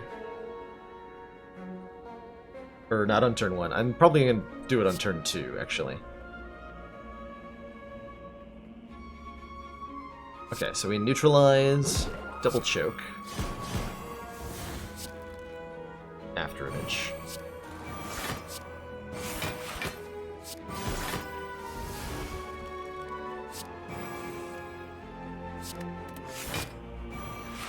Oh no, we're 2 damage short. Unless I play Wraith Form. Got him. Got him. So this is a 1x4 attack, because we're still intangible here. Ain't no thing.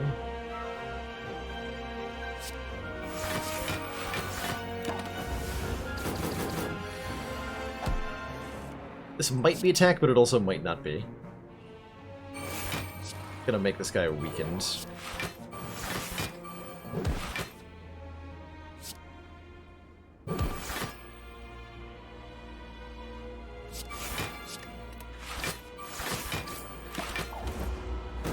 Okay. Because this was an attack, this next turn is a non-attack turn. There's no danger here.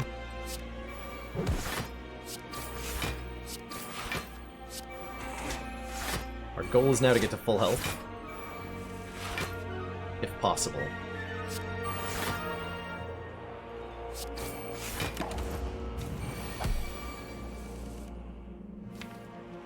Okay, I need to make a room to play Violence to get Bite into my hand.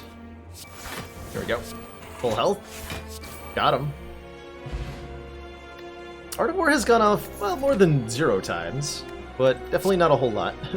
Definitely not a whole lot. Alright, it's time for the heart. We have a full 63 health, so dodecahedrons giving extra energy every turn. We have an ancient potion to block vulnerable from the heart.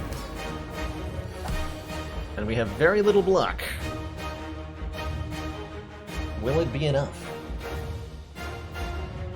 Will it be enough?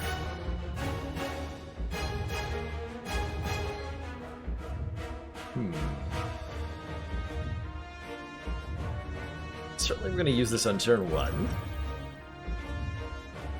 Part of the Spire says, whenever we play a card, we're going to take 1 damage. I am not certain if I'm playing Choke this turn.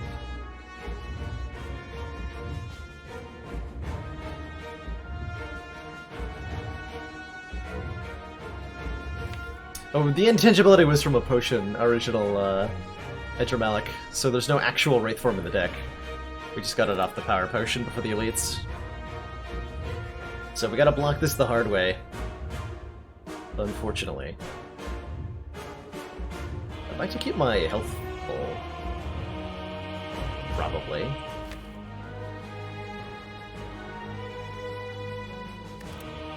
Having a whole bunch of attacks in my hand doesn't actually seem that great. We'll do it.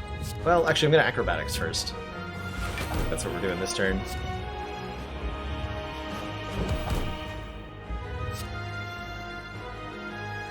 Okay, finesse escape planner. Good.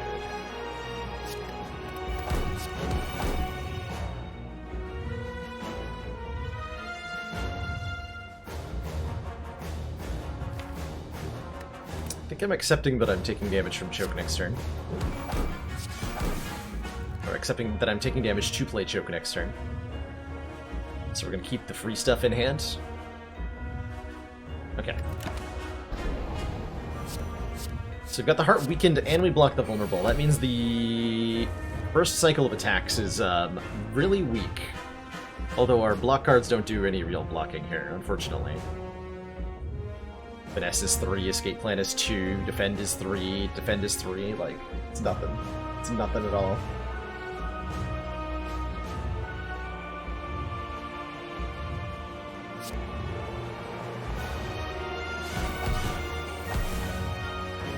Wait, does it give you health before or after Beat of Death? I think it's before Beat of Death.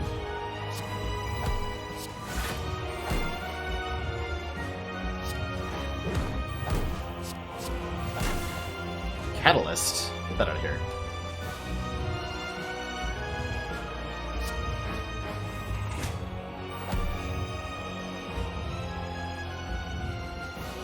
Get that out of here.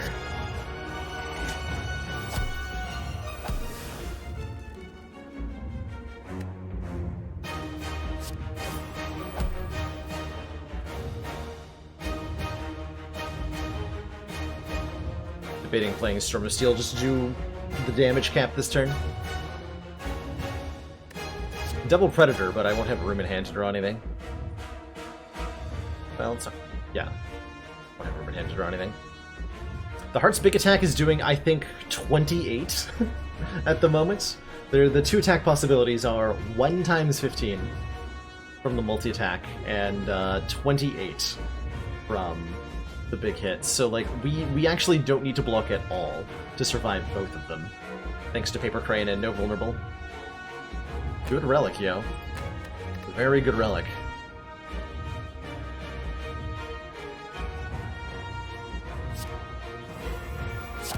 All 6 feet of death damage. Die, Fell Beast.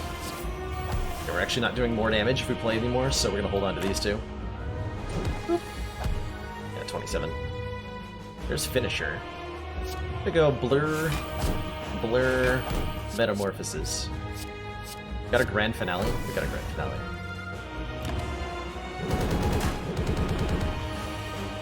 Sure would be nice to have an after image. Hello?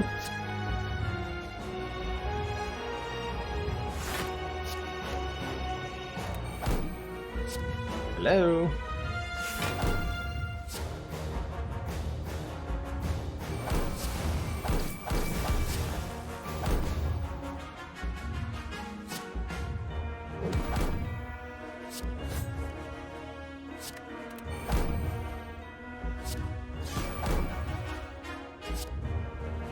Times 5. That's a pretty good finisher if I just Glass Knight Finisher here. I could also Phantasmal Killer. So next turn I'm probably playing Dash twice to stay alive. Like that. Ooh, I should have considered if I was trying to win this turn.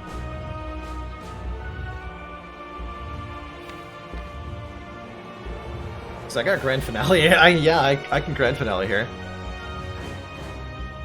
Well, that's pretty sweet, huh? And I think if we play Dash twice, the 13 block times 2 will keep us alive. So that's a GG. We do After Image, Panache, Dash, Dash, Escape Plan, Grand Finale. Yeah. Amazing.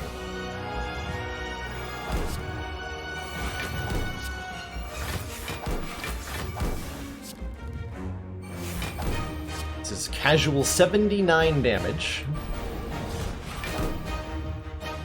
Because why the heck not? Heart does not kill us here.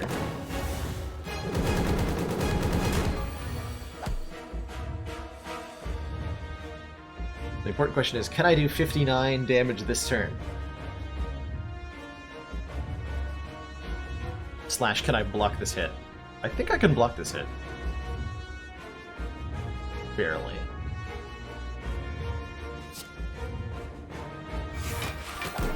Oh yeah. We got a kill with Predator. G freaking G. What a heck of a run. Get him with the Panache. Phantasmal Killer Lethal. Got him. GG. GG. What a silly deck.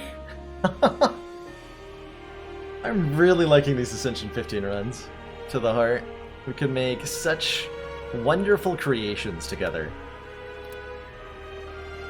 And squeak wins out of them. Metamorphosis expertise from the first shop is what this one was. Just a reminder that there are many, many ways to scale up and slay the Spire. Not all of them are conventional. Not all of them are as effective as each other. But some of them are really freaking fun.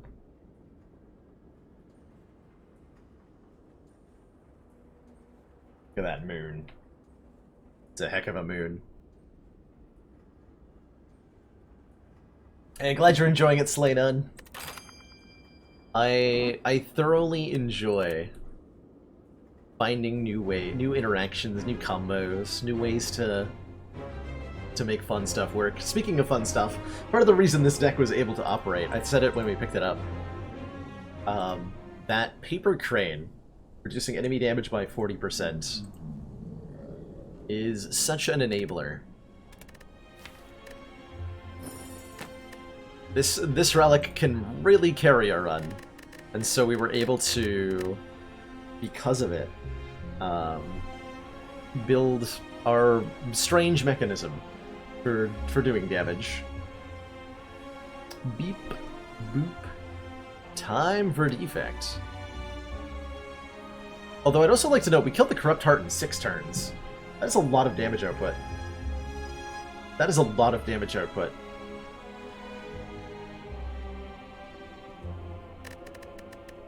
Necronomicon Choke was... Also, look at all these colorless cards. 1, 2, 3, 4, 5, 6, 10 colorless cards in this deck. Crazy. Crazy. Alright, Defect. What have you got for us? Another 250 gold start? I mean, it worked out so well last time, but the shops are so far away. I don't know. Seems a little iffy to take a curse and potentially have to carry it all the way through the axe. And both shops are directly behind an elite, too. That's tough. That's tough. That's a tall order. In fact, we're required to fight 2 elites to get to any shop here. Don't know if I can survive that.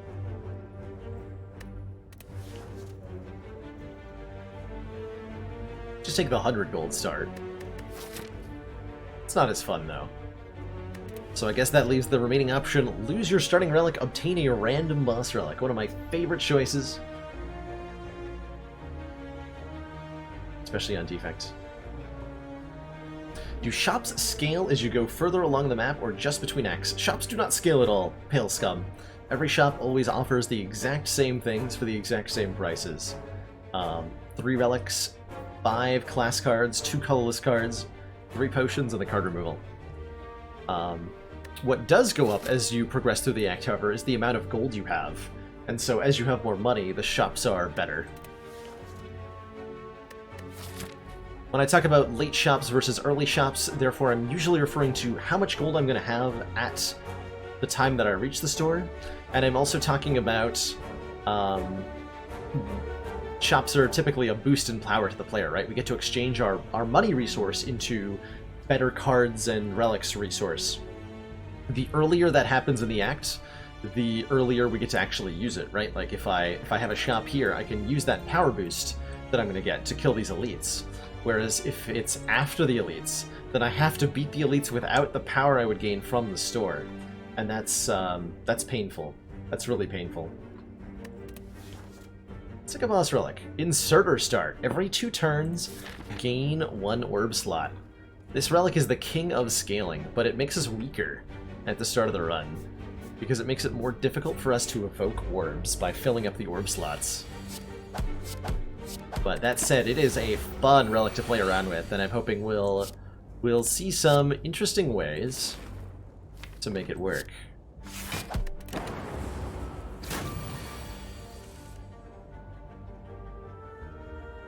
Ow.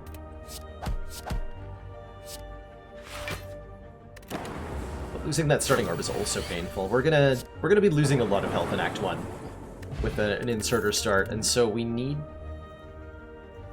to take a Sunder, because that will allow us to clobber our way through the act.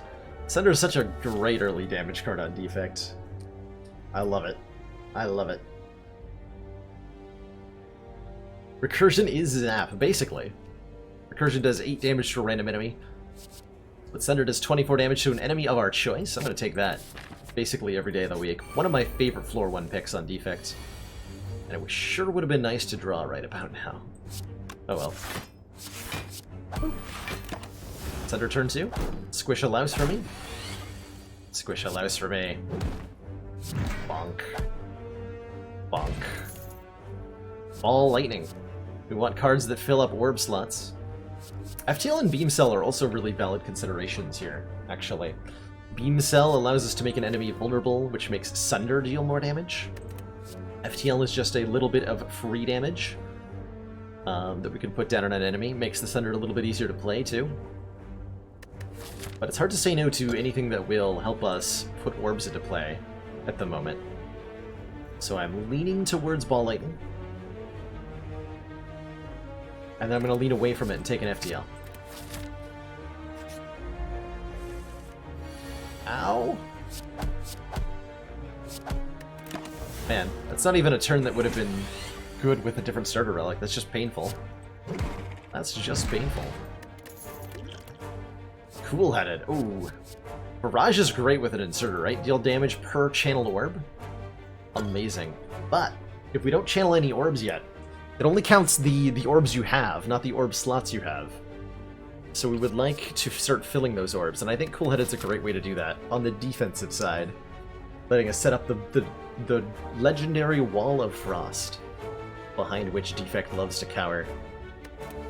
Look at that. And we are speeding ahead towards this fire. I think we're gonna have a hard time getting there, quite frankly.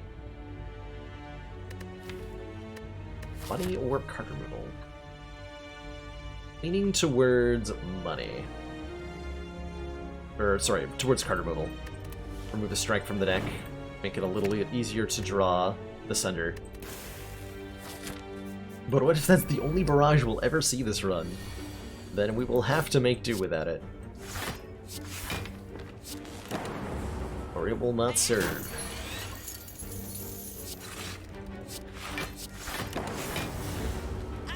Hiya! Bonk.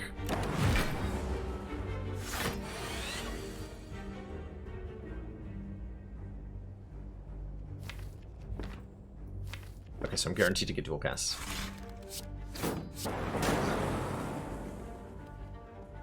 Thought he was gonna get away from me for a second there.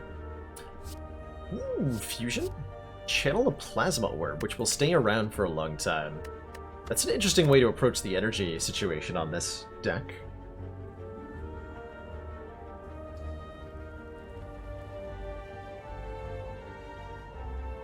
Your brain could not handle a heart fight that depends solely on barrage. It is a card that can do a shocking amount of damage if you set up properly. Steam Barrier is some nice blocking. Goes pretty well with Sunder. Actually not bad at all. Not bad at all. That's the more immediate value take. Yeah, that's probably what I should take, right? I think this is too fancy. We need stuff that blocks and attacks right now, because we're already on half health. This is typical for an inserter start, by the way. If you take the inserter, or if you get the inserter immediately, you're going to be losing health in these early fights. You're just not prepared without your starting relic, and without an energy replacement. And boy am I happy to have a Sunder here. Maybe also the explosive potion. Hello, 5 slimes. Oh, sorry, 4 slimes. I hope the Spire... you well. I hope that you all die. Thank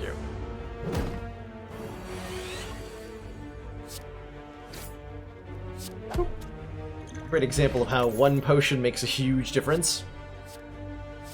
And there it is. Consume! Gain 2 focus, lose 1 orb slot. The combo. the combo. We constantly gain orb slots, and we're able to renewably transform those into focus. This is an unlimited amount of focus, and we can use that to do very silly things. Now, that said, the combo isn't immediately strong. Like, we definitely die against a Gremlin Knob, so I think we're mostly avoiding elites. We want to get a lot of upgrades, and have a conservative Act 1.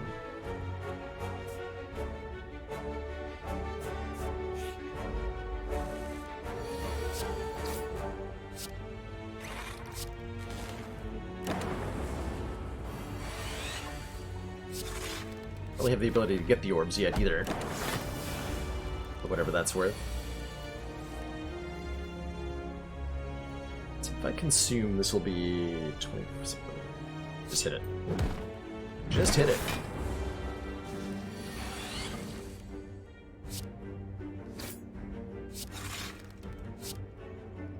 Behold the blocking.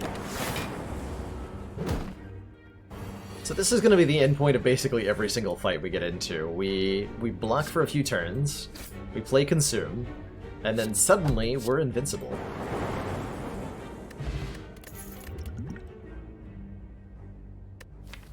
Darkness feels like a complicated way to win. Is it necessary? No, because we can win however the heck we want once we once we can block for days.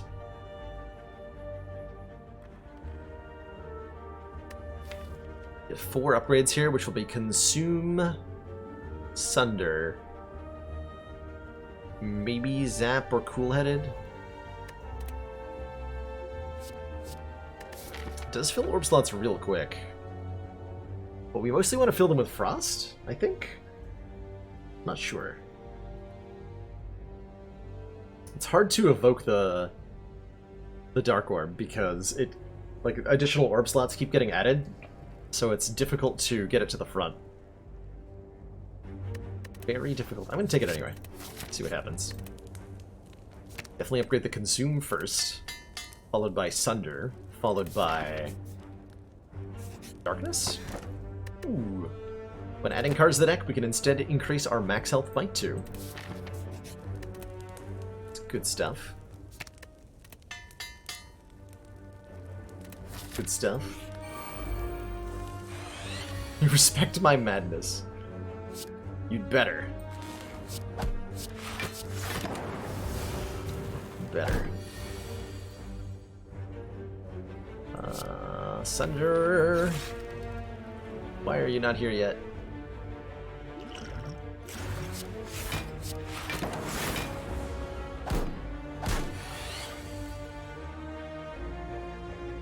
Why are you still here?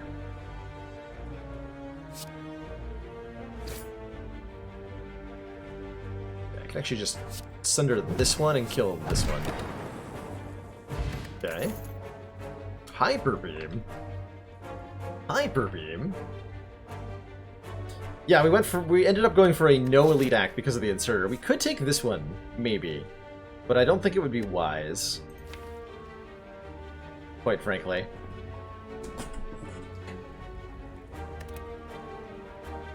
Want a ball leading? Let's do a lot of damage. Sure. More orbs, please. When is Hyper Beam useful? There's a couple situations where Hyper Beam is useful, Pale Scum. It's really useful in defect decks actually quite like this one, that lack the ability to do quick damage. Like if I didn't have this Sunder, I would actually take the Hyper Beam, because it allows us to deal with fights that immediately threaten us. That don't where the scaling doesn't matter, like fights against 3 weak enemies. It's not a card you're going to play in every fight, and that's an important thing to recognize about Hyper Beam before you consider adding it to your deck, is that you don't need the card to be something you want to play in every fight, or even most fights.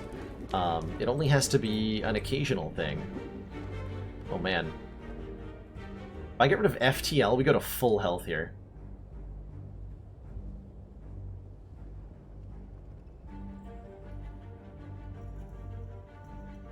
I wish I'd taken that Hyper Beam.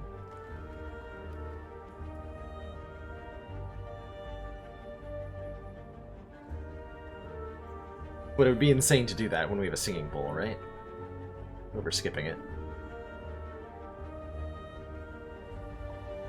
Alright, give the FTL upgrade the cool-headed. Feels pretty good. We're already, like, past the point where the FTL mostly helps us. So this will be full health. I don't know that we comfortably win on 23 health. How do you know what the bonfire will do? The rarity of the card that you give will determine your reward. Any starter card, strike, defend, zap, dual cast, get rid of the card, you get nothing. Sometimes that's the right choice. This can also be used as an opportunity to just delete a bad card. If you donate a common card, like Steam Barrier, Cool-Headed, Ball Lightning, you get healed for 5 hit points. If you donate an uncommon card, anything with a... so common cards have a gray border at the top, uncommons have a blue border at the top. Uncommon will heal you to full hit points if you donate. And if you donate a rare card, something with a gold border around the art, then you get healed to full and gain 10 maximum health, which is a huge boon. Huge, huge boon. Let's go to full health. Spirits dance around you excitedly, filling you with a sense of warmth. You can also donate a curse to them, and if you do, you get a special relic in return. Alright, given that we're at full health, I feel no need to use the power potion. Just whack the boss.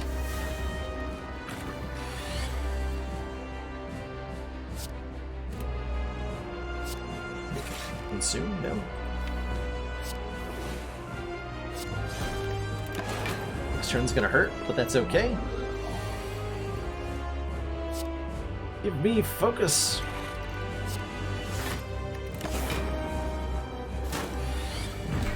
Slime boss's hop gets shorter with these graphical settings. That's incredible. That's incredible. I love it.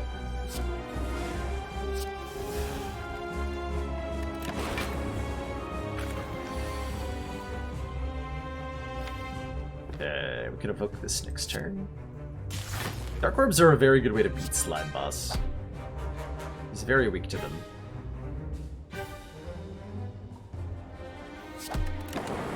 Oh wait, that did split? I'm a dumb. I did the math, determined it did not split, and then immediately it splitted. Good job, me. Good job, me. Do I play any Dark Souls these days? I have not played Dark Souls in several years. Or, well, I played Dark Souls 3 when it came out. So that was the last time I played a Dark Souls game. There we go. Okay, that was maybe a little awkward. But that's okay. Bias Cog gives us the immediate focus gain we're looking for. Very powerful card, this one. A very powerful card.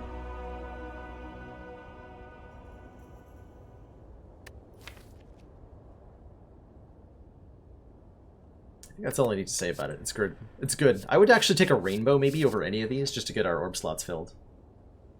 Have I finished up with Baba Is You? I have, King Koopa. Full playthrough is in the VOD archives, and I don't know if it's on YouTube yet as a playlist, but if you look in the past broadcasts of the channel, or in the channel videos under collections, you'll find our entire Baba Is You playthrough. This is my chance to right the wrong of not picking Hyper Beam the first time, but we're not going to get the Spirit event a second time. Take the Bias Cog. Oh man, it would have been right. Would have been right. So our options here are Eternal Feather for every 5 cards in our deck. Heal 3 health when we enter a rest site. Black Star, elites drop an extra relic when defeated. Or the Snecko Eye. At the start of our turn, draw 2 extra cards. Start each combat confused. This is super good as a Snecko Eye pick because of the Sender and the Consume. High cost cards make Snecko Eye really good, as does any card you want to be playing repeatedly. Since Snecko Eye draws you extra cards, it is real strong with anything that's cycle-oriented, like the Darkness Plus or the Consume.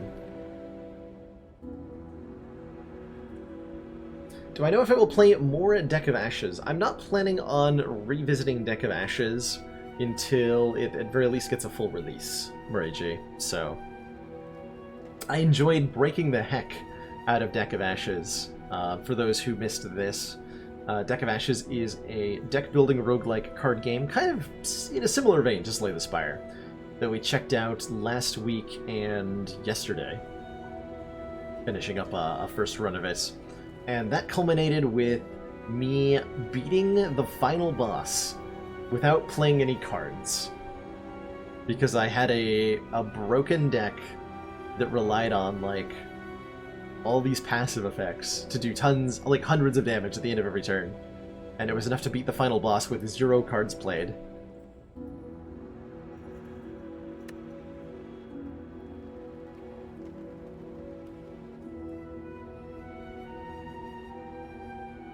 What am I... So, we could also take the Black Star. I don't think we do a very good job against Act 2 elites at all, actually, if we don't take the Snecko Eye.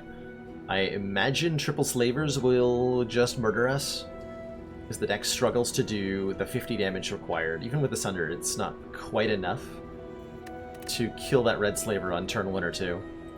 Take a Snecko Eye. Let's take a Snecko Eye. Double Boss Relic, a Defect, let's go!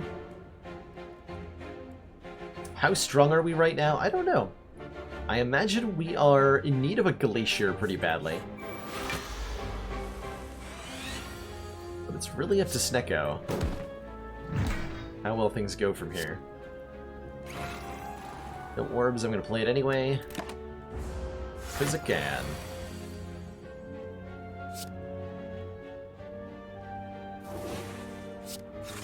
Because I can. Okay, taking a bit of damage. Snecko has been a little rude on the first 2 turns. All of our cards get randomly costed between 0, 1, 2, or 3 with equal odds for each of the 3. And sometimes that works out, and sometimes that does not work out. And that's okay. We forgive Snecko Eye its sins. It's really good.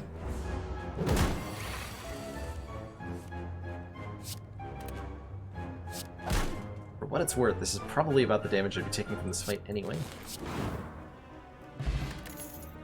Yeah, buddy, it's the Slay the Spire with ridiculous character design and ridiculous writing, which are part of the reasons that I'm not particularly interested in returning to Deck of Ashes, is that the portrayal of female characters in the game is problematic.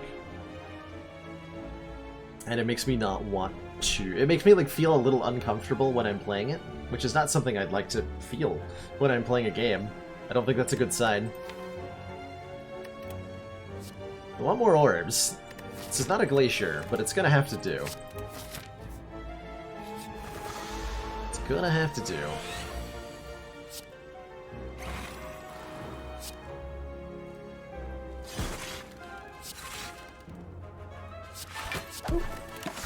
Okay, we've got plenty of stuff in play. The neat thing about having Inserter and Consume, by the way, is that because we're constantly generating orb slots and focus, we can play Biased Cog on turn, like, 1 or 2 of any fight, and just continue to gain focus the entire time. 16, okay, so Strike Sunder will get a kill here. Deleted. Deleted. Yeah, the bird attack is so fast. Playing on speedrunner settings, it's astonishing how much of a difference it makes, right? Simply astonishing. Lightning orbs hit so much faster, too. Boop. Boop.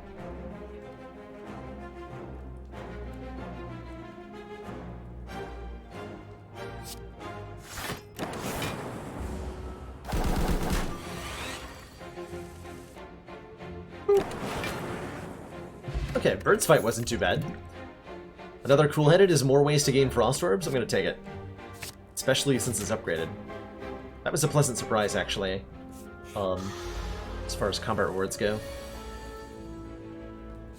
Pleasant surprise. Block as hard as I can. Don't know if blocking over playing the ball lightning is the right choice here, but it's the decision I've made. Sticking to it.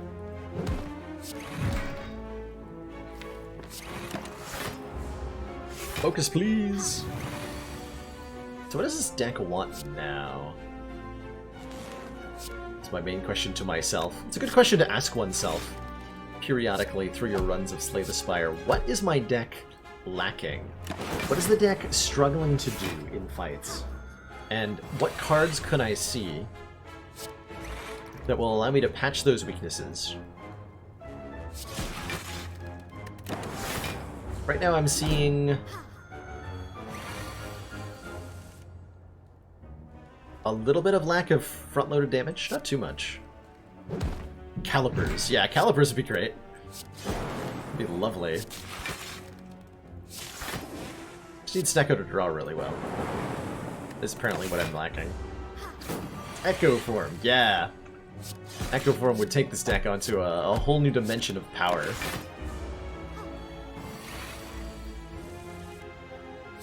Missing like 5 more copies of Sunder.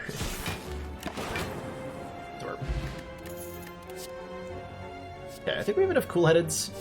Leap is okay. We do struggle a little bit with the front-loaded block, actually. That's what we're lacking. A big block card that says block for like 20.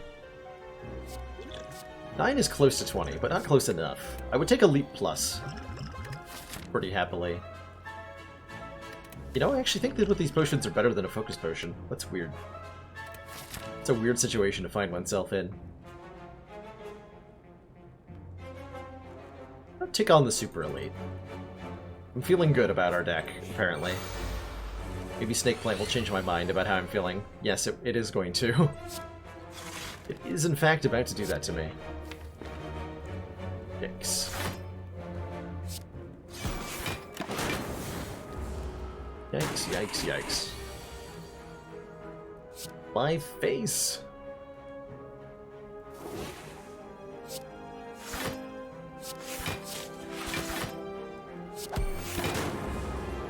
Please stop biting my face. I need that face.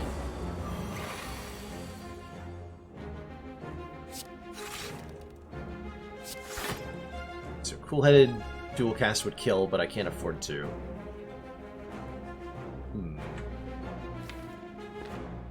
Well, that's not good. Is this like Fire Potion Sunder? Uh-oh. Do I pay attention to how efficiently my deck spends its resources? For example, at the moment I'm ending my turns with a lot of cards every time. Or do I think it's not relevant to think about? I think it's often not too relevant to think about. I don't always worry about spending all of my energy. In fact, it's counterintuitively, I'm going to say a weird sentence here, it is inefficient to play all of your cards every turn in Slay the Spire. Let that sink in for a moment. It is inefficient to play all of your cards every turn because you don't always... You're frequently drawing cards that are not relevant to your situation. And most of the really powerful cards in Slay the Spire are situational ones. Cards like... I'm trying to find one in my deck. Consume is a good example. This is not a card we always want to play, or at least it wouldn't be if we didn't, or would be if we didn't have an inserter. It's important to be able to have options in your hand. The ideal Slay the Spire hand is one that can either attack for a ton or block for a ton. And it's rarely necessary to do both at the same time, or rarely possible. If you're playing all of your cards every turn, you're usually... It means that you could have had a stronger card that you could play in a situation where it's relevant. Cards like Piercing Wail, cards like Limit Break, cards like Impervious. Cards that are not everyday cards, but cards that do a really powerful thing under the right circumstance. Option value is one term I've heard used to describe what I'm talking about here, where it stresses the importance of being able to have flexible turns over doing everything on one turn. That was a rough Snake Plant fight. Scrape Plus with Snecko Eye is kind of interesting. We draw 4 cards and discard any card that Snecko says is 0 cost. I don't know that that's good, but it is hilarious. I'm gonna give Scrape a chance here. Just for the Snecko Eye synergy. You earned this chance, Scrape. Use it well. Use it well. Hey, Vajra, +1 strength, makes our Sunder do 33 damage. Do I dare take an elite at 27 health? This could be instant death on turn 1 from Triple Slavers. Potentially. So that's a little risky. But it means I get to go to a store that I won't otherwise get to go to. Or we could continue to avoid the elites. Because it's a good idea.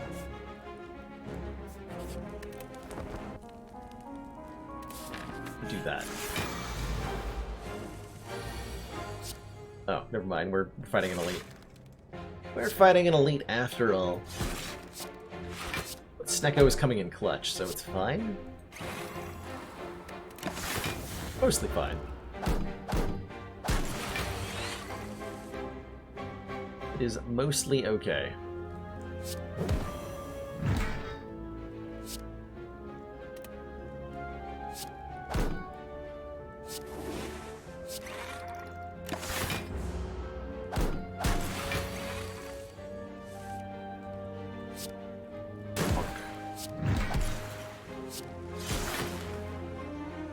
Damage.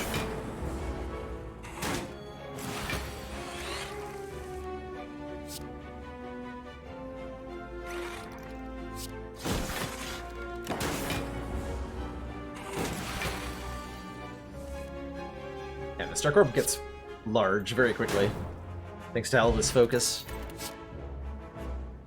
Ball Lightning plus double energy plus the upgrade on double energy doesn't matter because we have Snecko Eye, so this is only a gain of energy half the time. Hey, Rukadan.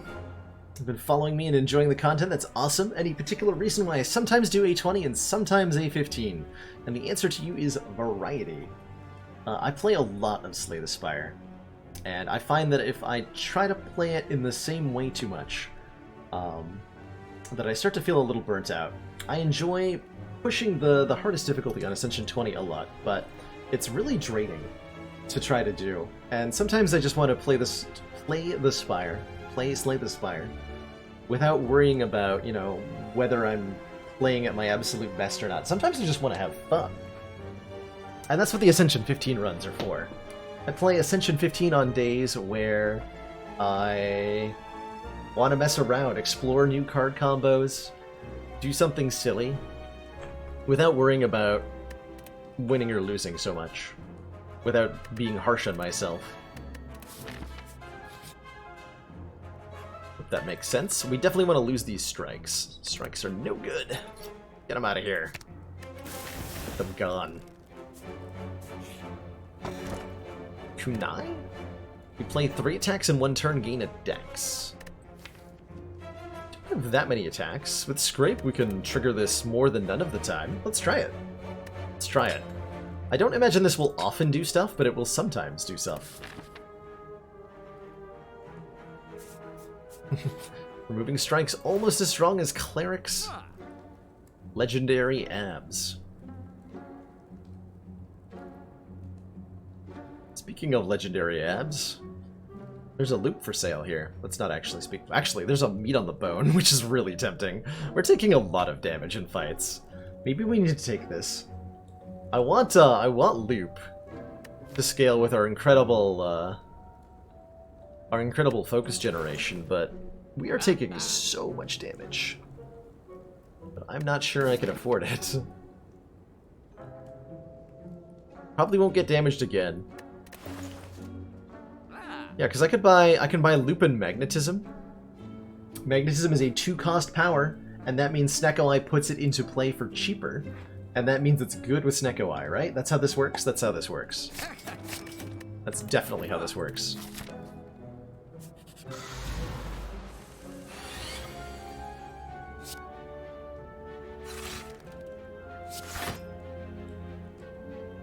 The madman, he actually did it. Actually played a scrape, and it drew a free loop. But it also discarded consume.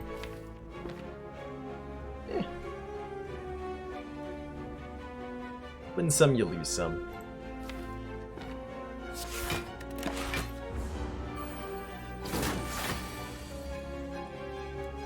The recost. Don't think that's how this is intended to go.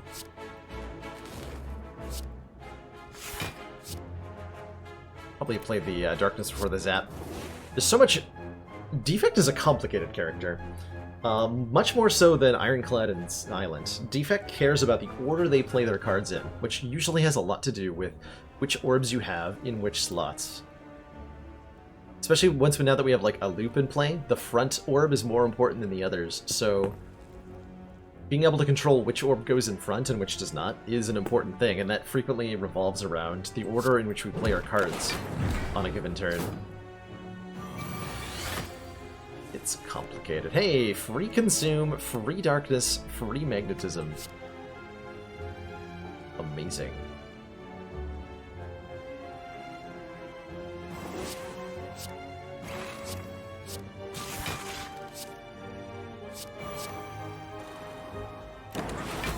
Got him.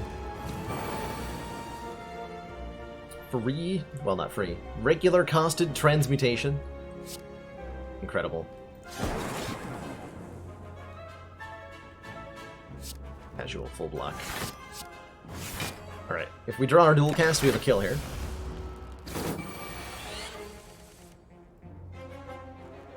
This works too. Yeah, this definitely also just works. Panacea Bias Cog. Is this a combo we're gonna get in other Man, I actually almost want to just play that. Actually, do we have a kill here? Yeah, we have a kill here. I think. Yes. Or Maxell? Go with the meat on the bone we didn't take.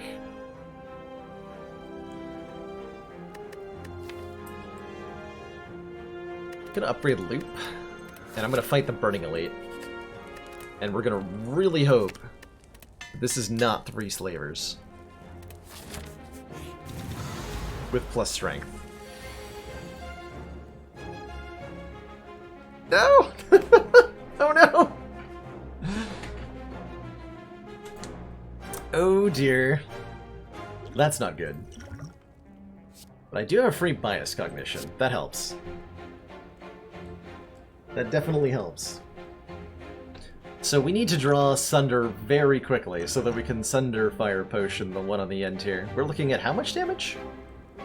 43 damage on turn 1.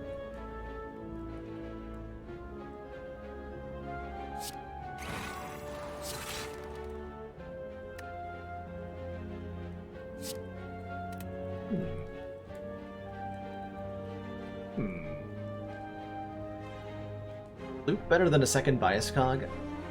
It's 4 less block this turn, but it's way more block next turn. Okay, we need to get this loop into play.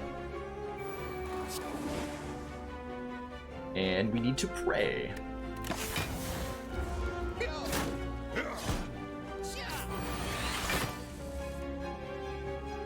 For our lives. Uh-oh. Am I just super dead? I might just be super dead. I knew that was a greedy play. I should have gone this way, apparently. Man. Man, oh man. Cool-Headed can save me, but can also ruin me by drawing Sunder at an unplayable cost. Do we live if I take the safe play? Better question. Do we have any... We're looking at how much damage? 26. 38 damage this turn. No, there's no way I survive if I don't draw Sunder and am able to play it. Well. Good run! GG. GG. A swift end. Things can happen tragically in the Spire. And boy, did they just do that. Holy moly, that was harsh. Indeed, at least we had fun. I would rather lose this way than win in a way that isn't interesting. That was definitely the worst case scenario. There are plenty of burning elites we could have beaten. And we could have even beaten those triple slavers with the right draws, but alas. Alas.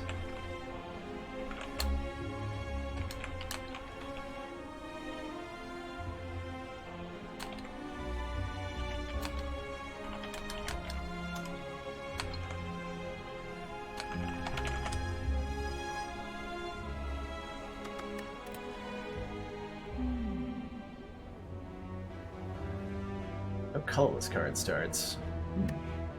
Now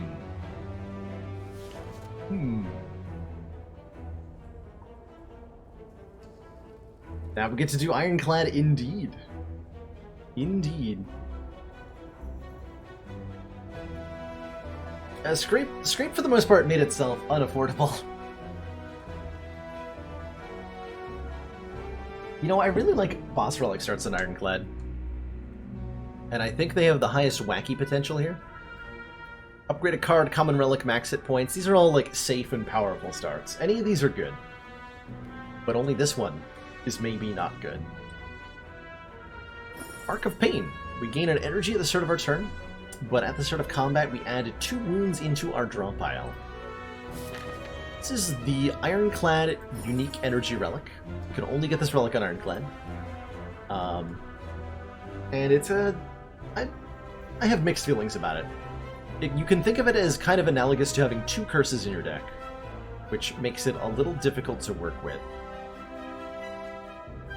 But the extra energy is pretty powerful. Compensating for the Mark of Pain usually means taking a lot of card draw when offered. Like, we're very quick to take Shrug It Off, Pummel Strike, Burning Pact, anything that lets us draw cards to make up for these wounds. Do we go for Medkit or for Evolve? Whatever we're offered. We might not see either. I'm wondering if we go for the early Burning Elite. I think I give myself the chance. With 4 energy, we can take elites pretty reliably. Maybe we just go for like 4 elites. No store.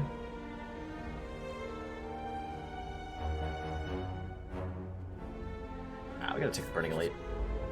We'll see what our first card pick looks like. We would love something high cost like a Carnage, a Shockwave, a Clothesline. Ironclad can get so much done with 4 energy.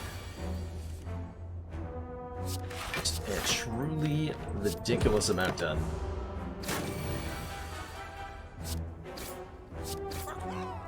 Letting us defeat Cultists despite a relatively mediocre draw. Well, there's a 2-cost attack. Sever Soul, exhaust all non-attack cards in your hand, deal 16 damage. You know? This might just be the use case for Sever Soul. We're fighting Hexaghost, so we're gonna have burns in the deck too. I can't remember the last time I intentionally took this card. Let's try it. Let's see if it does anything for us. I think Cleave is another, like, a totally valid pick as well, by the way. Cleave's just a good-ish AoE attack. Something that you value reasonably well early on. Let's try it. This might allow us to get rid of wounds sometimes. Maybe. Strike out of here. Cleric is talented. Have a good day. Always meme. Oh god. Sever Soul, no. Sever Soul, no! You're 1 damage short. You failed me already.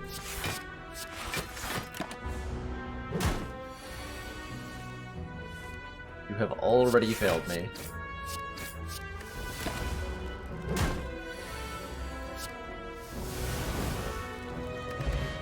Okay, a weak potion. There's the Shrug It Off we were talking about. Though, is that going to be enough damage for the elite? Let's find out. On Ascension 15, you can be a lot more block heavy against elites, and I'm not that thrilled about a Twin Strike or a Wild Strike. These are both acceptable damage cards. Wild Strike in particular, when upgraded, hits like a truck, but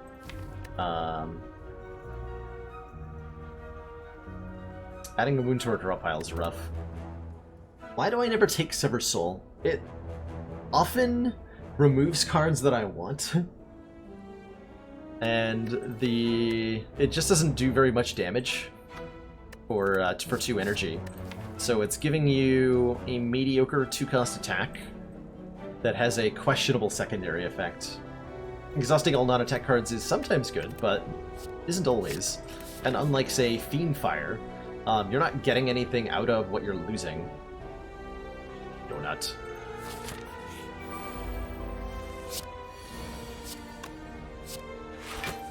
Donuts. It's true that we can use Sever Soul to remove the Wild Strike wounds, but we have to draw the wounds first. And a hand with a wound in it is a hand that doesn't have another card in it, which is very limiting in a lot of ways. The more wounds you have, the less likely you are to draw the Sever Soul and the wounds together, curiously. Or, well, the particular rune. Well, the more wounds you have, the more likely you are to draw a wound when you draw Sever Soul, but it's rough. I like the Headbutt here. Headbutt returns an important card from our discard pile to the draw pile, and we can combo it with Shrug It Off to draw a card again in the same turn. Triple Sentries is a fight that's easily solved by Power Potions on Ironclad specifically. This is a great matchup here, because we can take a Dark Embrace, which says whenever a card is exhausted, draw 1 card. And now, every time a card in our hand exhausts, like say a Dazed, we draw a new card to replace it, and we get to mitigate the icky downside of these sentries, which is that they add so much crap to our hands. It also makes Sever Soul draw cards. It's pretty cute.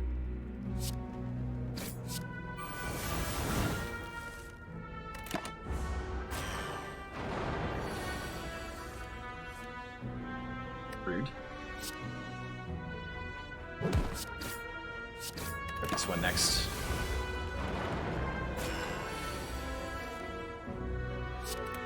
I do have a Shrug It Off left. Draw into that. No? Bottom card. Alright. Doc.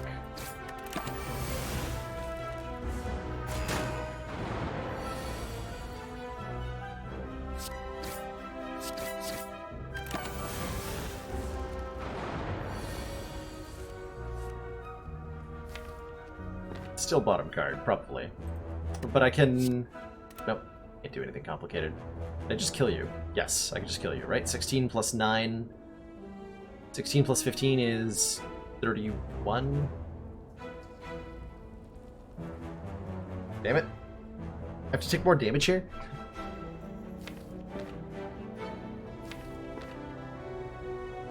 So I defend Sever Soul, and I hope that I draw the Shrug It Off. No.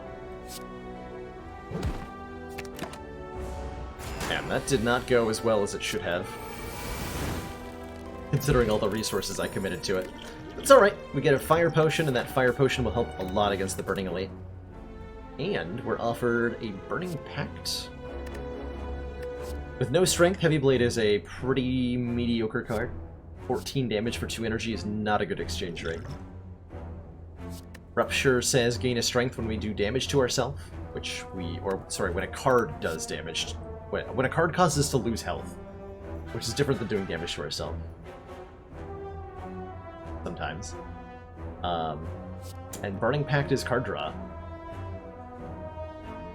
I like the card draw. Helps us get another way to get rid of the wounds from the Mark of Pain. Another way to get more cards into our hands. Unfortunately, I think we're... Now, we're upgrading Bash. right? Oh, I originally wanted to take so many elites, that's not happening.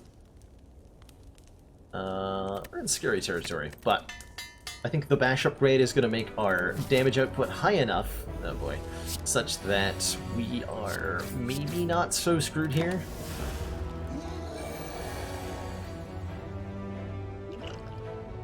Maybe not so screwed. We're definitely not in great shape here. Plus strength Gremlin Knob. It's going to hurt. A lot.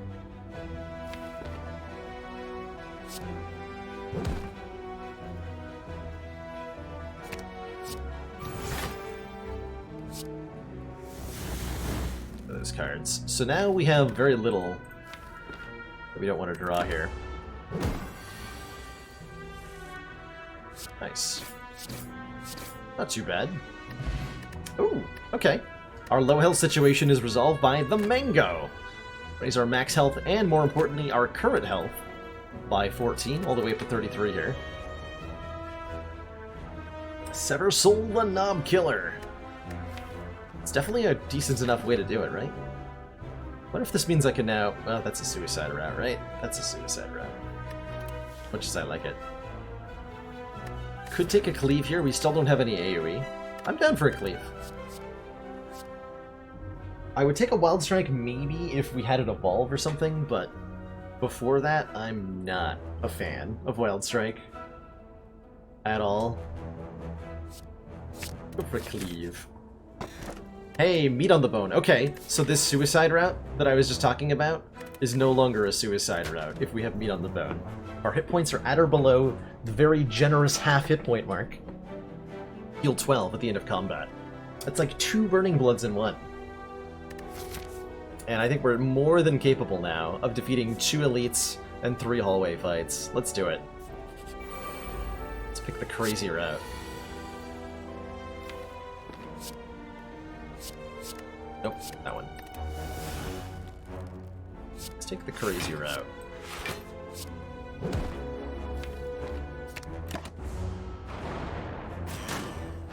Probably gonna use the fire potion to pick off one of these nerds. Yeah, this one. This one.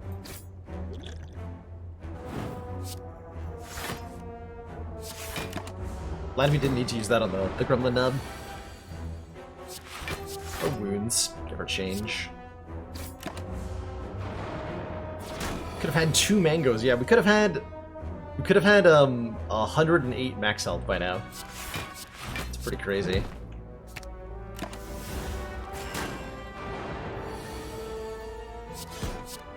These defends are coming in on the perfect turns.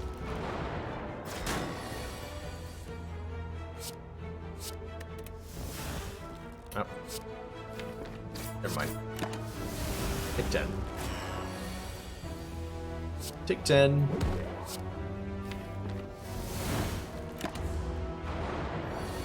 Could have had 2 mangoes by... One of the starting bonuses offered to us was 14 max health. How about instead of 2 mangoes, we have 1 mango and 1 strawberry? 101 max health. Ironclad. And... wow. On that note, I'm going to take a quick break. I'll be right back. I'm just going to let us all ogle these cards. Good lord.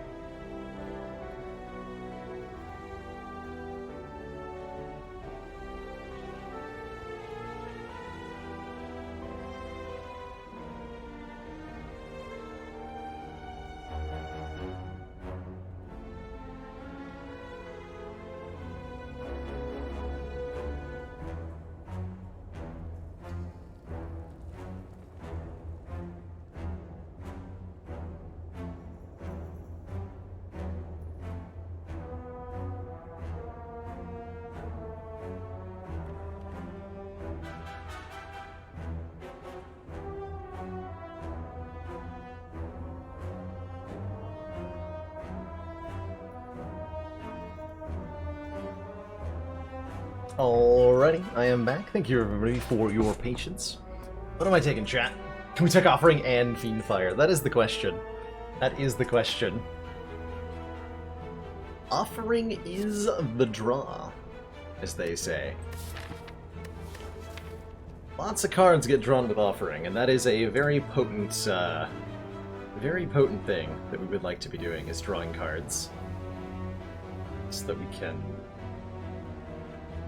do some damage. Fiendfire is a good way to do front-loaded damage, which we currently lack a little bit of. Especially if we can get some cards in hand, which we can't. We have no way to get more than 5 cards in our hand at the moment. If you click fast enough, you can get both. That's true. I think I personally prefer the Offering. You should take bad or unpopular. Well, I mean, I'll never not take dual wield for fun situations. But here's what I'm thinking. I'm going to take the Offering, and then we're going to use the Offering to use terrible cards like Sever Soul really effectively. So we're going to try to make the Sever Soul work, I think, with the Offering. I don't know what that means exactly, but I look forward to finding out.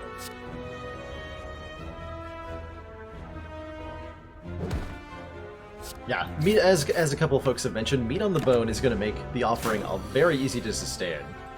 Or much easier, anyway, than it would have been otherwise.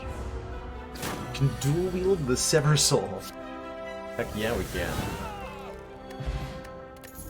Heck yeah, we can. Ooh, Shockwave Flame Barrier. These are some good cards. Those are some powerful cards. We could try to take a Havoc here. Havoc with a Sever Soul in the deck sounds like a real big recipe for disaster. Maybe don't do that. Maybe don't do that. Shockwave is just such a nice card, right? Applying Weaken Vulnerable to all enemies is a real enabler of a card. It definitely still have some more block. I'd like to see Flame Barrier do wonders against Hexaghost here.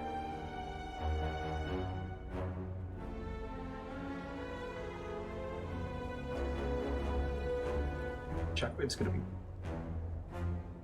Let's take a Flame Barrier. I think the Shockwave's probably the slightly better pick. But...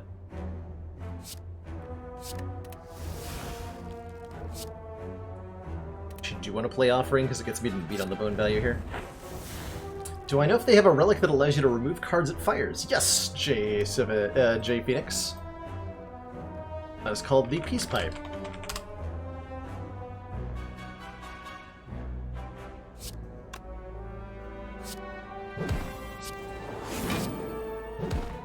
Headbutt our Flame Barrier back, so if we're attacked again next turn, we can also block. Or, no, we are being attacked next turn, and it will allow us to block if we don't kill him. All the way up to 60 health, like it ain't no thing. Disarm against Hexaghost? Blood for Blood is a... This is a card I've been using more and more, even on Ascension 20. This is an interesting card. It's a 4-cost attack that says, this card costs 1 less for each time you lose hit points this combat. And deal a ton of damage. Disarm, lowering enemy strength, is a really good way to get past Hexaghost. Attacks tons. Hexaghost attacks tons. It's also a really good card just to have in Act 2 as a solid defensive core card, I think. And it exhausts. How are we actually going to kill the Hexaghost? Flame Barrier? Flame Barrier. Let's kill Hexaghost with Flame Barrier and Disarm. I want to see it happen. Is there any world where I don't just play the Offering right now? And try to get a headbutt so that we can double cleave here? This is a scary fight. 2 sneaky gremlins and 2 fat gremlins? Like, what? What? It's terrifying. Let me shrug first. So I could cleave, strike, block. Take 7? No way. Play Offering. You can't do that, that's illegal. Oh, here we go. So we cleave. We headbutt the cleave. We draw the Cleave again with Burning Pact. This is one of the things that Headbutt can do that's really strong, by the way. Putting a card on top of your draw pile and then drawing it that you just played allows you to play the same card twice in one turn.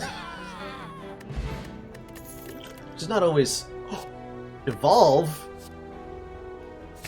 Evolve? We're doing it! Alright. When we draw a status card, draw one card. We are starting combat with 2 status cards in the deck. And now we can take Wild Strike. Now we can take Reckless Charge. Now we can add all the status cards to our own deck.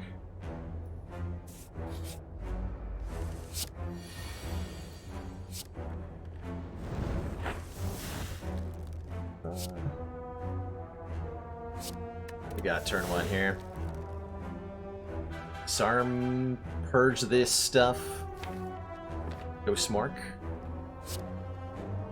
No face. No face.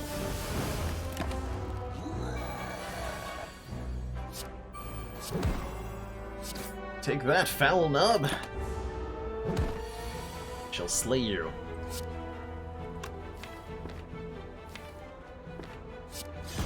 So how much damage are we short by here? Only 4. 4 damage. Kill him with Sever Soul. Not too bad as far as knob fights go. Not too bad at all. Blood Vial, start of each combat heal 2, so now we have even more... We got 4 health relics in a row. Amazing. Deal 6, add a copy of this card to your discard pile. Ooh, Anger is interesting. This deck can do some really interesting things with Anger. Especially if we upgrade the Evolve and upgrade like the Burning Pact, we can like draw a ton of copies of Anger very quickly.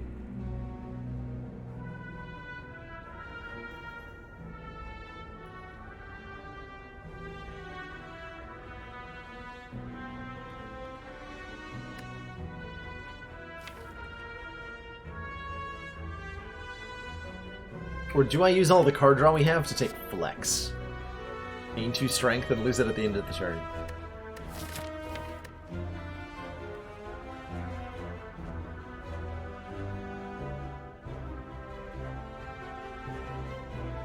We already have 4 energy, so a 0-cost attack's not that great.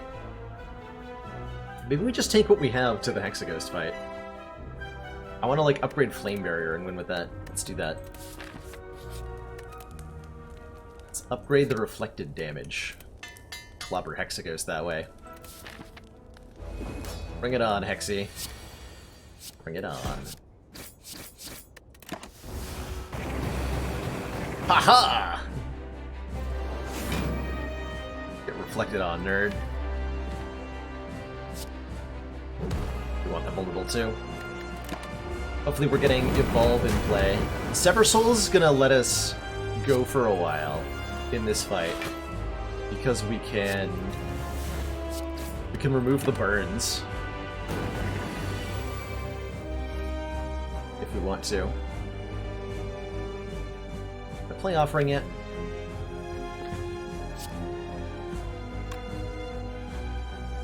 Let's see, next turn is a buff turn. Right, Hexaghost goes single attack, multi-attack. No, single attack buff. Next turn's a single attack. So I don't want to headbutt the Flame Barrier.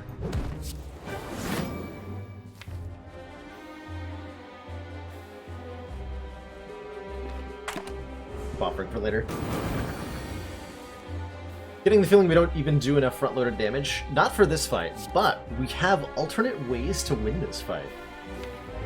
We're going to see the Inferno turn, and that's okay. Because we have answers to what Hexaghost is doing, I think. Might also just win off of having 4 energy and hitting Hexaghost really hard. That's also possible.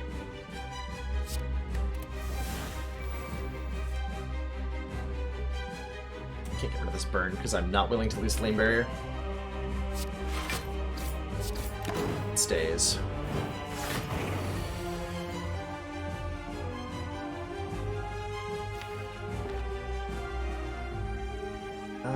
Let's see. We can headbutt our flame barrier and offering into it. Yeah, that's a good use because we're not otherwise having a great time here.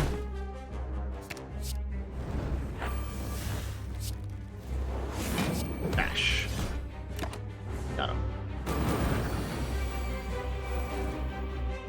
Hey, now that's a Sever Soul I can get behind. Take 2 wounds out of the deck. Although the wounds don't matter too much because we have Evolve. It's the burns we care about. Still, it's the best damage I can do. Let's defend too. See you later. Okay. Only 3 times 6 thanks to that disarm. We could kill here with the fire potion if we were in immediate danger, but we're not in immediate danger. Also, do we just have... No, we don't have attack lethal. Not quite. I'll save my potion, thank you.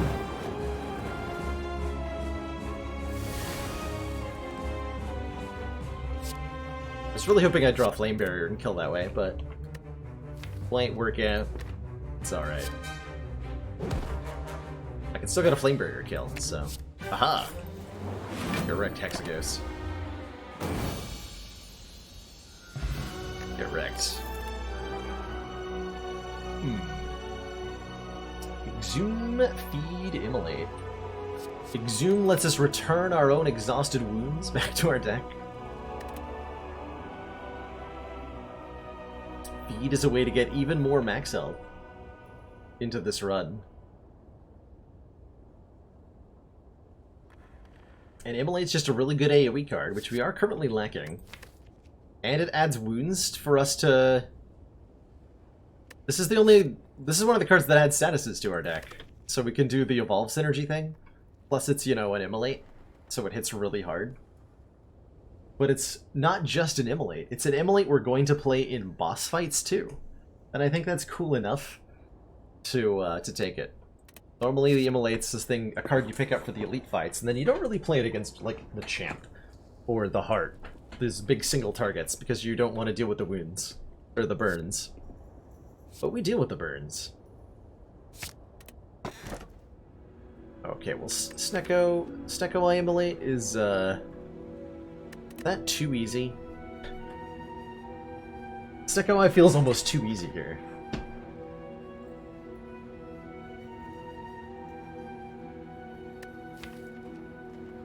Got an offering, we got a flame barrier, we got an immolate.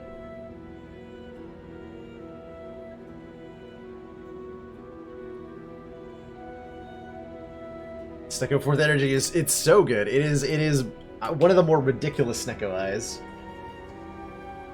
that I have seen. In fact. So I guess the question is, do we go Snecko Eye and try to make this deck as ridiculously silly as possible? Or do we intentionally not take the Snecko Eye and challenge ourselves with an Aura retake here? Like, if I take the Snecko Eye, we're gonna purchase, like, colorless cards at every store. Matt Warbuckle, you have not taken the Snecko Eye and been very successful. Let us show Matt Warbuckle why the Snecko Eye is so revered, I think.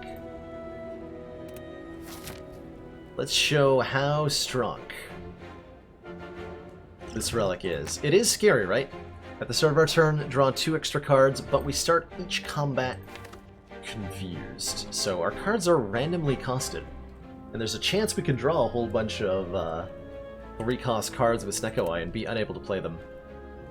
Snecko Eye is, by the way, a lot more takeable if you have a 4th energy from another boss relic. The consistency gain with the 4 energy is huge. And so that's worth calling out. Did I just even, look at my pathing? Oh yeah, this path sucks. Alright. Going the right way. Trust the speedrunning instincts. So, here we've got a whole mess of cards. Some of them are more expensive than usual. Some of them are less expensive than usual.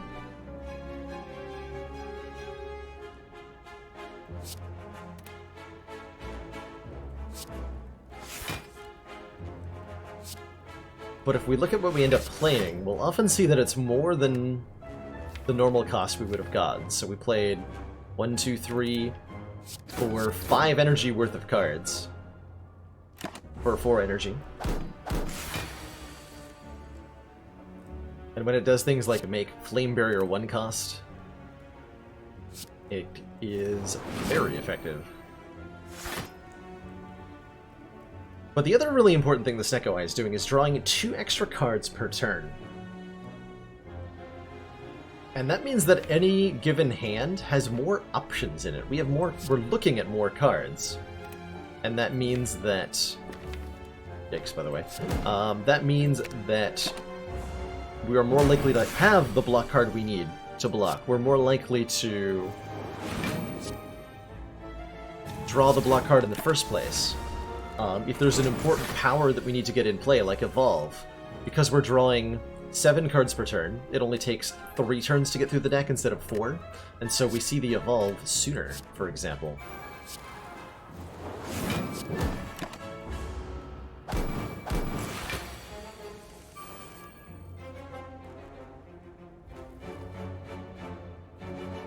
And it sometimes generates turns like this one where we can play a lot of cards.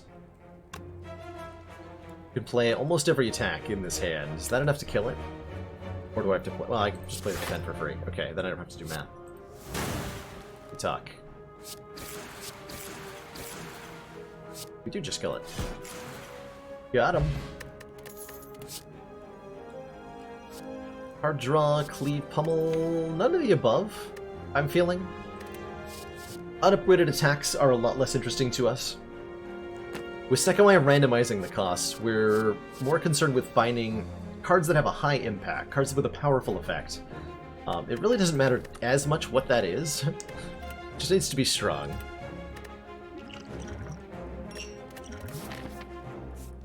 We're going to go to this store. And we're going to fight 4 elites this act to show off what Snecko Eye can do. Ooh, choose 1 of 20 cards. The library is hecka strong with a Snecko Eye. It'll allow us to do something like take a shockwave to get weak and vulnerable on enemies. Uppercut is really good here. I like Second Wind actually a fair bit because it gives us something to do with our wounds. We can now exhaust them for block instead of exhausting them for nothing. Carnage hits really hard. Take another wild. We could take the Wild Strike that keeps coming back to us to add more wounds to the deck. I'm gonna grab a Shockwave. Weak and Vulnerable is a really powerful status effect. Want me to trade 51 max health for 3 apparitions? You're crazy. You ghosts are crazy. Get out of here, crazy ghosts. And I was gonna like buy the colorless card, but it's Apotheosis, so it's actually just really good. Well, membership card's incredible. 50% discount on all future products. We can still afford the Apotheosis afterwards if we want it.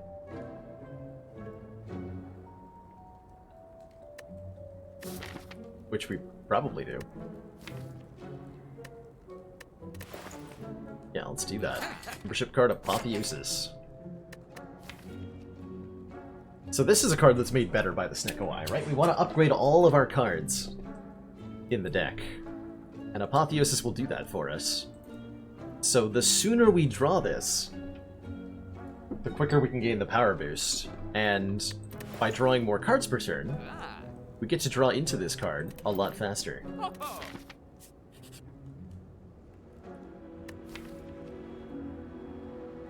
Duplicate a card in your deck.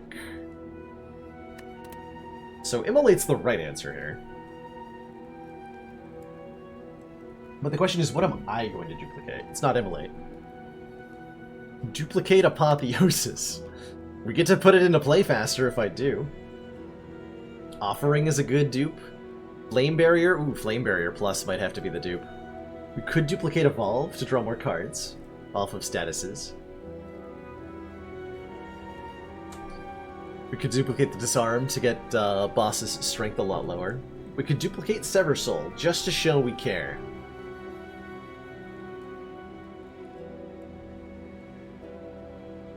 Yes, Mick. Snecko does indeed randomize the cost. There was previously an interaction with Bag of Preparation that could make this untrue, but as of the July 1st patch,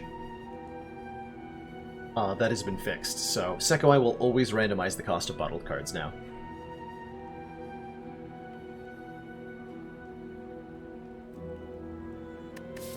I'm gonna dupe Seversoul. I wanna believe. I wanna believe it can be good. I mean, it is okay with Snecko. It's gonna do strange things. But maybe that's okay. Alright, Gremlin Leader. They patched out the Bag of Prep Snecko interaction, they did. And I'm glad they did, because it was really inconsistent. But thank goodness it is gone.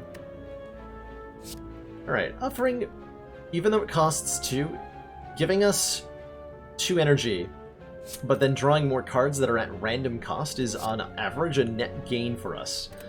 Anytime you're drawing cards with Snecko, you can consider that as equivalent to gaining extra energy. Let me restate that again. And this is, I think, the ultimate crux as to like why Snecko is as good as it is. When you have Snecko, drawing cards is like gaining extra energy. And Snecko itself makes you draw more cards. So Snecko, even though it's randomizing your costs, is giving you extra energy. Funny how that works. See, like, we get a free card. That's a card we could not have otherwise played. Magic. It's the only explanation.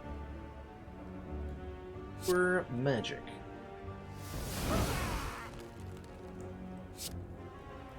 See, I could do 12 to you. I'm gonna make the leader vulnerable here. Show me an Immolate. Show me a different Immolate. Doesn't cost 3. It's just Flame Barrier to block, right? Yeah.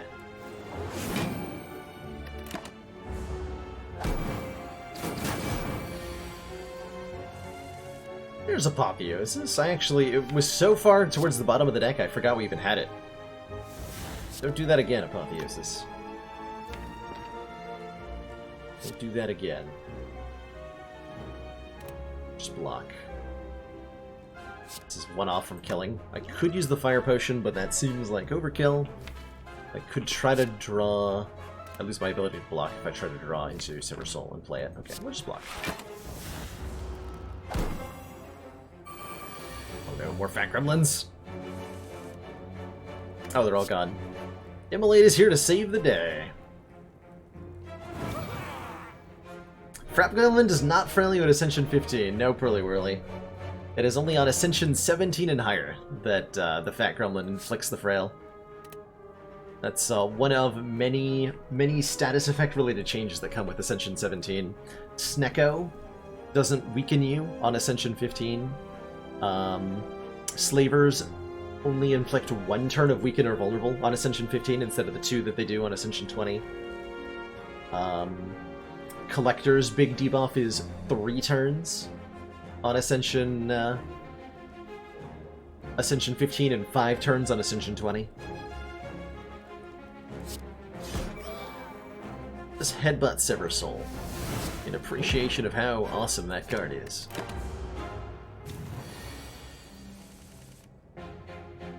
At exhausting our cards. Get Seversoul, son.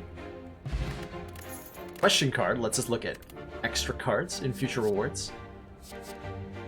Heavy Blade, while it says 2 cost on it, don't let this fool you with a Snecko. Just because a card is 2 cost doesn't mean it's worth adding. You do have to consider how it interacts with the other stuff in your deck.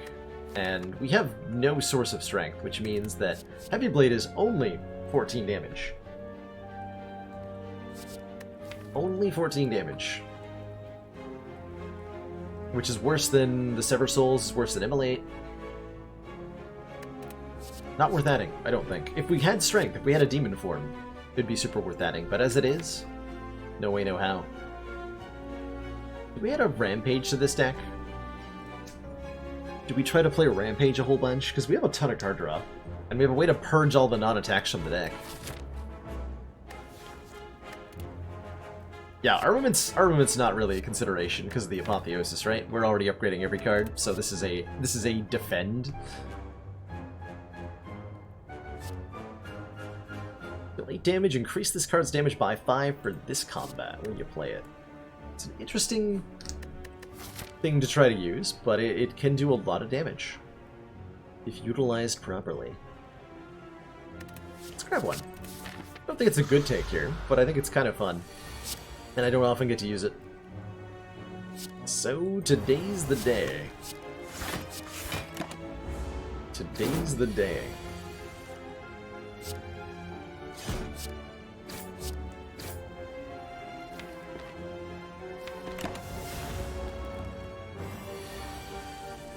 I have absolute faith that Snecko Eye is just going to keep generating really good hands, turn after turn after turn. So what'd it do?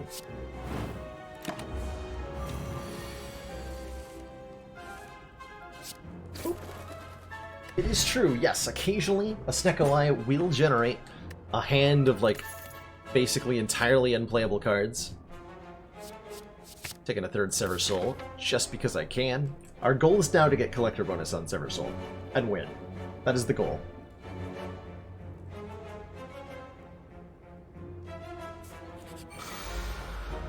Book of Stabbing.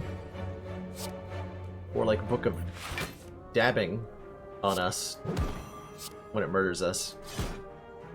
I think I used a weak clear Shakir.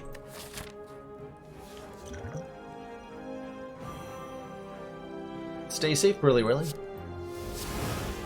Stay safe.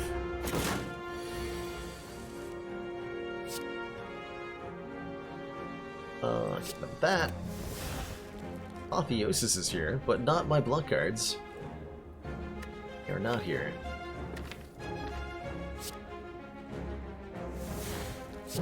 The Sever Soul? Not the best pick, but I like it.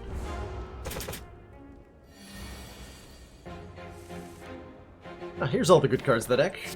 I put them on the bottom, because they're so important. Let's see, 13 plus 42 is just a kill, so I don't have to play Offering here, but I want to. No, I don't want to. Never mind. Never mind. Peace Pipe. We can now remove cards from our deck at rest sites. That's amazing. Upgrades are not worth it to us, because we have Apotheosis to upgrade every card. So why would we upgrade anything?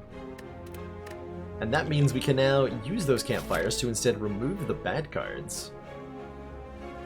Which is amazing.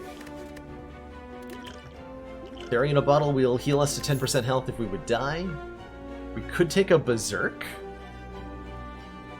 if we wanted to. I mean, it's in the title, right? We have to. We have to take the Berserk. Berserk says, gain 2 vulnerable at the start of your turn, gain an energy. There is no such thing as too much energy when you have a Snecko Eye. Snecko Eye is good on low energy, but more energy does make it more better.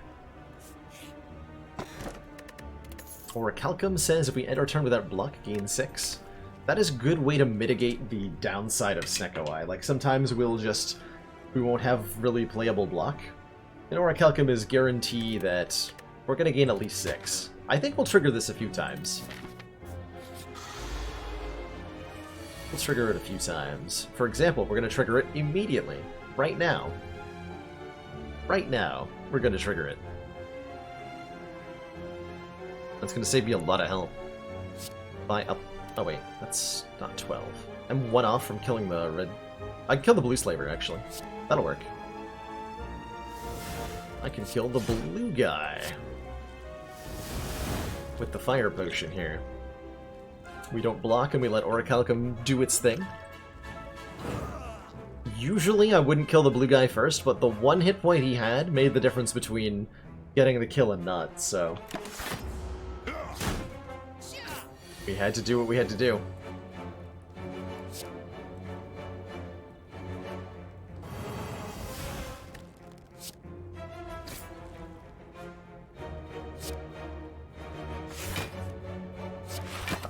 Okay. I'm made vulnerable, but I have Sever Soul to do 30 entire damage with.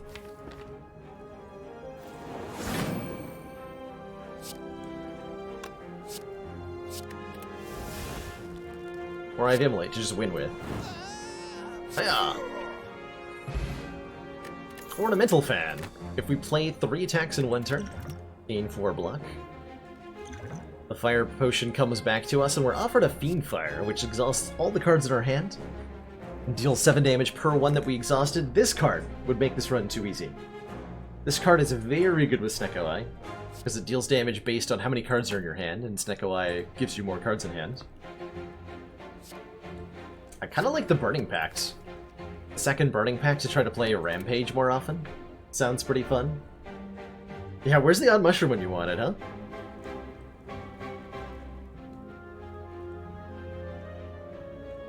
Oh, excellent question, Champion Beef. It looks like we've got our work cut out for us, Commander. Excellent raid! SD89, hello! And viewers, welcome. We stumbled upon some Slay the Spire nonsense. Including deck that has 3 copies of Sever Soul, just because we can. So, if you're a fan of this card, you're that one guy who likes this Sever Soul, you've come in at the right time. Oh, come on in, everybody. Taking a Burning Pact. I think I'm taking another Elite Fight. And now that we don't need upgrades anymore, we can smoke our triples away at the fire and remove the strike cards. Get them out of here. Strikes, please leave my deck. We have a lot of money. Shops let us do silly things. But elites give us relics. What do I do? What do I do? I could buy, like, a magnetism in this shop. I just got, like, question marks. Yeah, what does the store hold for us?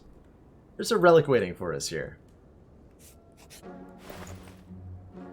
And music. We could take Chrysalis, shuffle 3 random skills into the draw pile.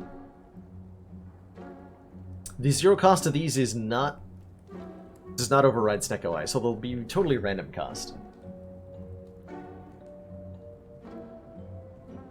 Actually,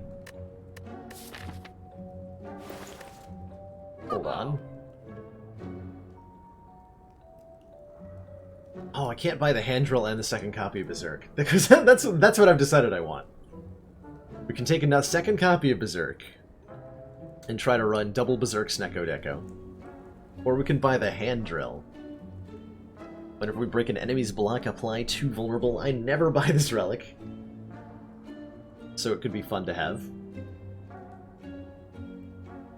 Could be really fun to have. How often do we get to run 2 copies of Berserk, though? How often? So I'm thinking maybe Berserk card remove. I can't unfortunately afford the Sunflower and Drill. I'm 1 gold short of getting them both together. I was thinking that originally, Matarak. I was like, those relics look pretty good. Everyone picks Berserk? Is the meta evolved so quick? Everyone picks Berserk, allegedly. This accusation being leveled at me.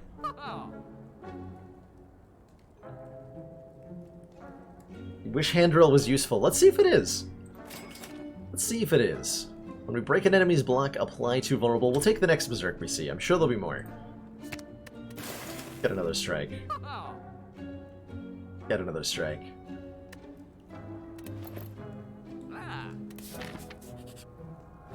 Upgrade all strikes and defends? No!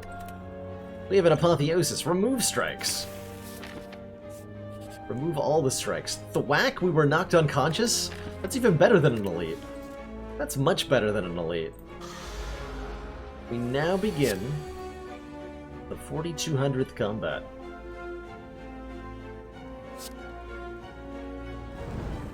Some more cards in my hand here.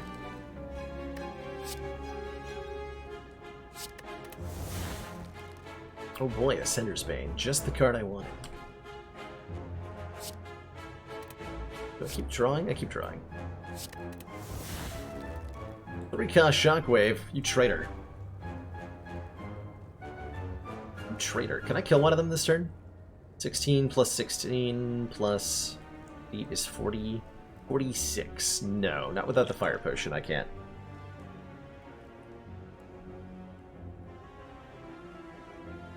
And that'll trigger block off the ornamental fan, so I should play the defense. Gonna lose some health here, but we're gonna gain it back from the thing.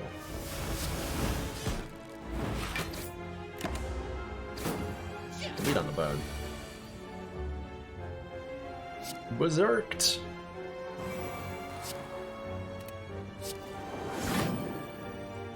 Go bash, assimilate. Win the fight. Win the fight. Even play Apotheosis. Well done, weakling! Time for the real challenge. Is Berserk actually good now? Kind of? It might be. One turn of Vulnerable is not much. It means you don't have to plan ahead for future turns. You only have to assess, am I being attacked right now? That's pretty good. It's pretty good. So, like, I get to play it here, for example, and I only take 1 damage as a result. Pretty big deal. So we now have 1 extra energy every turn for the rest of this fight, and that's a lot. 1 extra energy with Snecko Eye does wonders. Kaboom, by the way.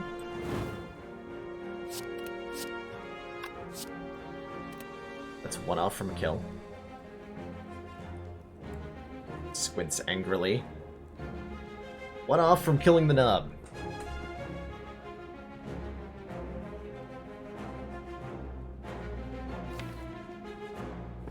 So I think we play Offering to draw 5 cards. Yeah, we got a free Silver Soul. That'll kill him. That'll get him. Kaboom. And we get a shovel. We can now dig for relics at rest sites. All the strikes are pretty much gone, so Peace Pipe can now be Relic Pipe. And a card. If we want one. We don't have to take one. There's also the Bottled Flame to let us start combat with Sever Soul in hand. Which is maybe not the greatest decision. What would I want to start in hand with here, exactly? Immolate's probably the pick in terms of, like, solving most fights. The hallway fights.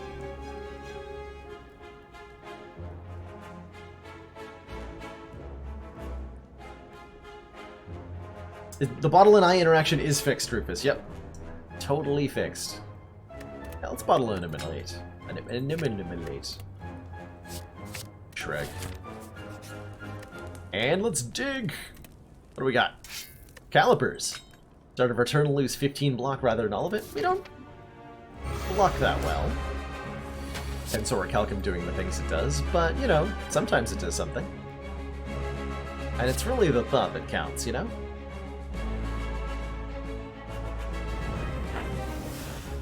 Hey, we actually get to play Evolve here. So how are we scaling in this fight? Rampage? I think Rampage is how we're trying to scale this fight. Shockwave. Rest in peace, Shockwave. Knew ye well. Purge all of this stuff. Really slim down the deck immediately. I think I'd rather do the 21 of Immolate.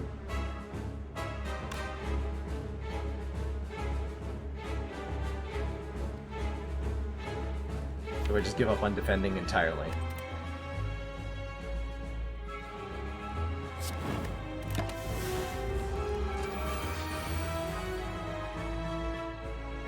It's an expensive Apotheosis and a Berserk that really doesn't want me to play it right now.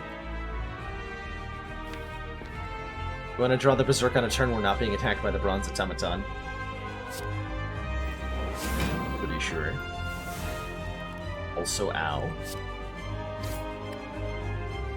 Yeah, this is a lot of damage if I play that. No thanks. No thanks. Zero cost Immolate? Shouldn't have.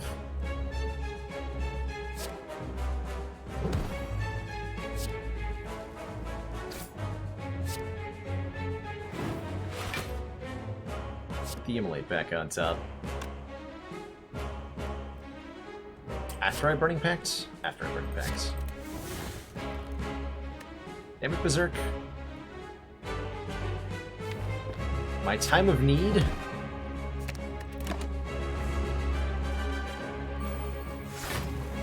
Oh. Right, that was gonna happen. You stole my Immolate! I needed that. Give that back. Oh, you can give that back. Okay. The hand drill! It did a thing! It did a thing. Look at that. There we go.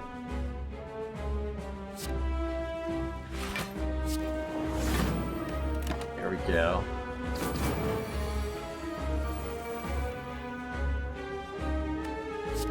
The hand drill.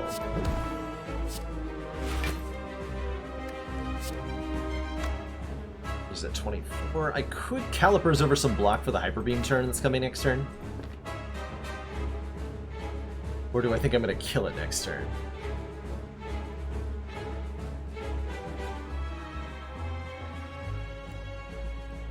There's no way I kill this thing next turn, right? Berserk, no!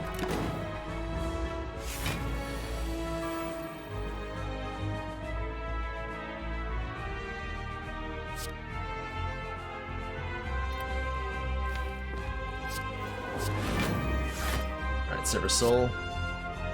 Trigger the hand drill!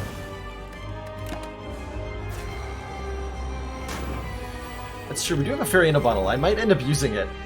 We're in a little bit of a dire situation here. Calipers, though. It's Calipers, though.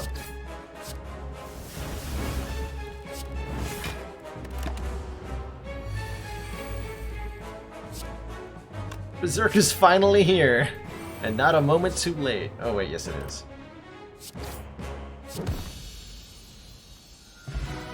Fight.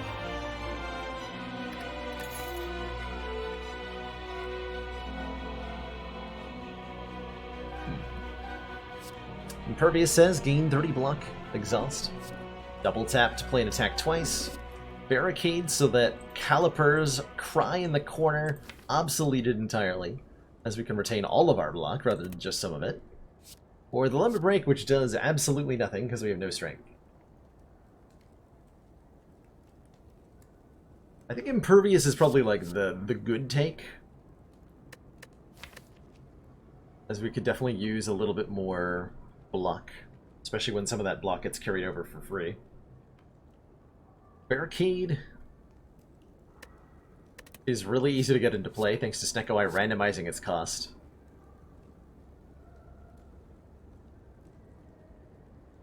Yeah, the hand drill was not deduced to be amazing or anything, but we were like, hey, you know what I've like never bought? Drill.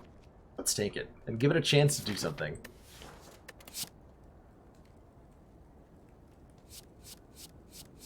It's one of these two. Both give us very powerful blocking things.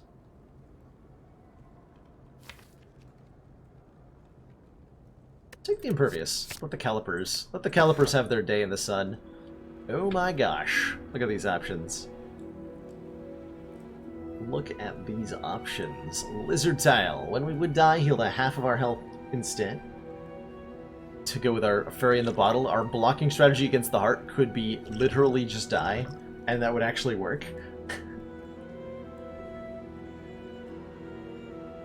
We could take Black Star to give us an extra relic from elites. Does Lizard Tail or Fairy go first? I believe the Fairy goes first. BB Tech. I love getting extra relics off elites, and this could give us a chance at getting the Champion Bell, which I'd love to see right here. We're only getting 5 cards transformed with Pandora's Box to transform all the strikes and defense, so I'm not eager to take this option. Let's do the Just Die strat. I dig it. It's hard to say no to a Black Star, though, you know, right? Like, so many relics. So many relics all the time.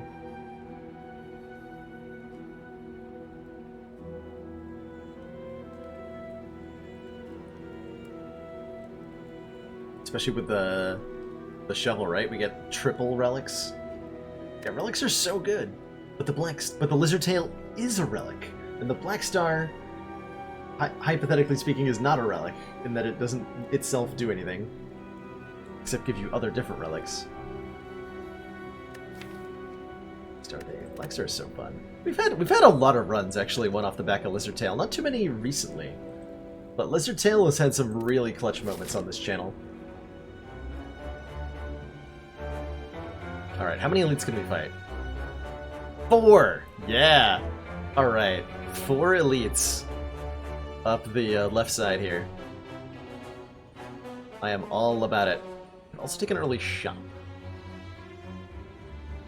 Probably want to take a shop. But if I take the shop, I don't get a fire. So it's 1 less relic.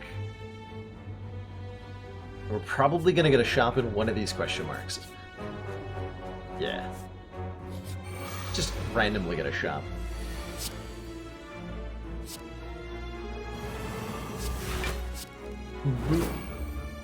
Wait, that didn't kill any of them? Get out of here. Get out of here. Berserk. Do we need a shop? No, we want a shop, but we do not need one. Shops are a luxury.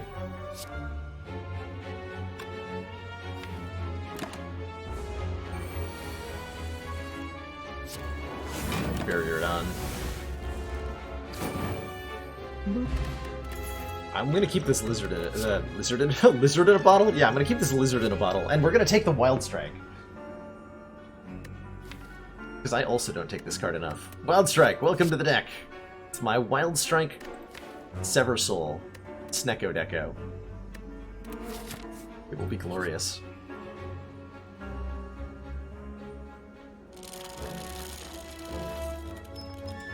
And it'll have a curse. Excellent. Excellent. Welcome to my deck, curse. Should I get another one? 2 curses? Or do we lose 5 max health? Which is also 1 less health when Fairy in a Bottle revives us. 2 curses and just get Duvidol, lol. I think we already saw Duvidol in a shop this run. Did we? I feel like we did.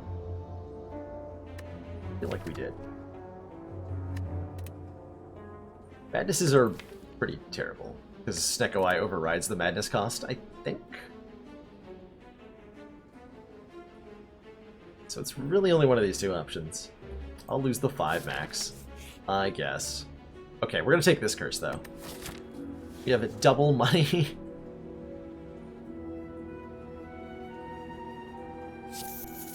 So when we roll into our shop right here, we have Juzu Bracelet. What is going on with all these events? I forgot we had Juzu Bracelet.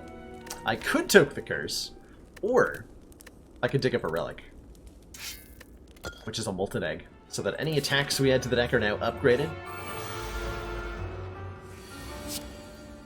I accept.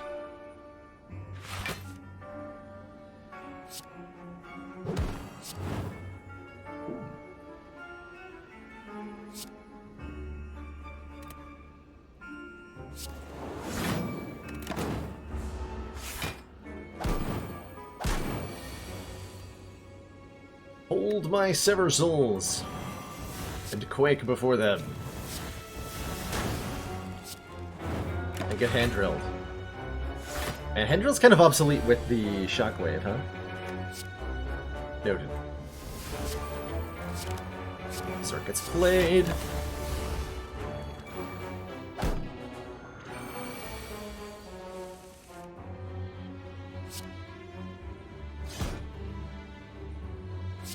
No one cares about regret, because I have... Well, I just ended the fight. Well, but also because I have Sever Soul.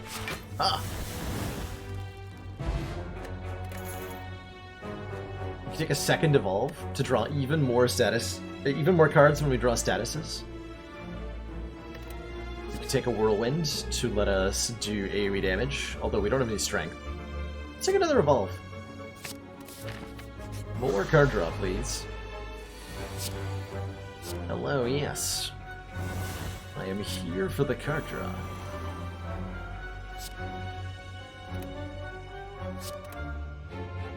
Want to play Rampage.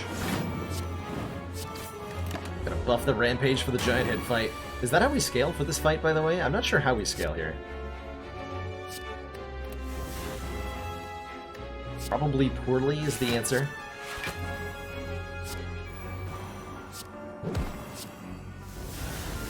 See you later, offering. Commander, we've just received the support of another council One-man member. army! Thank you so much for that Twitch Prime sub. Welcome to the council. Enjoy your new emotes, the community, and your newfound smug sense of superiority. Glad you're enjoying the show, and thanks for being here. And before we can ask ourselves the question, does this win against Heart, we must first ask ourselves, does this win against Giant Head? The answer appears to currently be maybe not. Okay, we can carry this over with Calipers.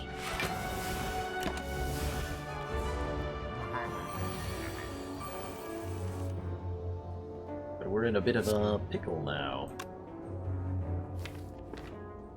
An extra spicy pickle.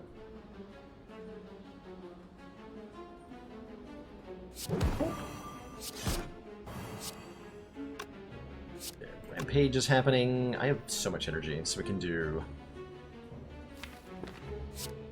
Play the other Evolve, if I want to. Or we can carry over Block with Flame Barrier Defend, which I should probably do, because I'm playing that Sever Soul.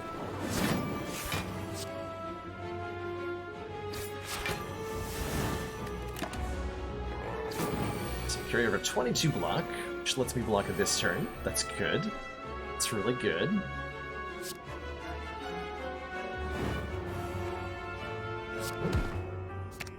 Get the Immolate back. Yeah.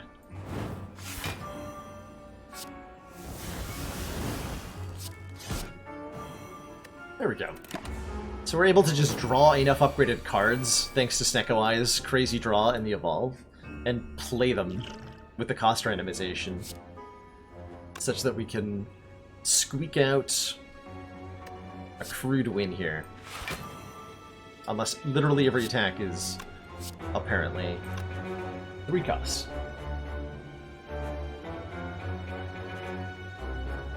So Berserk is pulling us out of the fire here by letting me do Bash for 16 and Rampage for 39, which is exactly 55. Oop. Cool. We almost died to Giant Head. That was fun. That was fun. More card draw when we lose health. Every 10th attack we play is double damage, and maybe another headbutt? Or just a skip. Almost died. Giant Head would have killed us from full health in one blow. Guaranteed. Guaranteed. Preserved Insect would be real nice here, but we have to take the Sapphire Key to go to Act 4.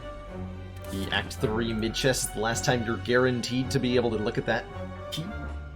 So you should, if you're looking to go for the heart, always check in with yourself when you see it at the Act 3 chest to be like, do I need to take it here?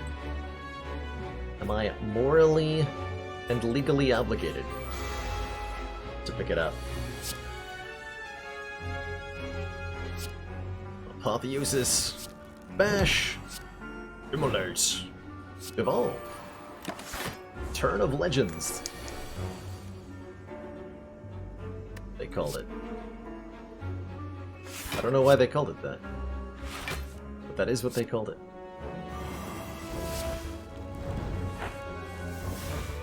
Hey, look at all these curses in my hands. Sure would be a shame if something were to happen to them.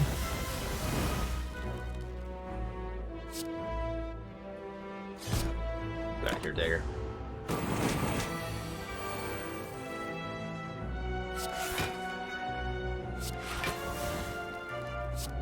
I can actually get behind these Sever Souls, not gonna lie. They're doing stuff.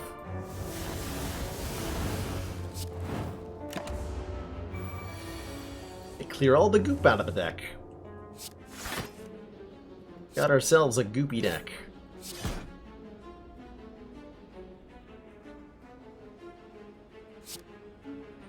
So goopy.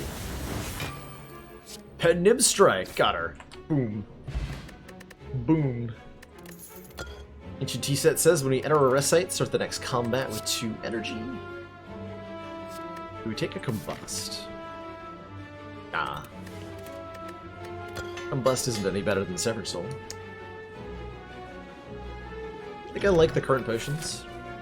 And we're gonna go event, another elite fight, event, 3 more events.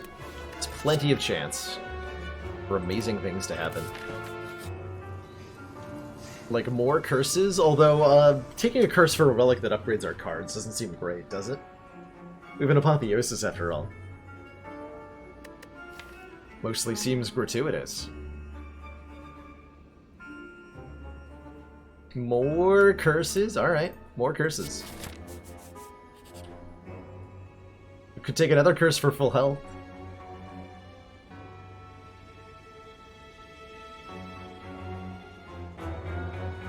Or we could fight a boss, get a rare relic, and that rare relic might be Champion Belt.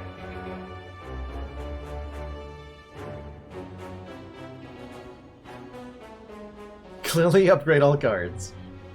Turn off our fairy in a bottle, turn off the meat on the bone, turn off the blood vial. Oh no. Could be Dead Branch. And then Sever Soul would be good. Okay. I'm with it for the Dead Branch. Because it would make Sever Soul the best card in the deck suddenly.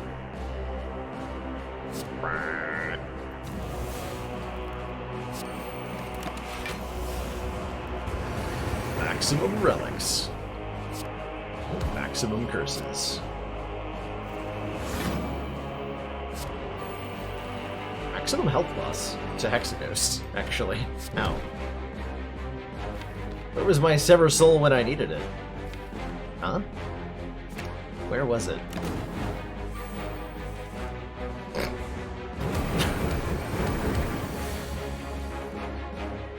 Regret no!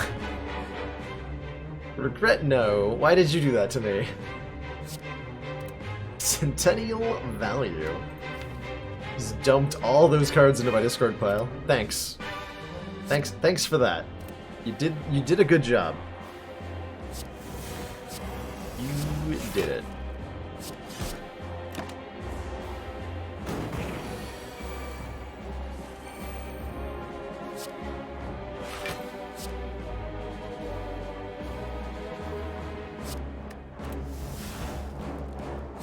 Bash, Sever Soul, Sever Soul, Sever Soul, headbutt the Sever Soul.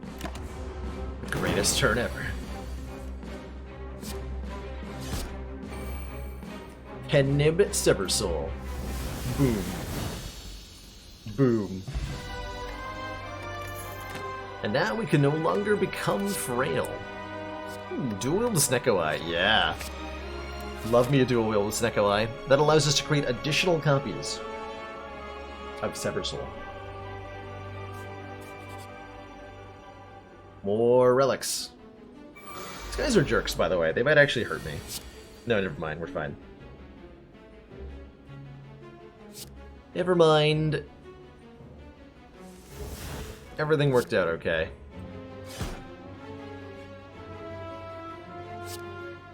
Hold on.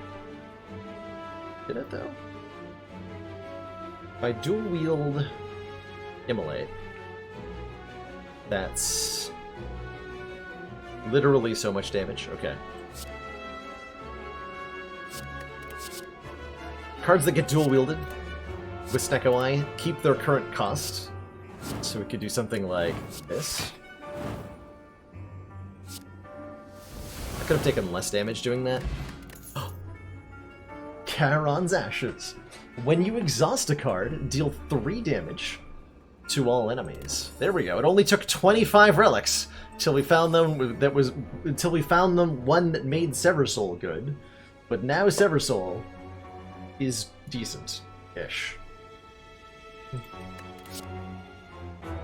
Decent-ish. We still need to feel no pain so we can like block, right? Not sure we currently survive the heart. Although the disarm will help quite a bit, as will that impervious. We're definitely not just like breezing through the heart fight yet. Not yet. Ha! Get nerded on.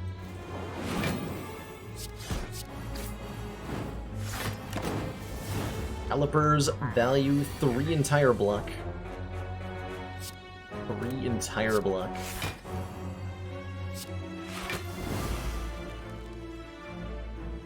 Just gonna play this Berserk.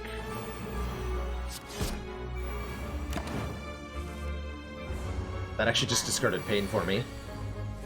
Amazing. More evolving!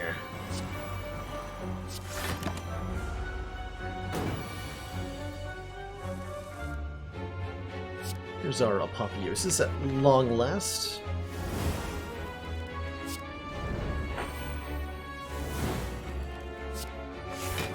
Sever Soul says deal 78 damage to the giant head.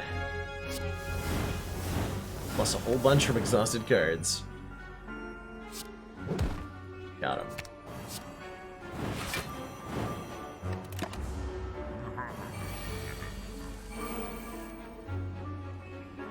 That's actually a really good Sever Soul.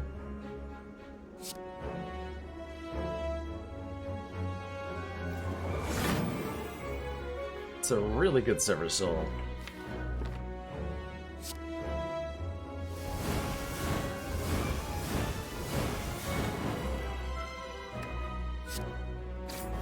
Neat.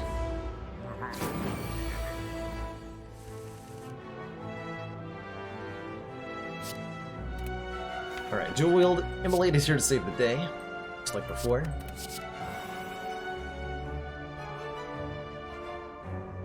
Oh, thank you, Enderex. I'm not as focused on win streaking Ascension 15 as I originally was. But I now look at it as more of a playground. If we happen to accidentally get a 10-0, that would be super exciting.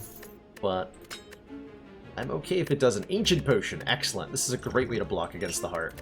This can avoid the vulnerable in the first stage. We've got ourselves a Maw Bank. So we're going to roll into the Act 4 shop with all the money in the world. We're offered another offering, which I'm going to take. And we can bottle Apotheosis if we want to. That's a pretty good bottle, right? The 33 card deck. Yeah, we should bottle Apotheosis, such that it is always now in our opening hand. Get the entire deck upgraded. Have to recall. Have to fight Time Eater, unfortunately, as much as I would like to do anything else. Get out of here, Time Eater. Get out of here. I don't really want to put a status card in my draw pile until I have Evolve in play, so let's play Immolate instead. Headnib is ready. These tongs are gonna be, oh. About those tongs. It's a bit of a rough turn. Offering's not doing a whole lot here. I think I just... Yeah, I think that's the turn. Good turn.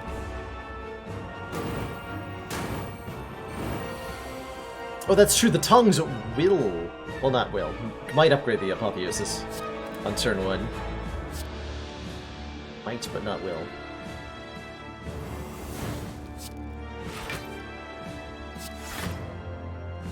This offering, I should. Okay, this is a good hand to Sever Soul. But then I can't play anything else.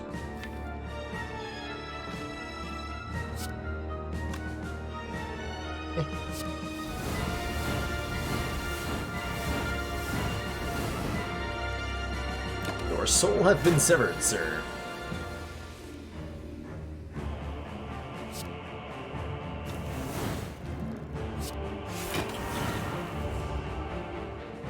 Alright, we're mostly out of block, which is not great.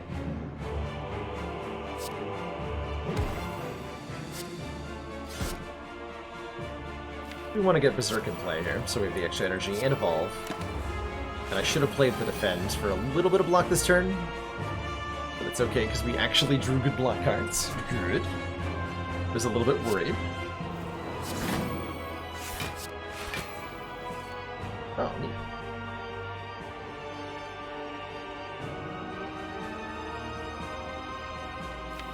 Let's just play Sever Soul twice. Hand Drill. Show him who the boss is, Hand Drill. You do it. You do the thing. Let's see, that's gonna put you... You're already below 240, alright.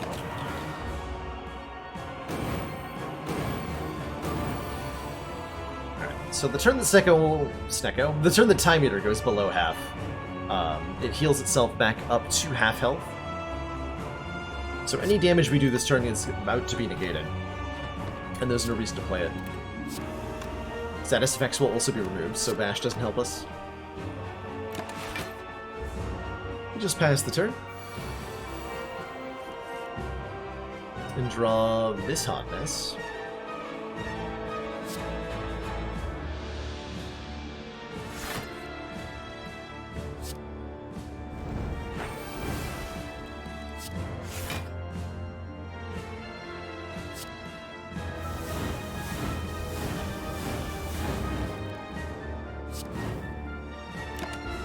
Going a little bit low on our hit points here. So hopefully we're killing Time Eater next turn, because I don't think we're going to survive the next hit.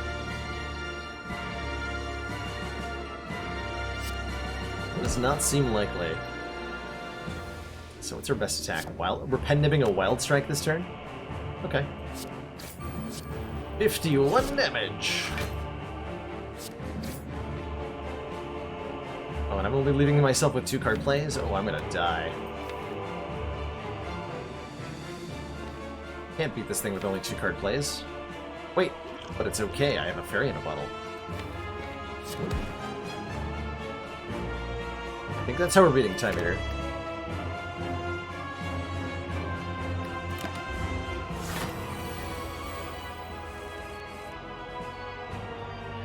-3 attack. If I shrug defend, I think the third one kills me. Certainly we're not killing Time Eater here. With our piddly little damage. So we have to block to survive. If I play 3 cards, then this attack's gonna get +2 strength. Time Eater will go to 15, I think, times 3. The first attack will kill me and revive me. Actually, Orichalcum comes up. I survive the first hit. Second hit kills me, and I revive. And then the third hit also kills me, and I also revive.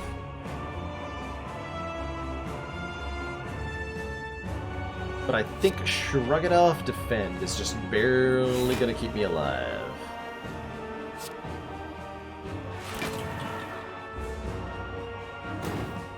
Yeah, we live on 1, and then we die. Use the Fairy in a Bottle.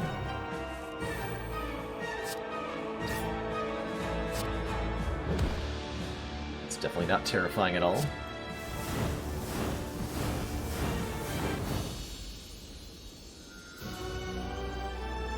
Charon's Ashes. Baron Bottle just literally saved their entire run. It's time meter. Well, it's not one yet. We still do have to beat the heart. We do still have to beat the heart. But we have a shop that we have unlimited gold. And I think I'm resting because we're low on health here. We could get another relic, but like 20 health. But like 20 health. Oh my. And boy are they ever good relics. Check this out. Pocket Watch. When we play 3 or less cards during your turn, draw 3 extra cards at the start of your next turn. Thread and Needle. Start each combat with 4 plated armor. Toolbox. At the start of each combat, add a random colorless card into your hand. Take another shrug. We're gonna take a Thorns Potion? Thorns Potion. For the heart fight, we're gonna remove one of these curses. I think the Pain is the worst one. Actually, no, the Regret is the worst one. That's the one that keeps dumping Centennial Puzzle cards. Get out of here. Buy and remove Clash. An option. Take another dual wield, because it's strong. We don't need another evolve. Clash Sever Soul is actually a thing. But it's only 18 damage, right? It's only 18 damage. 96 hit points in a dream. Let's go. Pretty good start. Apotheosis into dual wield Immolate on turn 1. Is a really big deal here. We get 3 copies of Immolate Plus. Go. Boom, boom, boom.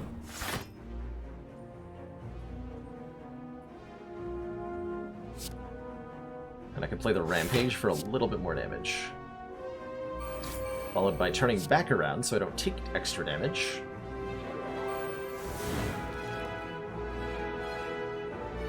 There's our turn 1.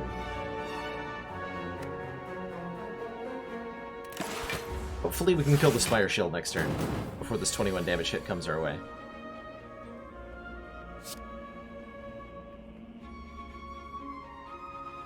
Pain is going to draw me 3 cards as soon as I play Evolve here.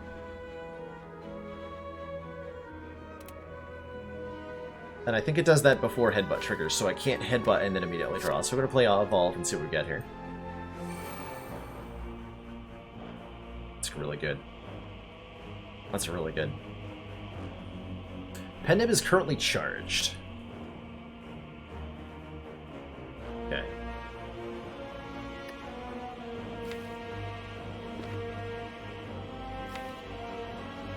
I'd like to draw into Impervious.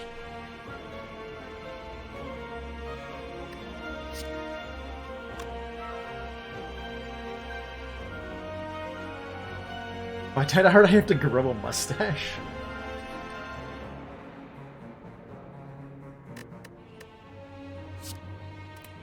But why?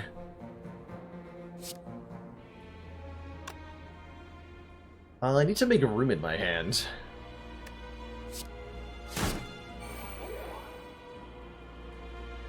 You didn't do anything, Handrill. Just you tried.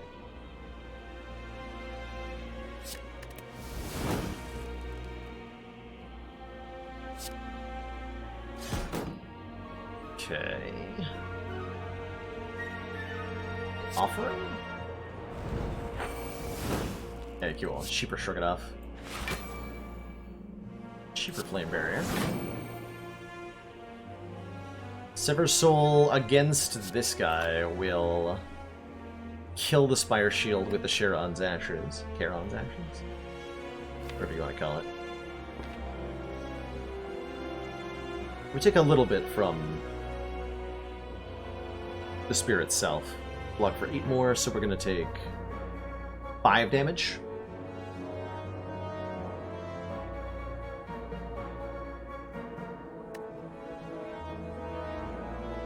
Five's pretty reasonable.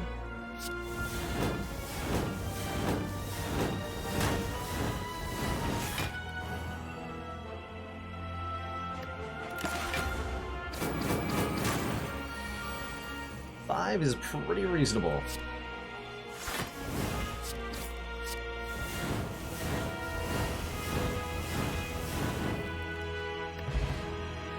And in return, we get the Mummified Hand when we play a power card.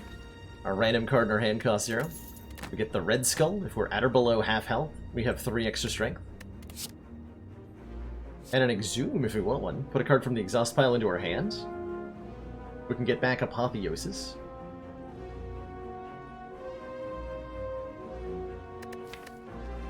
We can get back Disarm. It's a big deal. Take an Exhume. And I think I want these 2 potions more than I want a Strength Potion. Alright, we have 84 health for the Corrupt Heart of the Spire and a Hand of Greed in the deck. As it should be. Ancient Potion will block the vulnerable the heart is about to apply to us.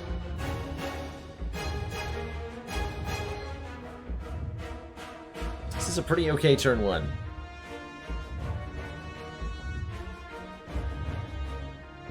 TBH. We're gonna draw 3 cards as soon as I play Apotheosis, because Beat of Death. Every time we play a card, we take 1 damage. It's gonna deal 1 damage to me, trigger the Centennial Puzzle.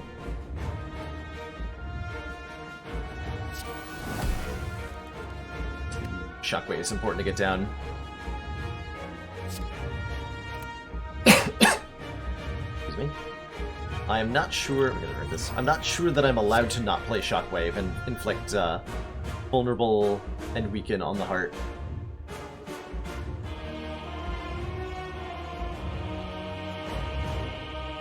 Yeah, I think we need to play that. And we're headbutting. Immolate, I guess. Or defend is fine.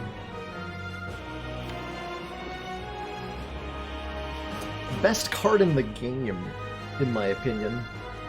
Probably Corruption, if I had to name just one. But, as ever, it depends on the situation. Definitely Corruption, like, right now would be the strongest card. In this deck right here. Oh, we're made to Frail. 1 times 15?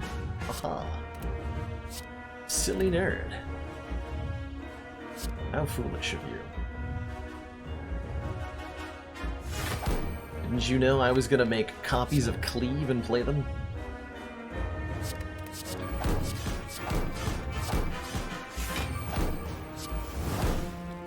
Alright, so we're gonna lose all of our plated armor here.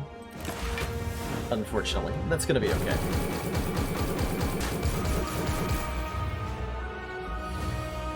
The big hit is 33. Looks like we're gonna block it pretty well with our turnipped non-vulnerable block turns. Pretty good. That's pretty good. I might have just pitched away my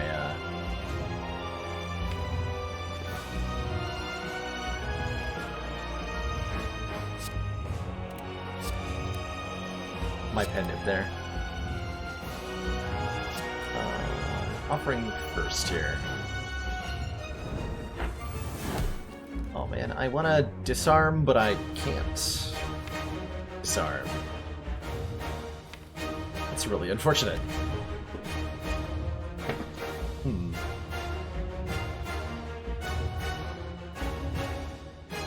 That's really unfortunate. This is a bad hand. I don't want to lose the disarm with the offering, but I don't want to not play the Sever Souls, because I need to do damage, right?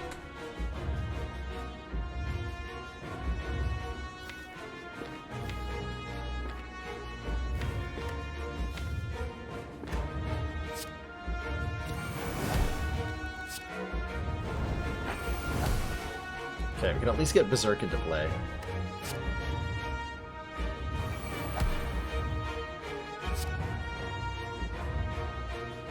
Alright, be gone, foul cards.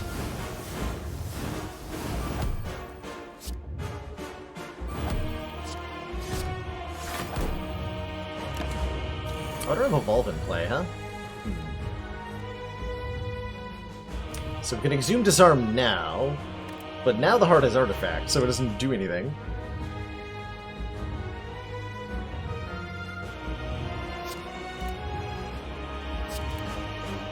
Sorry, so to clarify what happened with the disarm there, the heart on its first buff turn purges any negative strength.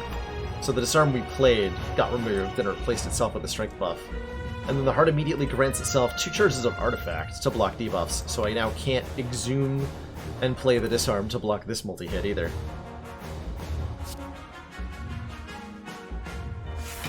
It's very rude, basically. Guess I'm pulling out that zero-cost offering from the discard pile.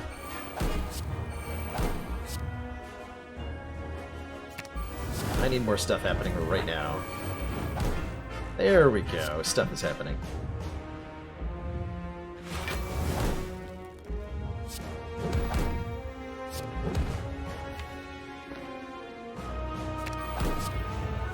All that crap too. Okay, so we full block this hit. Do a whole bunch of damage with thorns. Heart is below half health here. But Exhume Apotheosis, though.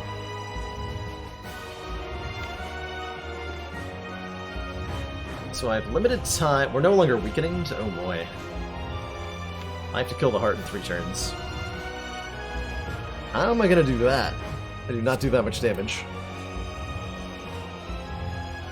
Oh, Red Skull's active. It's like, where did I get 3 strength? That'll help a lot. That is definitely gonna help.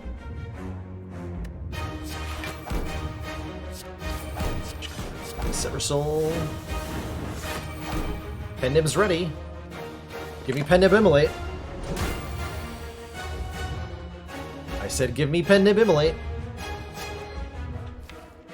Please. Yes.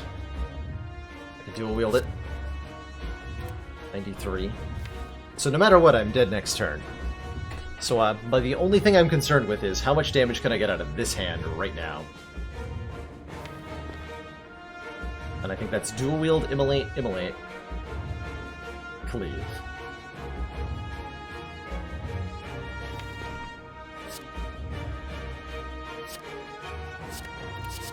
I figure it's the immolate that ends up winning things for us in the end, right? Would be. 94 damage in 1 turn. Can I do it? Can I do it? Survey says maybe. That might be enough. Let's see, we have 30. Plus 19.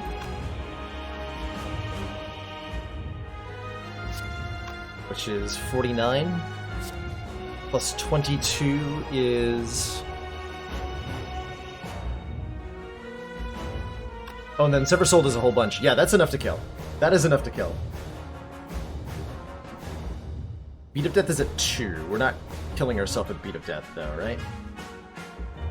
Must kill with Sever Soul or run is a fail. Can do. We can do that. We can do that. We can absolutely do that. Check it out.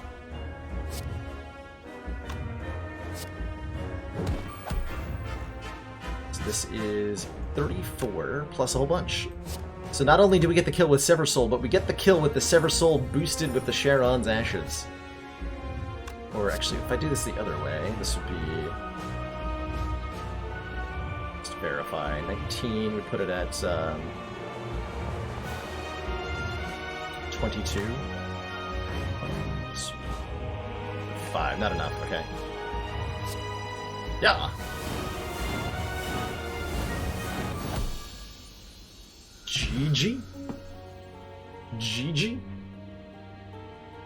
Get wrecked heart. 3 copies of Sever Soul. 2 curses, couple dual wields. Whatever. Easy game. Easy game.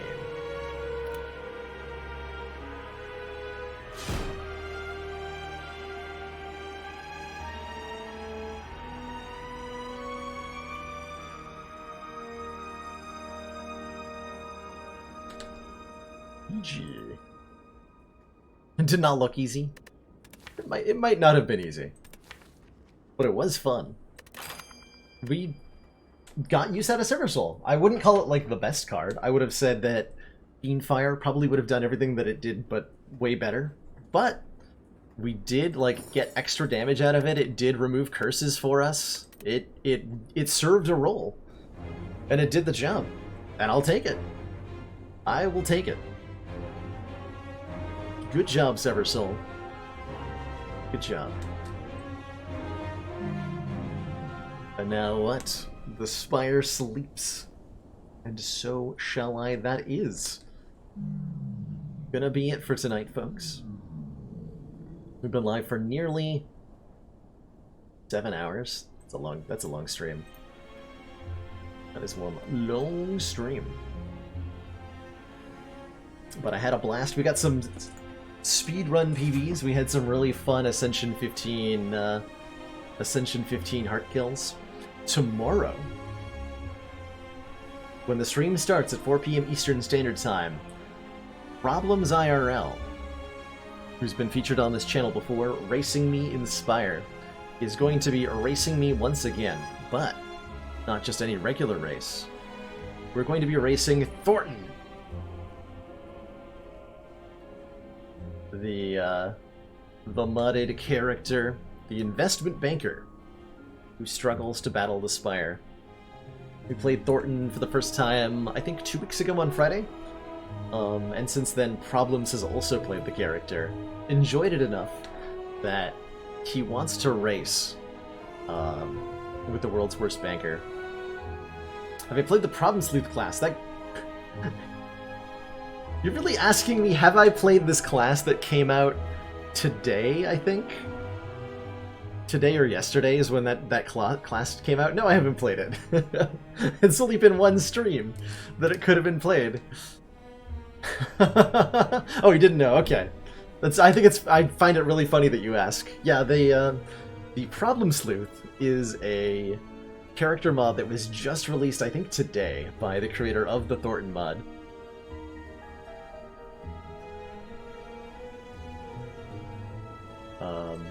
A more serious take on a character for them. I'm sure we'll be checking that out probably on Friday. Because if it's anything like the majesty behind Thornton, then I'd love to play it. If you're new to the channel and enjoyed today's shenanigans, I'd love if you hit that follow button. Or if you joined our exclamation point Discord, both excellent ways to be notified when the stream is live.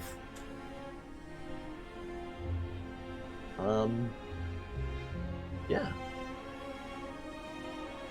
Thanks for watching, Ash Williams. See you later, Enderx. BGN Live, One Man Army. Modded character, Cybersten. Not an unofficial new one, although there is a new character coming to Slay the Spire, kind of soonish. Their energy looks like this, which was leaked in a... not leaked, was teased in the most recent patch notes. So a fourth character is coming to Slay the Spire soon, and they're purple. And that's all we know. Where it is a hat. Boop.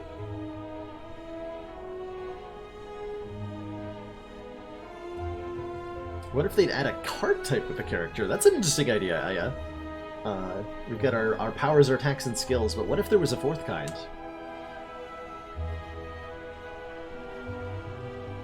I think it would be cool. I think it would be cool if there was a positive equivalent to status cards. Status cards in Spire are, you know, cards that are added to your deck only in battle.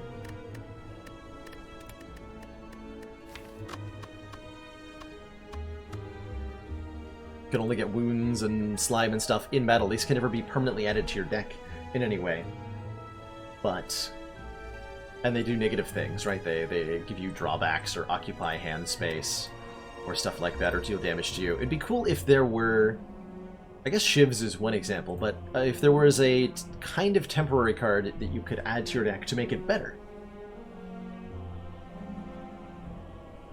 I'd love to see that concept explored a little bit more.